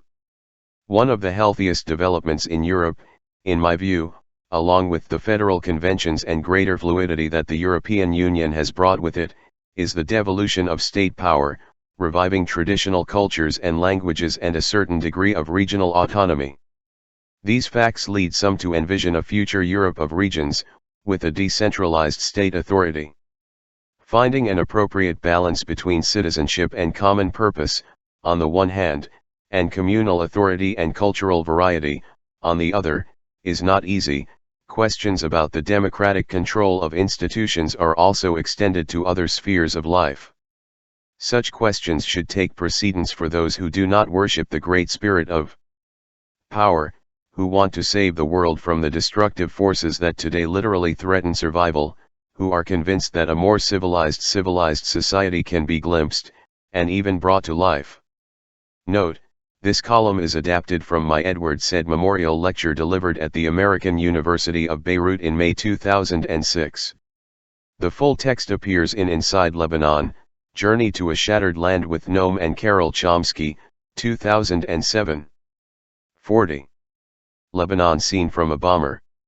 August 24, 2006. A fragile truce is in force in Lebanon, one more in a series of ceasefires between Israel and its adversaries that have lasted for many decades, in a cycle that, as if it were inevitable, returns again and again to war, massacre and human unhappiness. Let us describe the current crisis for what it is, a US-Israeli invasion of Lebanon, with only a cynical claim to legitimacy. In the background, as has always been the case, is the Israeli-Palestinian conflict. This is not the first time that Israel has invaded Lebanon to end an alleged provocation. The major US-backed Israeli invasion of Lebanon was in 1982. Newspaper reports and commentary in the US often describe the invasion as a response to Palestinian terror, rocket fire into the Galilee, and the like. It is a vile invention. The Palestinian Liberation Organization, PLO, was strictly adhering to a US-initiated ceasefire, despite Israel's repeated and often murderous attacks on Lebanon, which wanted to provoke some action that would serve as a pretext for the invasion to come. Planned. There were only 2 mild reactions, which were recognized as simple warnings. Then, in June 1982, Israel invaded under a false pretext, with the backing of the Reagan administration. Within Israel, at the highest military and political levels, the invasion, which caused between 15,000 and 20,000 deaths and left much of the country in ruins, was, according to Israel, a war for the West Bank, waged to end the annoying calls for a diplomatic settlement by the Palestinian National Organization. Although there are many different circumstances, the invasion of last July, 2006, presents the same pattern. In this case, the pretext was the capture of 2 Israeli soldiers in a Hezbollah attack, which crossed the border. The harshest Western criticism of the devastating US-Israeli invasion was that it was disproportionate. But the reaction is pure cynicism. For decades, Israel has been kidnapping and killing civilians, Lebanese and Palestinians, in Lebanon or on the high seas, holding them for long periods in Israel, sometimes as hostages, others in secret torture chambers, such as Camp 1391. There was no reason for Israel to invade. Nor for the United States, which provides support necessary for such actions. The same thing happened with the sharp escalation of the attack on Gaza after the capture of Corporal Gilad Shalit on June 25, 2006. The United States and its allies expressed deep dismay at such a terrible crime and, with the usual reservations that it could be something disproportionately, they gave support to the savage Israeli reaction, for example, the destruction of the power plant to leave the population without power, water, or waste disposal, the frequent flights breaking the sound barrier at night, to terrify children, the marked increase in civilian deaths, and much more, which makes that state no longer distinguishable from a terrorist organization, as it turns its unarmed victims into a withered and desolate garden, wrapped in sorrow and suffering. The falsity of the reaction was even more transparent than usual. A day earlier, on June 24, 2006, Israel had kidnapped 2 civilians in Gaza, the Muammar brothers, a much more serious crime than capturing a soldier, and taken them to Israel, violating the Geneva Conventions. They disappeared into the Israeli prison system, where nearly 1,000 people are detained without charge, that is, kidnapped. In the West there was no reaction to that June 24 capture, in fact, it almost went unnoticed. What can break this circle?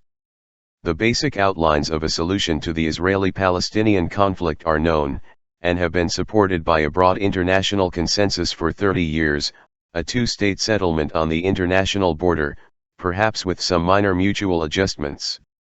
The Arab states formally accepted this proposal in 2002, as did the Palestinians long before. Hezbollah leader Sayyid Hassan Nasrallah has made it clear that although the solution is not Hezbollah's preferred solution, they will not stand in the way. The supreme leader of Iran, Ayatollah Khomeini, recently reaffirmed that Iran also supports this agreement. Hamas has made it clear that it is also willing to negotiate a deal on those terms. The United States and Israel continue to obstruct this political settlement, just as they have for 30 years, with short and inconsequential exceptions.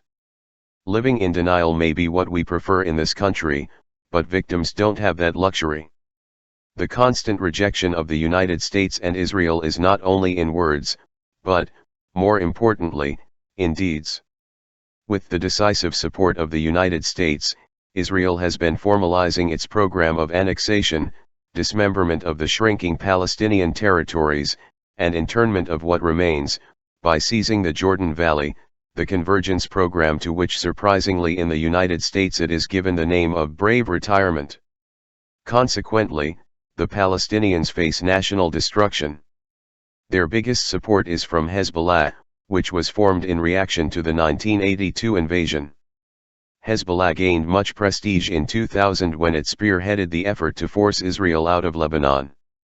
Furthermore, like other Islamic movements, Hamas included, it has gained popular support for providing social services to the poor. For US and Israeli planners, it follows then that Hezbollah must be severely weakened or destroyed, just as the PLO had to be expelled from Lebanon in 1982. But Hezbollah is so deeply embedded in Lebanese society that it cannot be eradicated without destroying it. To a large part of Lebanon as well, hence the scale of the attack against the country's population and infrastructure. According to the well-known pattern, what the aggression is doing is markedly increasing support for Hezbollah, not only in the Arab and Muslim world beyond the borders, but in Lebanon itself. At the end of last month, July 2006, polls revealed that 87% of Lebanese approve of Hezbollah's resistance to the invasion, including 80% of Christians and Druze. Even Cardinal Mar Nasr Allah Boutros Sfeir, the Maronite Catholic Patriarch, spiritual leader of the most pro-Western sector of Lebanon, joined the declaration of the Sunni and Shiite religious leaders in which they condemn the aggression and salute the resistance, led especially by Hezbollah. The poll also found that 90% of Lebanese consider that the United States is complicit in the war crimes committed by Israel against the Lebanese people. Amal Saad-Gharaib, the leading Hezbollah scholar in Lebanon, observes that these figures are all the more significant when compared to the results of a similar poll conducted just 5 months ago, which revealed that only 58% of Lebanese thought that Hezbollah had the right to continue to be armed and thus to continue its resistance activities. The dynamics is known. Rami G. Khoury, editor of the Lebanese Daily Star, writes that Lebanese and Palestinians have responded to Israel's persistent and increasingly savage attacks on entire populations of civilians by creating parallel or alternative leaderships that can protect them and provide them with essential services. What is going to happen is that these popular forces are going to gain more power and become more extremist if the US and Israel persist in demolishing any hope of national rights for the Palestinians and destroying Lebanon.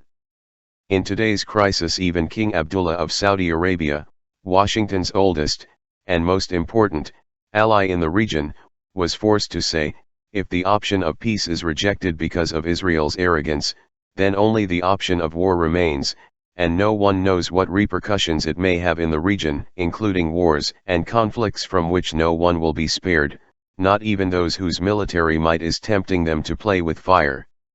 It is no secret that Israel has aided the destruction of secular Arab nationalism and the creation of Hezbollah and Hamas, just as US violence has fostered the rise of extremist Islamic fundamentalism and jihad terrorism. The latest adventure is likely to create new generations of spiteful and angry jihadis, just as the invasion of Iraq did.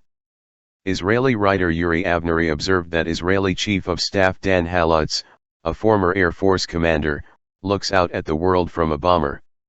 The same can be said for Rumsfeld, Cheney, Rice and the rest of the Bush administration's top planners. As history reveals, looking at the world from that perspective is not uncommon among those who wield the majority of the means of violence. Saad-Gharaib describes today's violence in apocalyptic terms, warning that the gates of hell may open if the US-Israeli campaign leaves the Shia community seething with resentment against Israel, the US and the government it perceives as a traitor. The core issue, the conflict between Israel and Palestine, can be addressed with diplomacy. If the United States and Israel abandon their intentions to reject any settlement, there are other major problems in the region that can be negotiated diplomatically. Success cannot be guaranteed. But we can reasonably hope that viewing the world from a bomber will only bring more misery and suffering, perhaps even in apocalyptic terms. 41. Latin America declares its independence. September 6, 2006. 5 centuries after the Spanish conquest, South America is reaffirming its independence. From Venezuela to Argentina, much of the region is rising to shed its heritage of external domination from previous centuries and the cruel and destructive social forms they have helped establish. The mechanisms of imperial control, violence and economic wars, which for Latin America are not a distant memory, are losing their effectiveness, a sign of the turn towards independence.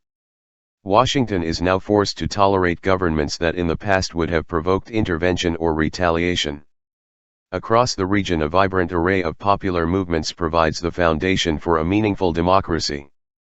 Indigenous populations, as if rediscovering their pre-Columbian legacy, are much more active and influential, especially in Bolivia and Ecuador. These developments are, in part, the result of a phenomenon observed for some years by specialists and polling organizations in Latin America. When elected governments became more formally democratic, citizens expressed growing disappointment with the way democracy worked and their lack of faith in democratic institutions. They have tried to build democratic systems based on popular participation, rather than elite and foreign domination. The Argentine political scientist Attilio Boron offers a convincing explanation for the loss of faith in existing democratic institutions, observed that the new wave of democratization in Latin America coincided with economic reforms ordered from the outside, which undermine effective democracy, the neoliberal Washington consensus, in which practically all elements weaken democracy, and which has led, in addition, to the economic disaster in Latin America, as well as in other regions that followed the rules with all punctuality. The concepts of democracy and development are closely related in many respects. One is that they have a common enemy, the loss of sovereignty. In a world of nation-states, by definition, a loss of sovereignty entails a loss of democracy and a loss of capacity to carry out social and economic policies. This in turn affects development, a conclusion confirmed by centuries of economic history. The same historical record reveals that the loss of sovereignty invariably leads to an imposed liberalization, of course in the interest of those who have the power to impose the social and economic regime. In recent years, the imposed regime is often called neoliberalism. The term is not very good, the socio-economic regime is not new, and it is not liberal, at least not as classical liberals understood the concept. In the United States, faith in institutions has also been steadily declining, and rightly so. Between public opinion and public policy a huge gulf has opened that is rarely talked about, although people cannot help but notice that their political choices are not taken into account. It is instructive to compare the recent presidential elections in the richest country in the world and in the poorest country in South America, Bolivia. During the 2004 presidential election in the United States, voters had to choose between two candidates from the highest levels of the privileged elites. Their programs were similar, consistent with the needs of their main constituents, wealth and privilege. Opinion polls have revealed that on a host of key issues, both parties, particularly the Bush administration, are well to the right of the general population. Partly because of this, the issues are removed from the electoral platform. Few voters even knew where the candidates stood on certain issues. Candidates are packaged and sold like toothpaste, cars, and recreational drugs, and by the same industries, dedicated to fraud and deception. In contrast, think of Bolivia and the election of Evo Morales last December, 2005. Voters were familiar with very real and important issues like national control of natural gas and other resources, which have overwhelming popular support. Indigenous rights, women's rights, land rights, and water rights are on the political agenda, among many other fundamental issues that have been at the center of a constant struggle by popular organizations. The population elected someone from among its own ranks, not a representative of closed privileged sectors. It was real involvement, not just the flip of a lever once every few years. The comparison, and it is not the only one, raises some questions about where democracy promotion programs are needed. In the context of these events, Latin America can face some of its serious internal problems. The region is known for the rapacity of its wealthy classes and its indifference to social responsibility. Comparative studies on Latin American and East Asian economic development are revealing in this regard. Latin America has practically the worst inequality record in the world, East Asia the best. The same can be said of education, health, and social welfare in general. Imports in Latin America are basically for the consumption of the rich. In East Asia they target productive investment. Capital flight in Latin America is close to the amount of debt, which suggests a way to overcome this overwhelming burden. In East Asia, capital flight is firmly under control. Latin American economies have also been more open to foreign investment than Asian ones. Since the 1950s, foreign multinationals have controlled a much larger share of industrial output in Latin America than in East Asian success stories, according to the UN Conference on Trade and Development. The World Bank reported that in Latin America foreign investment and privatization have tended to substitute other capital flows, transferring control and sending profits abroad, unlike in East Asia. Meanwhile, the new socio-economic programs that are being implemented in Latin America are reversing patterns that date back to the Spanish conquest, where elites and economies are linked to imperial powers, but not to each other. Of course, this turn is not at all welcome in Washington. For the usual reasons. The United States has hoped to be able to rely on Latin America as a secure base of resources, markets, and investment opportunities. And, as planners have insisted, if this hemisphere is out of control, how can the United States hope to resist provocations elsewhere? 42. The Alternatives for America. December 29, 2006. This month, the coincidence of a birth and a death marks a transition for South America and, by the way, also for the world. The former Chilean dictator Augusto Pinochet died at the same time that the leaders of some South American nations concluded in Cochabamba, Bolivia, guests of the president of that country, Evo Morales, a summit meeting whose participants and agenda represented the antithesis of Pinochet and his time of neo-Nazi national security states supported and sometimes installed by the master of the hemisphere, of that unleashed plague of terror, torture and savagery that spread from Argentina to Central America. In the Cochabamba Declaration, the presidents and special envoys of 12 countries agreed to study the idea of forming a community of continental proportions, similar to the European Union. The declaration marks another stage in recent steps towards regional integration in South America, 500 years after the European conquests. The subcontinent, from Venezuela to Argentina, can give the world an example of how to create a future option for a legacy of empire and terror. The United States has long dominated the region, resorting to two methods, violence and economic strangulation. Generally speaking, international affairs bear more than a passing resemblance to the mafia. The Godfather does not take things lightly when they make him angry, even if he is a humble shopkeeper, something that Latin Americans know very well. Previous attempts at independence were crushed, in part due to a lack of regional cooperation. Without it, threats can be handled one by one. For the United States, the real enemy has always been independent nationalism, particularly when it threatens to become a contagious example, to use Henry Kissinger's characterization of democratic socialism in Chile cured of infection on September 9, 1973, in the manner described above. Among the Cochabamba leaders was Chile's president, Michelle Bachelet. Like Allende, he is a socialist and a doctor. She was also exiled and was a political prisoner.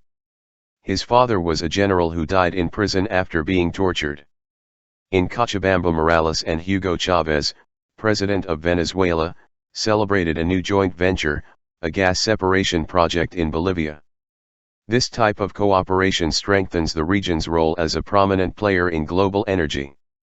Venezuela is already the only Latin American member of OPEC, and has the largest proven reserves after the Middle East. Chavez envisions the creation of Petroamerica, an integrated energy system like the one China is trying to start in Asia. Ecuador's new president, Rafael Correa, has proposed a land and river link from Brazil's Amazon rainforest to Ecuador's Pacific coast, a South American equivalent of the Panama Canal. Among other promising projects is Telesur, an effort to break the Western media monopoly. The president of Brazil, Lula da Silva, urged his counterparts to overcome historical differences and unite the continent, however arduous the task may seem. Integration is a premise for genuine independence. Colonial history: Spain, England, other European powers, the United States not only divided countries among themselves, but also left a deep division within them between a small wealthy elite and a mass of impoverished people. The correlation with race is quite close. Usually the wealthy elite was white, European, westernized, and the poor were native, indigenous, black, and mestizo. The almost completely white elites had little interaction with the other countries of the region, oriented as they were towards the West, and not towards their own societies in the South. Due to the new South American events, the United States has been forced to make adjustments in its policy. The governments that now enjoy his support, such as Lula's Brazil, may well have been deposed in the past, such as Brazilian President João Goulart in a US-backed coup in 1964. The main economic controls in recent years have come from the International Monetary Fund, practically an arm of the Treasury Department. Argentina was the favorite child of the IMF, until the 2001 crash. The country recovered, but by breaking IMF rules, refusing to pay its debts and liquidating what was left of the external debt, partly with the help of Venezuela, in another form of cooperation. Brazil, in its own way, has gone in the same direction to get rid of the IMF. Bolivia had been a dutiful student of the IMF for around 25 years and ended up with a lower per capita income than when it started. Now Bolivia too is getting rid of the IMF, again with the help of Venezuela. In South America, the United States still makes a distinction between the good guys and the bad guys. Lula is one of the good guys, Chavez and Morales are the bad guys. To uphold Washington's partisan principles, however, it is necessary to soften some facts. For example, the fact that when Lula was re-elected in October 2006, one of his first actions was to fly to Caracas to support Chávez's electoral campaign. Lula also inaugurated a Brazilian project in Caracas, a bridge over the Orinoco River, and discussed other joint projects. This month, December 2006, Mercosur, the South American trade bloc, continued the dialogue on South American unity at its biannual meeting in Brazil, where Lula inaugurated the Mercosur Parliament, another promising sign of liberation from the demons of past. The barriers to dual integration, between countries and within them, are imposing, but the steps that are being taken are promising, most notably because the role of dynamic popular mass movements is laying the foundations for genuine democracy and political change. Society that is desperately needed. 43. What is at stake in Iraq? January 30, 2007. In the West, some of the most important information about Iraq is ignored or not mentioned. Until this information is taken into account, proposals about U.S. policies in Iraq will not be morally or strategically sound. For example, one of the latest lesser-known news stories about the tortured Iraqi territory was most illuminating, a survey carried out in Baghdad, Anbar, and Najaf on the invasion and its consequences. Nearly 90% of Iraqis feel that the situation in their country was better before the American-led invasion than it is now, United Press International reported of the November 2006 survey, conducted by the Center for Strategic Research and Studies, which is based in Baghdad. Close to half of those surveyed were in favor of the immediate withdrawal of US-led troops, reported the Daily Star in Beirut, Lebanon. Another 20% were in favor of a phased withdrawal beginning immediately. A U.S. State Department poll, also overlooked, found that 2/3 of Baghdad residents want immediate withdrawal. In general, however, policymakers don't consider public opinion in Iraq, the United States, or elsewhere important unless it gets in the way of their preferred choices. This is yet another sign of the deep contempt for democracy felt by planners and their acolytes, a regular concomitant of that deluge of lofty rhetoric that overflows with love for democracy and messianic missions to promote it. In the United States, the polls show a majority opposition to the war, but they receive almost no attention and hardly intervene in the planning of policies, or even in the criticism of it. The most prominent recent criticism was the Baker-Hamilton Study Group report on Iraq, widely hailed as a valuable critical corrective to the policies of the George W. Bush administration, which promptly dismissed it. A notable feature of the report is its lack of interest in the will of the Iraqi people. He cites some of the polls on Iraqi sentiment but only in relation to the security of the U.S. military. The report implicitly assumes that policies must be designed to serve the interests of the U.S. government and not those of the Iraqis, nor those of the North Americans, who are also ignored. The report does not inquire about those guiding interests, or about the reason for the invasion of United States. United States, or why he is afraid of a free, sovereign, and more or less democratic Iraq, although it is not difficult to find the answers. Undoubtedly the real reason for the invasion is that Iraq occupies the second place in oil reserves in the world, of cheap exploitation, and is in the heart of the main source of hydrocarbons in the world. What is at stake here is not access to these resources but their control, and, for energy corporations, profits. As Vice President Dick Cheney observed last May, 2006, control of energy resources provides tools of intimidation or bribery, to others, of course. Buried in the study is the long-awaited recommendation to allow corporate, i.e. US and UK, control of Iraqi energy resources. According to more delicate phrasing in the study, the United States should assist Iraqi leaders in reorganizing the national oil industry as a commercial enterprise, in order to improve its efficiency, transparency, and accountability.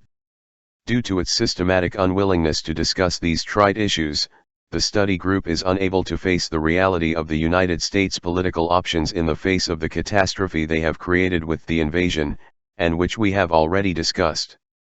The central point of the Baker-Hamilton report is the withdrawal of U.S. forces from Iraq, more specifically, their withdrawal from direct combat, although the proposals were accompanied by many conditions and evasions.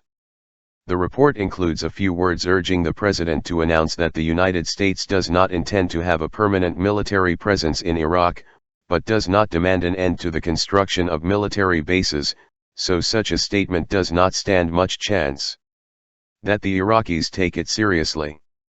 The report seems to assume, by default, that logistics, the backbone of any modern military, should remain under U.S. control, and that combat units have to remain there to protect the forces including U.S. forces. U.S. combat forces embedded in Iraqi units in a country in which 60% of the population, and much more in Arab Iraq, where these forces are stationed, consider them a legitimate target, including the soldiers who are in their units. Nor does it discuss the fact that the United States will, of course, retain full control of the airspace, and thus may be tempted to resort to practices used in the later stages of the Indochina Wars when U.S. forces were withdrawing troops, an ominous prospect that is discussed in a very important article by two leading Cambodia specialists, Taylor Owen and Ben Kiernan, who is director of the Yale University Genocide Project, Bombs Over Cambodia, Walrus, Canada, October 2006. It is well known that the reduction of ground forces in South Vietnam was accompanied by an acceleration of relentless bombardment, especially of northern Laos and Cambodia. But they do provide startling new information about the scale and consequences of that bombardment. The new data reveals that the bombardment of Cambodia was 5 times higher than the incredible level previously reported, meaning that the bombardment of the Cambodian countryside exceeded the total number of bombs dropped by Allied forces in all of World War II. The new materials considerably reaffirm previous calculations regarding the impact of bombing. In the author's words, civilian casualties in Cambodia drove an angry mob into the arms of an insurgency that had had relatively little support. Until the bombing began, which began the rapid rise of the Khmer Rouge and, ultimately, genocide. Nixon's orders for the airstrike were conveyed by Henry Kissinger in the words, "Anything that flies or anything that moves," which is one of the most explicit calls for genocide to be found in the archives of any nation. Kissinger's orders had been mentioned in the New York Times. Elizabeth Becker, Kissinger tapes describes crises, war, and stark photos of abuse, May 27, 2004, without eliciting any noticeable reaction. Also, the horrendous new revelations were greeted by silence. The lack of reaction represents further evidence of real concern for Cambodians on the part of those in the West who were blithely exploiting their suffering for their personal benefit and in the service of power, while continuing the Khmer Rouge atrocities, without even suggesting what to do to the respect, in stark contrast to his reaction to comparable massacres for which we bear primary responsibility and which we could therefore put an end to. Against this background, Owen and Kiernan's concern about what might happen in Iran cannot be brushed aside lightly. Some observers fear that a U.S. withdrawal from Iraq could lead to outright civil war and deterioration of the country. As for the consequences of the withdrawal, we are entitled to our own opinions, as uninformed and as dubious as those of U.S. intelligence, but those opinions do not matter. What it does have is what the Iraqis think. Or rather, that's what should count.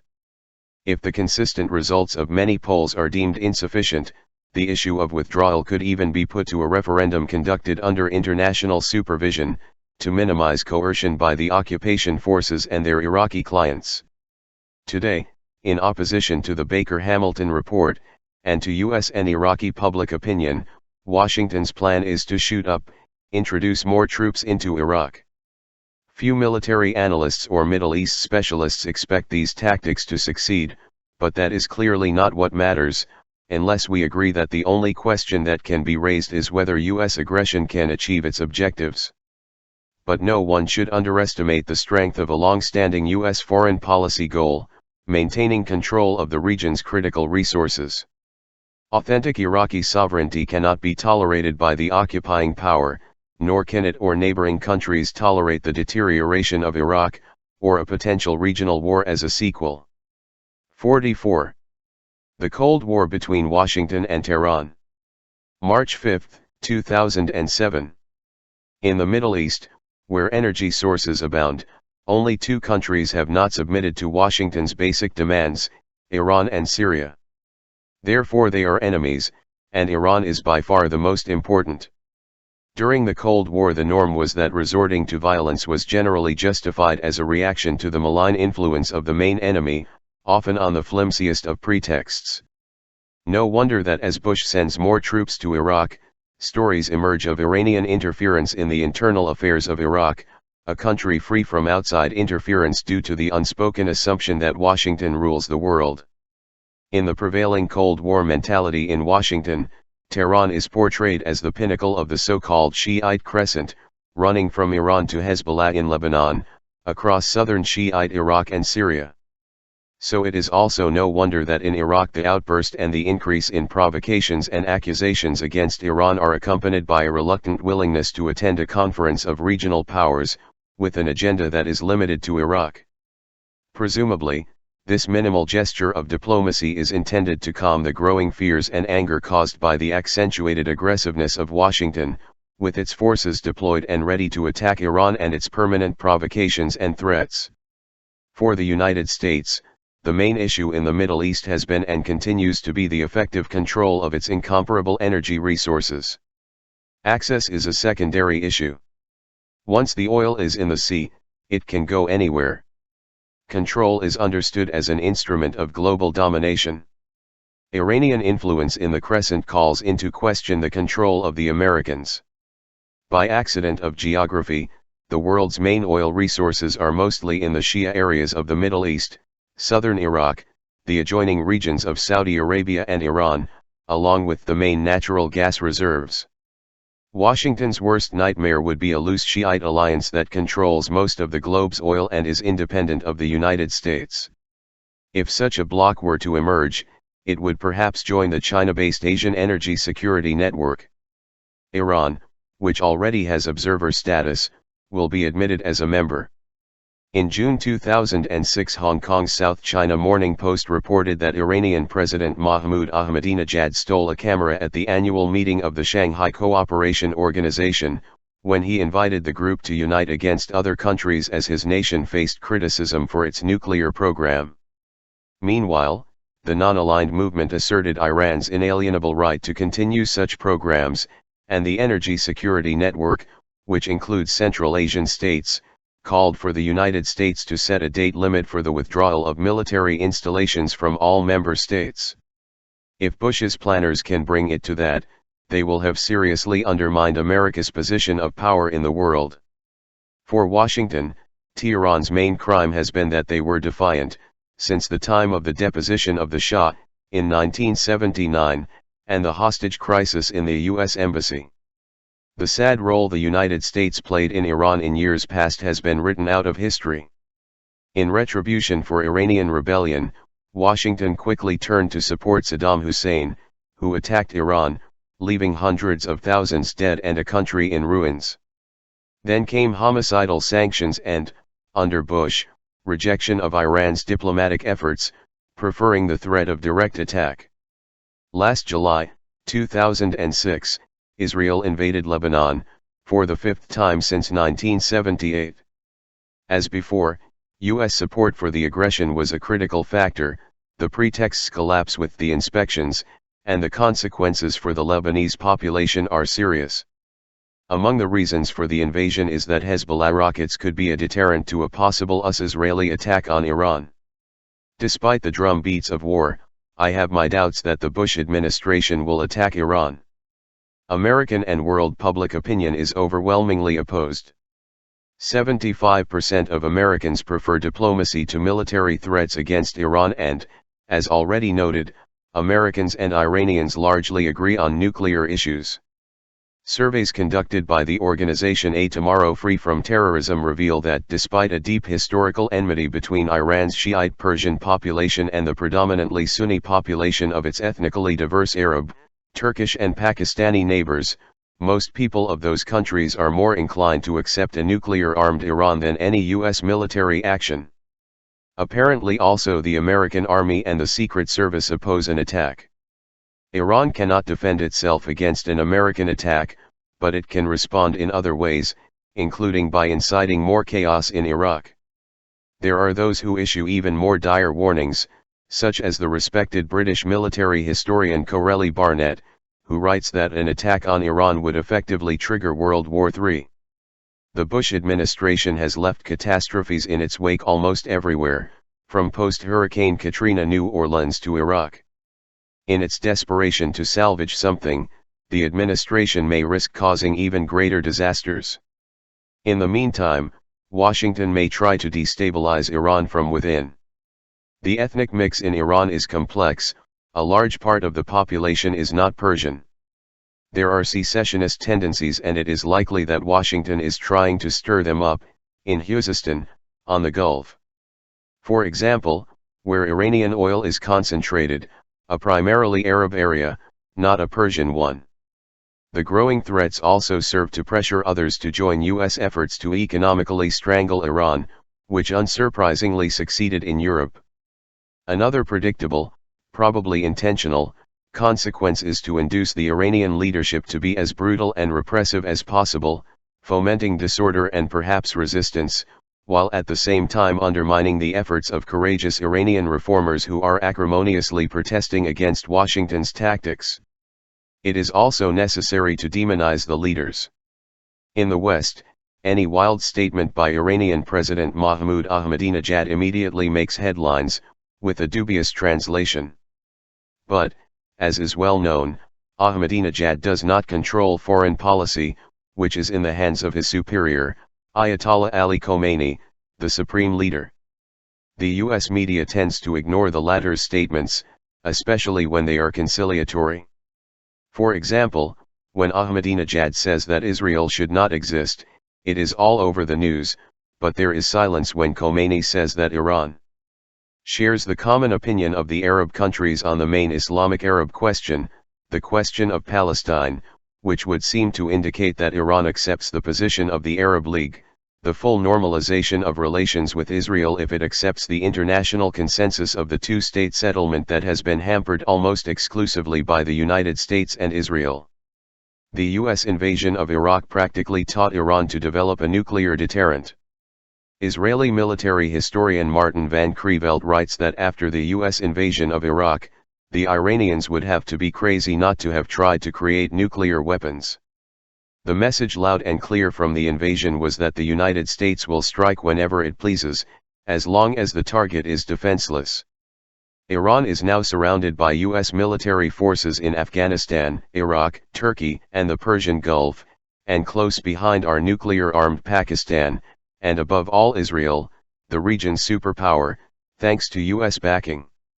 As already noted, Iranian attempts to negotiate the core issues were rebuffed by Washington, and a possible agreement between the two countries appears to have been made impossible by Washington's refusal to withdraw its threat to attack. A genuine interest in preventing the development of nuclear weapons in Iran, and the growing tension in the region, as in times of war, would make Washington implement the agreement with the European Union, accept negotiations that really make sense and join to others to promote the integration of Iran into the world economic system, accepting the public opinion of the United States, Iran, neighboring nations, and practically all the rest of the world. 45. The Tortillas War and the International Order. May 9, 2007. The chaos that results from the so-called international order is painful if one is on the receiving end of the power that determines the structure of that order. Even tortillas come into play in the dishonorable scheme of things. Recently, in many regions of Mexico, the price of tortillas increased by more than 50%. In January, in Mexico City, tens of thousands of workers and peasants demonstrated in the Zocalo, the city's central square, to protest against the rise in the price of tortillas. In response, the government of President Felipe Calderón has agreed with Mexican producers and retailers to cap the price of tortillas and corn flour, a move that will likely be temporary. The threat posed by rising prices for this staple product for Mexican workers and the poor is due in part to what we might call the ethanol effect, a consequence of the U.S. stampede toward corn-derived ethanol as a substitute.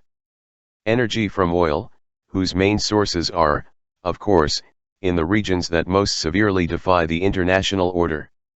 In the United States, too, the ethanol effect has pushed up the prices of a wide variety of foods, as well as other crops, livestock, and poultry.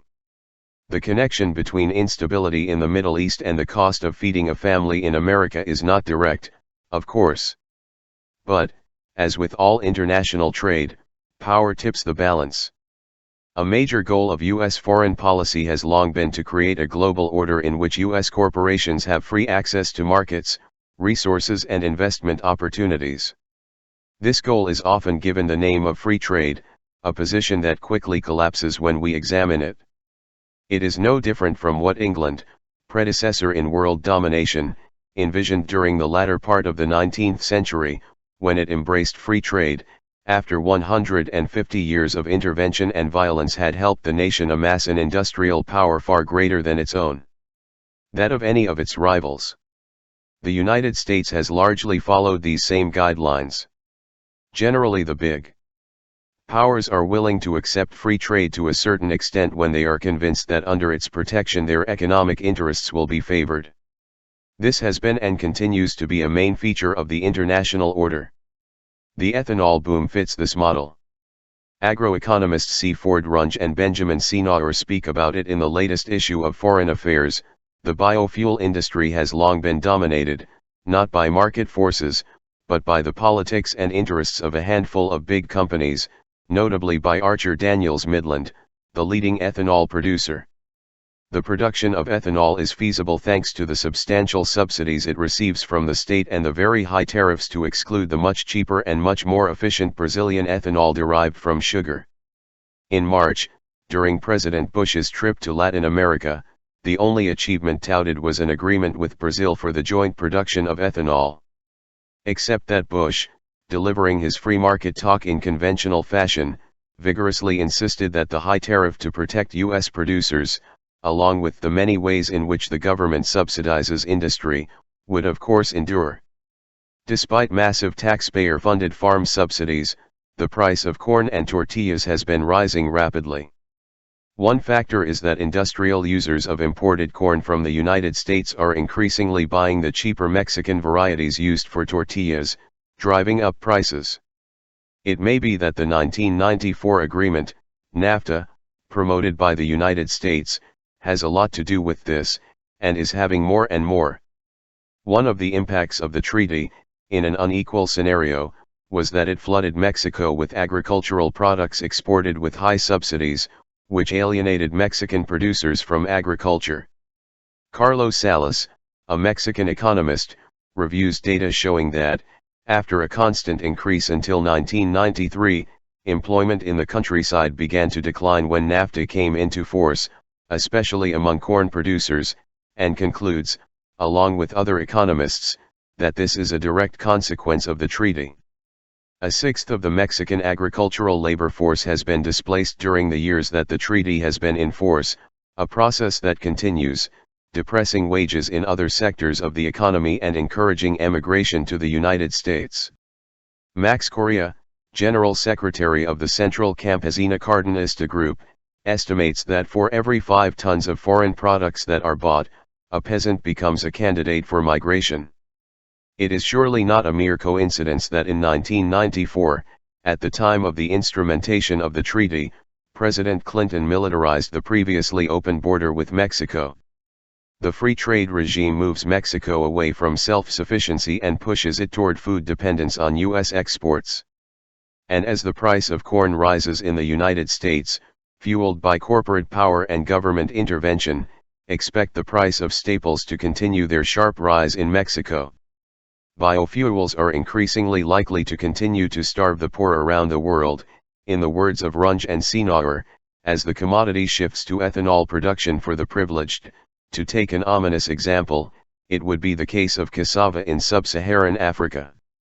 Meanwhile, in Southeast Asia, tropical forests are being felled and burned for the cultivation of oil palms for the biofuel. And in the United States, the dangerous environmental effects of high-yield corn-based ethanol are present. The high price of tortillas and other bloodier whims of the international order illustrate the interconnection of events, from the Middle East to the Middle West, and the urgency of establishing trade between peoples based on truly democratic treaties, and not on the interests of corporations, greedy above all for profit, hoping to be protected and subsidized by the state they largely dominate, whatever the cost in human terms. Noam Chomsky, Philadelphia, 1928, American linguist, philosopher, activist, author and political analyst. He studied at the University of Pennsylvania, where he received his doctorate in 1955 with a thesis on transformational analysis, based on the theories of Z. Harris, of whom he was a disciple. He then became a professor at the Massachusetts Institute of Technology, where he has been a professor since 1961. He is the author of a fundamental contribution to modern linguistics, with the theoretical formulation and development of the concept of transformational, or generative, grammar, whose main novelty lies in the distinction of 2 different levels in the analysis of sentences. On the one hand, the deep structure, a set of rules of great generality from which the surface structure of the sentence is generated, by means of a series of transformation rules. This method makes it possible to account for the deep structural identity between superficially different sentences, as happens between the active and passive mood of a sentence. At the deep level, the person possesses a tacit knowledge of the fundamental structures of grammar, which Chomsky considered largely innate, based on the difficulty of explaining the competence acquired by native speakers of a language from the deficit experience received from their parents. He considered that the only way to understand the learning of a language was to postulate a series of innate grammatical structures which would be common, therefore, to all mankind. Apart from his activity in the linguistic field, he has often intervened in politics, causing frequent controversy with his denunciations of U.S. imperialism since the beginning of the Vietnam War and his repeated criticism of the U.S. political and economic system. Finish. Interventions. Noam Chomsky.